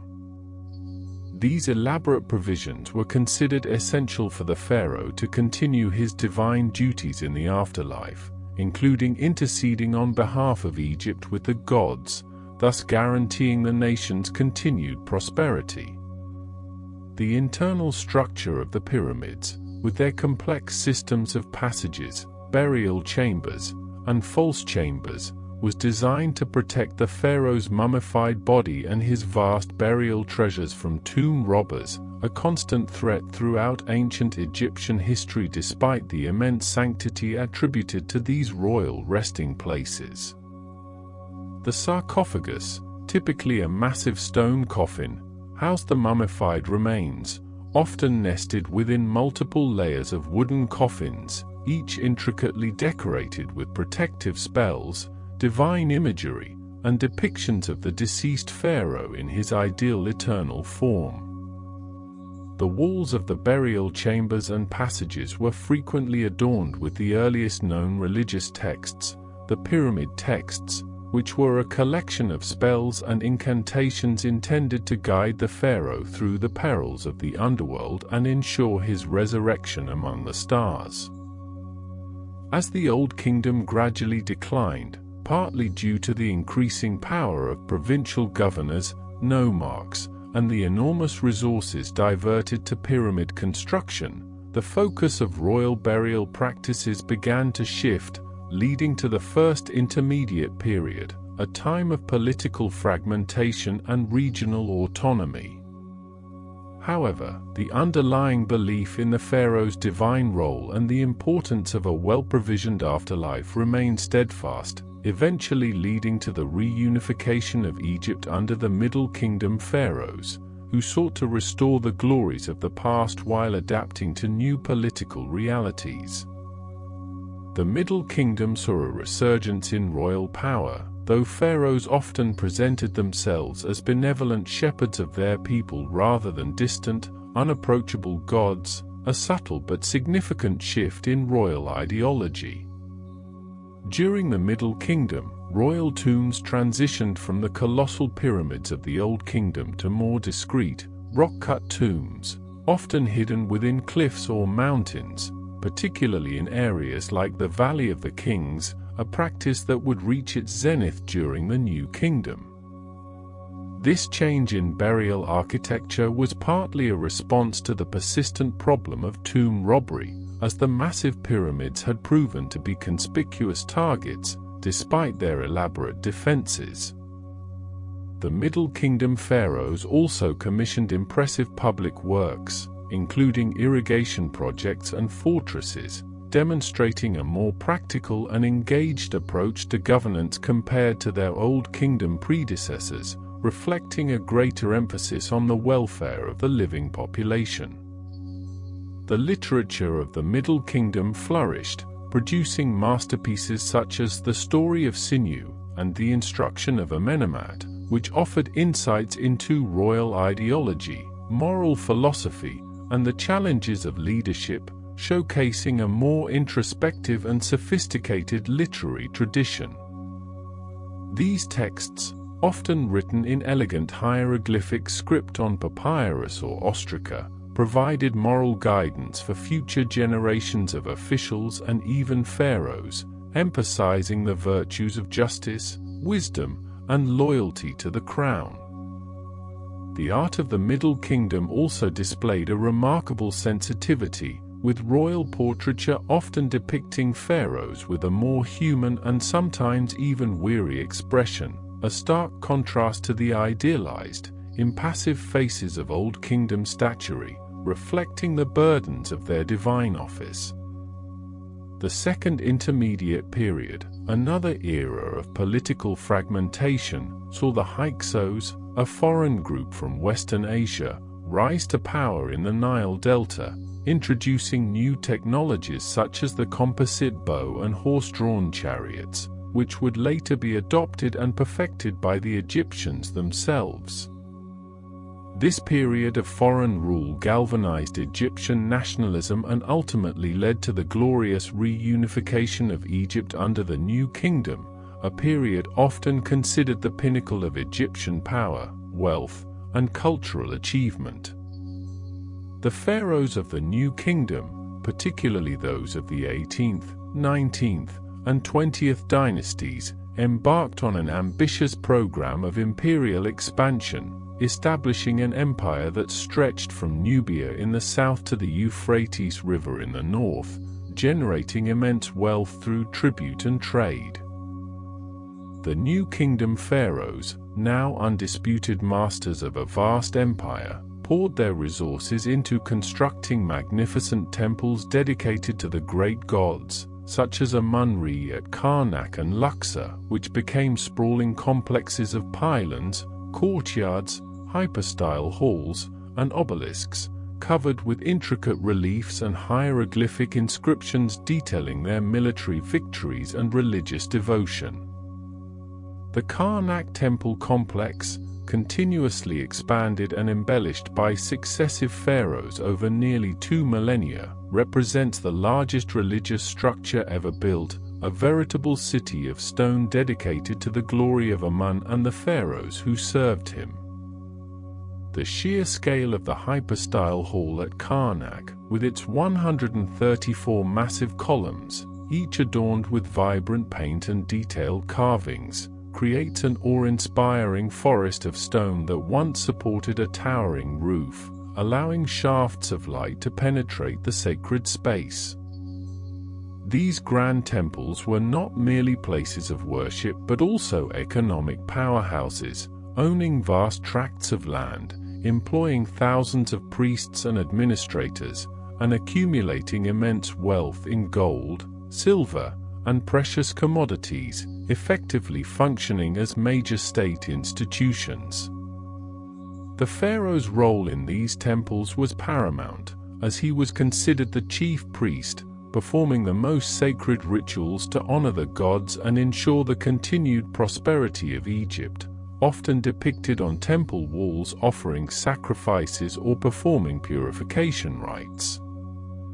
The annual Opit festival, a spectacular procession where the cult statues of Amun, Mut, and Khonsu were carried from Karnak to Luxor Temple along the Nile, accompanied by joyous celebrations and offerings, served to reaffirm the pharaoh's divine connection and the unity of the two lands. The new kingdom also saw the development of the most iconic form of royal burial, the rock-cut tombs of the Valley of the Kings, located on the west bank of the Nile near Thebes, a desolate and remote wadi chosen for its natural defenses and symbolic association with the setting sun and the journey to the underworld. These tombs, carved deep into the limestone cliffs, were elaborate subterranean palaces for the deceased pharaohs, designed to protect their mummified bodies and their vast funerary treasures for eternity, while also providing a suitable environment for their spiritual transformation. The walls and ceilings of these tombs were meticulously decorated with vibrant paintings and reliefs depicting scenes from various funerary texts, such as the Book of the Dead, the Amduat, and the Book of Gates, which provided maps and spells for the pharaoh's perilous journey through the underworld.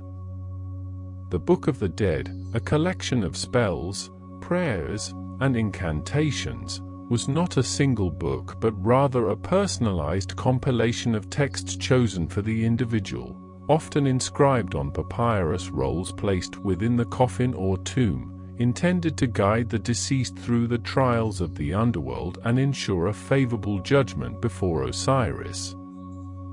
These texts provided crucial information on how to navigate the various dangers, identify the gods and demons encountered, and utter the correct magical formulas to overcome obstacles, ultimately aiming to achieve eternal life in the field of reeds, the Egyptian paradise.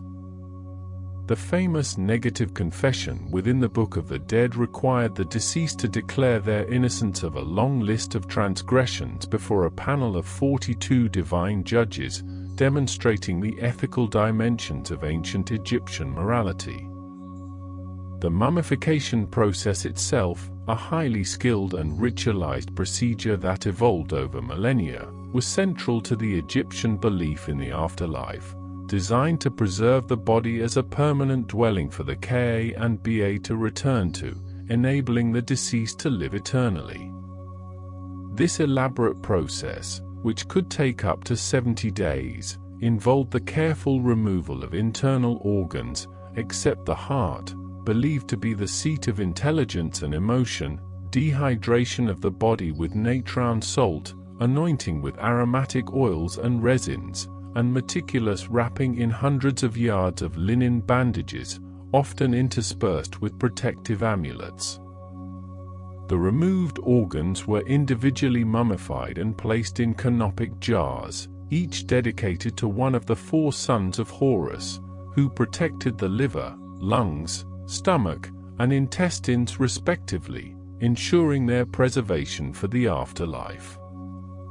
The reign of Akhenaten, a pharaoh of the 18th dynasty, represents a radical departure from traditional Egyptian religious practices, as he attempted to establish a monotheistic worship of the Aten, the sun disk, suppressing the cult of Amun and moving the capital to a new city, Akhenaten, modern Amarna. This revolutionary religious reform, often termed the Amarna period, had a profound impact on art, which became more naturalistic and fluid, depicting the royal family in intimate, informal settings, a stark contrast to the rigid, idealized conventions of traditional Egyptian art. Akhenaten's radical changes, however, were largely rejected by the conservative priesthood and populace, and after his death, his reforms were systematically dismantled, his name erased from monuments, and the traditional polytheistic religion reinstated, demonstrating the deep-seated resistance to such profound societal shifts. Tutankhamun, Akhenaten's successor, and likely his son, though a relatively minor pharaoh who reigned for only about 10 years, gained posthumous global fame due to the extraordinary discovery of his nearly intact tomb in the Valley of the Kings by Howard Carter in 1922, providing an unparalleled glimpse into the wealth and artistry of a royal burial. The sheer volume and exquisite craftsmanship of the artifacts found within Tutankhamun's tomb, including his iconic golden burial mask, gilded shrines, elaborate jewelry, and thousands of other objects, revealed the incredible opulence and artistic sophistication of the New Kingdom funerary traditions. The discovery of Tutankhamun's tomb, filled with treasures that had lain undisturbed for over 3 millennia, ignited a worldwide fascination with ancient Egypt and provided invaluable insights into the daily life, religious beliefs, and artistic achievements of the pharaohs. Following the Amarna interlude and the restoration of traditional religion, pharaohs like Horem, Seti I, and Ramesses II the Great worked tirelessly to reassert Egypt's power and religious orthodoxy, leaving behind a legacy of monumental temples, colossal statues, and military campaigns that defined the 19th dynasty.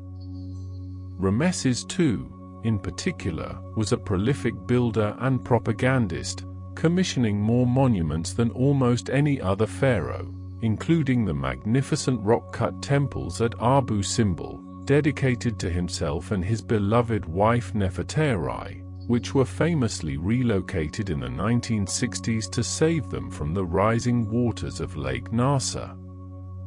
His reign, lasting for 66 years, marked a period of immense stability and prosperity, characterized by grand architectural projects and a powerful military that engaged in significant battles, such as the Battle of Kadesh against the Hittites, which was extensively documented on temple walls.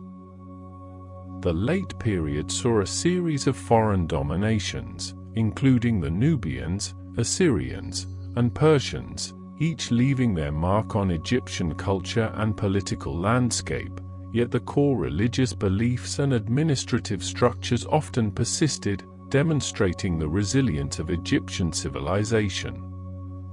The Saite dynasty, for instance, a period of native Egyptian rule during the late period, attempted a conscious revival of Old Kingdom artistic and architectural styles, seeking to reconnect with a glorious past and reassert Egyptian identity in the face of foreign influence. Despite these periods of foreign rule, the pharaonic tradition, though sometimes adapted or challenged, continued to be a central organizing principle of Egyptian society, with foreign rulers often adopting pharaonic titles and customs to legitimize their authority. The arrival of Alexander the Great in 332 BCE marked the end of native pharaonic rule and the beginning of the Ptolemaic dynasty, founded by one of Alexander's generals, Ptolemy I Sota, who established a Hellenistic kingdom that blended Greek and Egyptian cultures. The Ptolemaic pharaohs, though Macedonian Greeks, adopted many Egyptian traditions, including the construction of temples in the traditional Egyptian style, such as the Temple of Edfu and the Temple of Philae, and were depicted in traditional pharaonic regalia, demonstrating a strategic embrace of local customs to maintain control. Cleopatra VII, the last active pharaoh of Egypt, a brilliant and charismatic ruler, famously engaged with Roman leaders Julius Caesar and Mark Antony, ultimately leading to Egypt's annexation as a Roman province after her death in 30 BCE. With the Roman conquest, Egypt became the breadbasket of Rome, providing vast quantities of grain to feed the imperial capital, and while Roman emperors were often depicted as pharaohs on temple reliefs, the era of independent pharaonic rule had definitively ended, transforming Egypt into a provincial outpost of a larger empire. Despite the political changes, many Egyptian religious practices and cultural traditions continued under Roman rule for several centuries, slowly diminishing as Christianity gained prominence and eventually became the dominant religion of Egypt. The legacy of the pharaohs, however, persisted through the monumental ruins, the intricate hieroglyphs, and the enduring myths and legends that continued to captivate the imagination, even as the ancient language and writing systems gradually faded from common use. The study of ancient Egyptian medicine, as revealed through papyri like the Ebers papyrus and the Edwin Smith papyrus, demonstrates a sophisticated understanding of anatomy, surgery, and pharmacology, with physicians specializing in various fields and developing advanced diagnostic techniques. The Edwin Smith papyrus, for example, is a surgical treatise detailing the examination, diagnosis, prognosis, and treatment of various injuries, including fractures and wounds, showcasing a remarkably empirical and rational approach to medicine, often devoid of magical elements. Egyptian dentists were also highly skilled, performing extractions, treating gum disease, and even crafting dental prosthetics, indicating a comprehensive approach to healthcare in the ancient world. Ancient Egyptian mathematics, particularly in geometry and arithmetic, was highly developed, driven by the practical needs of land surveying after the annual Nile inundation, architectural construction, and administrative accounting, utilizing a decimal system and complex fractions. The Rind mathematical papyrus and the Moscow mathematical papyrus provide evidence of their ability to solve linear equations, calculate areas and volumes of various shapes, and even approximate the value of pi, demonstrating a practical and applied mathematical tradition.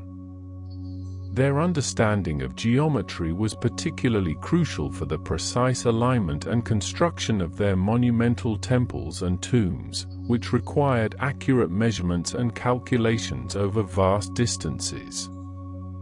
The social structure of ancient Egypt was highly stratified, with the pharaoh at the apex, followed by a powerful priestly class, influential viziers, and high officials, scribes, soldiers, artisans, and finally, the vast majority of the population comprising farmers and laborers, all contributing to the functioning of the state.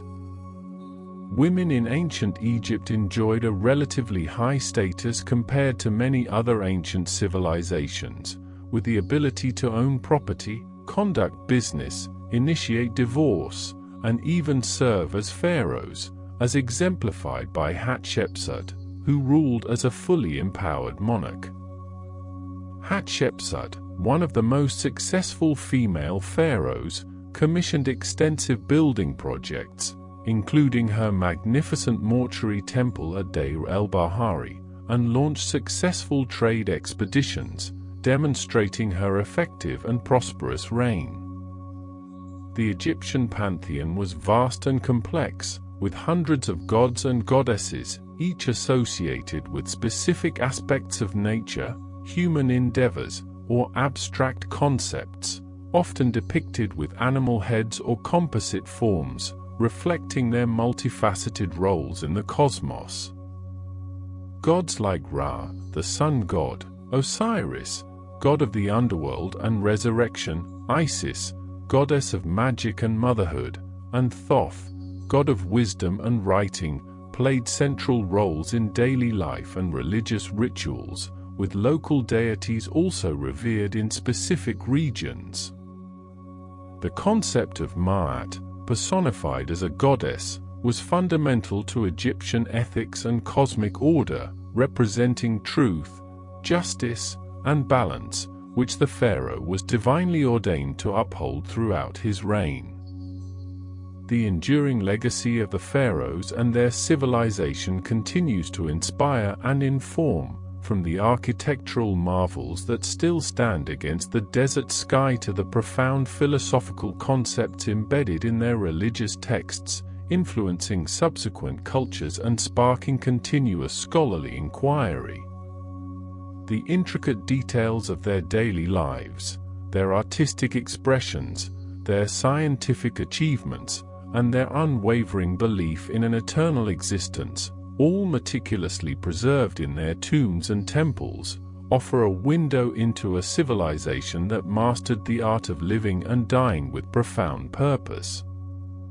The echoes of their reign, carried on the gentle currents of the Nile and illuminated by the desert moonlight, continue to whisper stories of a people who lived and died with an unwavering belief in the continuity of existence, leaving an indelible mark on the tapestry of human history, a testament to their profound ingenuity and their timeless quest for immortality, inviting us to forever ponder the mysteries and grandeur of their ancient world. As the desert winds carried the final whispers of their enduring legacy, our journey through ancient Egypt now turns to the intricate societal structures that supported the pharaohs, a complex hierarchy meticulously designed to maintain order and ensure the prosperity of the two lands, with the pharaoh at its apex as both a divine ruler and the chief administrator of all earthly and spiritual matters. Beneath the pharaoh, the vizier served as the prime minister, a powerful figure responsible for overseeing the entire bureaucracy, from tax collection and justice to public works projects like the construction of monumental temples and tombs, embodying the practical arm of royal authority. Scribes, an elite and highly respected class, meticulously recorded every aspect of Egyptian life, from legal decrees and religious texts to economic transactions and historical annals, using their mastery of hieroglyphs to preserve knowledge and administer the vast kingdom. The intricate system of land ownership and agricultural management was central to Egypt's wealth, with the fertile black lands along the Nile providing abundant harvests of emmer wheat, barley, and flax, which were carefully managed by district governors and local officials reporting up the administrative chain. Temples were not merely places of worship but also significant economic entities, possessing vast tracts of land, employing numerous priests, artisans, and laborers, and accumulating considerable wealth through offerings and agricultural surplus, functioning as powerful centers of both spiritual and material influence. The priesthood, organized into distinct ranks and serving specific deities, performed daily rituals to maintain cosmic order, ensuring the gods remained benevolent and the Nile's vital inundation continued, their duties extending from elaborate ceremonies to the interpretation of omens and dreams. Artisans and craftsmen, a highly skilled segment of society, dedicated their lives to creating the exquisite objects that adorn temples and tombs, from the intricate gold jewelry of queens to the monumental statues of pharaohs, each piece imbued with symbolic meaning and crafted with remarkable precision. Stone masons, sculptors, painters, and carpenters worked in specialized workshops, often attached to royal or temple complexes, passing down their techniques through generations, ensuring the continuity of artistic traditions that defined Egyptian aesthetics for millennia. The common people, primarily farmers and laborers, formed the backbone of Egyptian society, their lives inextricably linked to the rhythms of the Nile, providing the essential labor for agricultural production and the massive construction projects that characterized pharaonic rule. Military organization, while not always at the forefront during periods of peace, became increasingly sophisticated during the New Kingdom, as Egypt expanded its empire and faced external threats, with a standing army composed of charioteers, archers, and infantry, often supplemented by foreign mercenaries. The pharaoh, as commander-in-chief, led his armies into battle, demonstrating his martial prowess and reinforcing his divine right to rule, securing Egypt's borders and projecting its power across the Near East. Naval forces also played a crucial role, particularly in trade and transportation along the Nile and across the Mediterranean, facilitating the movement of goods, troops, and diplomatic envoys, connecting Egypt to distant lands and cultures. The concept of Ma'at, representing truth, justice, and cosmic order, permeated every level of Egyptian society, serving as the guiding principle for both the pharaoh's governance and the daily conduct of individuals, ensuring harmony between humanity, the gods, and the natural world. Pharaohs were expected to uphold Ma'at through their actions, maintaining stability and prosperity, and their success or failure in this endeavor was believed to directly impact the well-being of the entire kingdom. The elaborate funerary rituals and beliefs, so central to Egyptian culture, were also deeply intertwined with Ma'at, as the deceased sought to be judged favorably in the afterlife, having lived a life in accordance with cosmic balance. Beyond the grand narratives of pharaohs and pyramids, the daily lives of ordinary Egyptians reveal a vibrant culture, with families living in mud brick homes, enjoying simple pleasures like music, games, and storytelling, often gathering along the riverbanks during the cooler evenings. Women in ancient Egypt enjoyed a relatively high status compared to many other ancient civilizations, with legal rights to own property, conduct business, and initiate divorce, demonstrating a progressive approach to gender roles within their societal framework. Children, cherished members of the family, played with toys made of wood and clay, learned practical skills from their parents, and often attended temple schools if they were destined for scribal or priestly careers, preparing them for their roles in the intricate tapestry of Egyptian life. The development of writing, specifically hieroglyphs, was a monumental achievement, evolving from pictographic signs into a complex system that combined logograms, phonograms, and determinatives, used for sacred texts, monumental inscriptions, and official records. Over time, more cursive forms like hieratic and later demotic script emerged, used for everyday administration and literature, making writing more accessible and efficient for the burgeoning bureaucracy. The Rosetta Stone, discovered in 1799, proved instrumental in deciphering these ancient scripts, unlocking the vast repository of knowledge contained within Egyptian monuments and papyri, allowing modern scholars to finally understand the voices of the pharaohs and their people. The construction of temples, more than just places of worship, served as colossal statements of royal power and piety, with massive pylons, hypostyle halls filled with towering columns, and inner sanctuaries housing cult images of the gods, all adorned with intricate reliefs and vibrant paintings. These architectural marvels were meticulously aligned with astronomical events, reflecting the Egyptians' profound understanding of the cosmos and their belief in the interconnectedness of earthly and celestial realms. The Karnak temple complex, for instance, grew over nearly 2 millennia, with successive pharaohs adding new chapels, courts, and obelisks, transforming it into the largest religious site in the world, a testament to enduring devotion and monumental ambition. The rich pantheon of Egyptian gods and goddesses, each with specific domains and attributes, reflected the diverse aspects of the natural world and human experience, from Ra, the sun god, to Osiris, god of the underworld, and Isis, goddess of magic and motherhood. These deities were often depicted with human bodies and animal heads, symbolizing their multifaceted nature and their connection to both the terrestrial and divine spheres.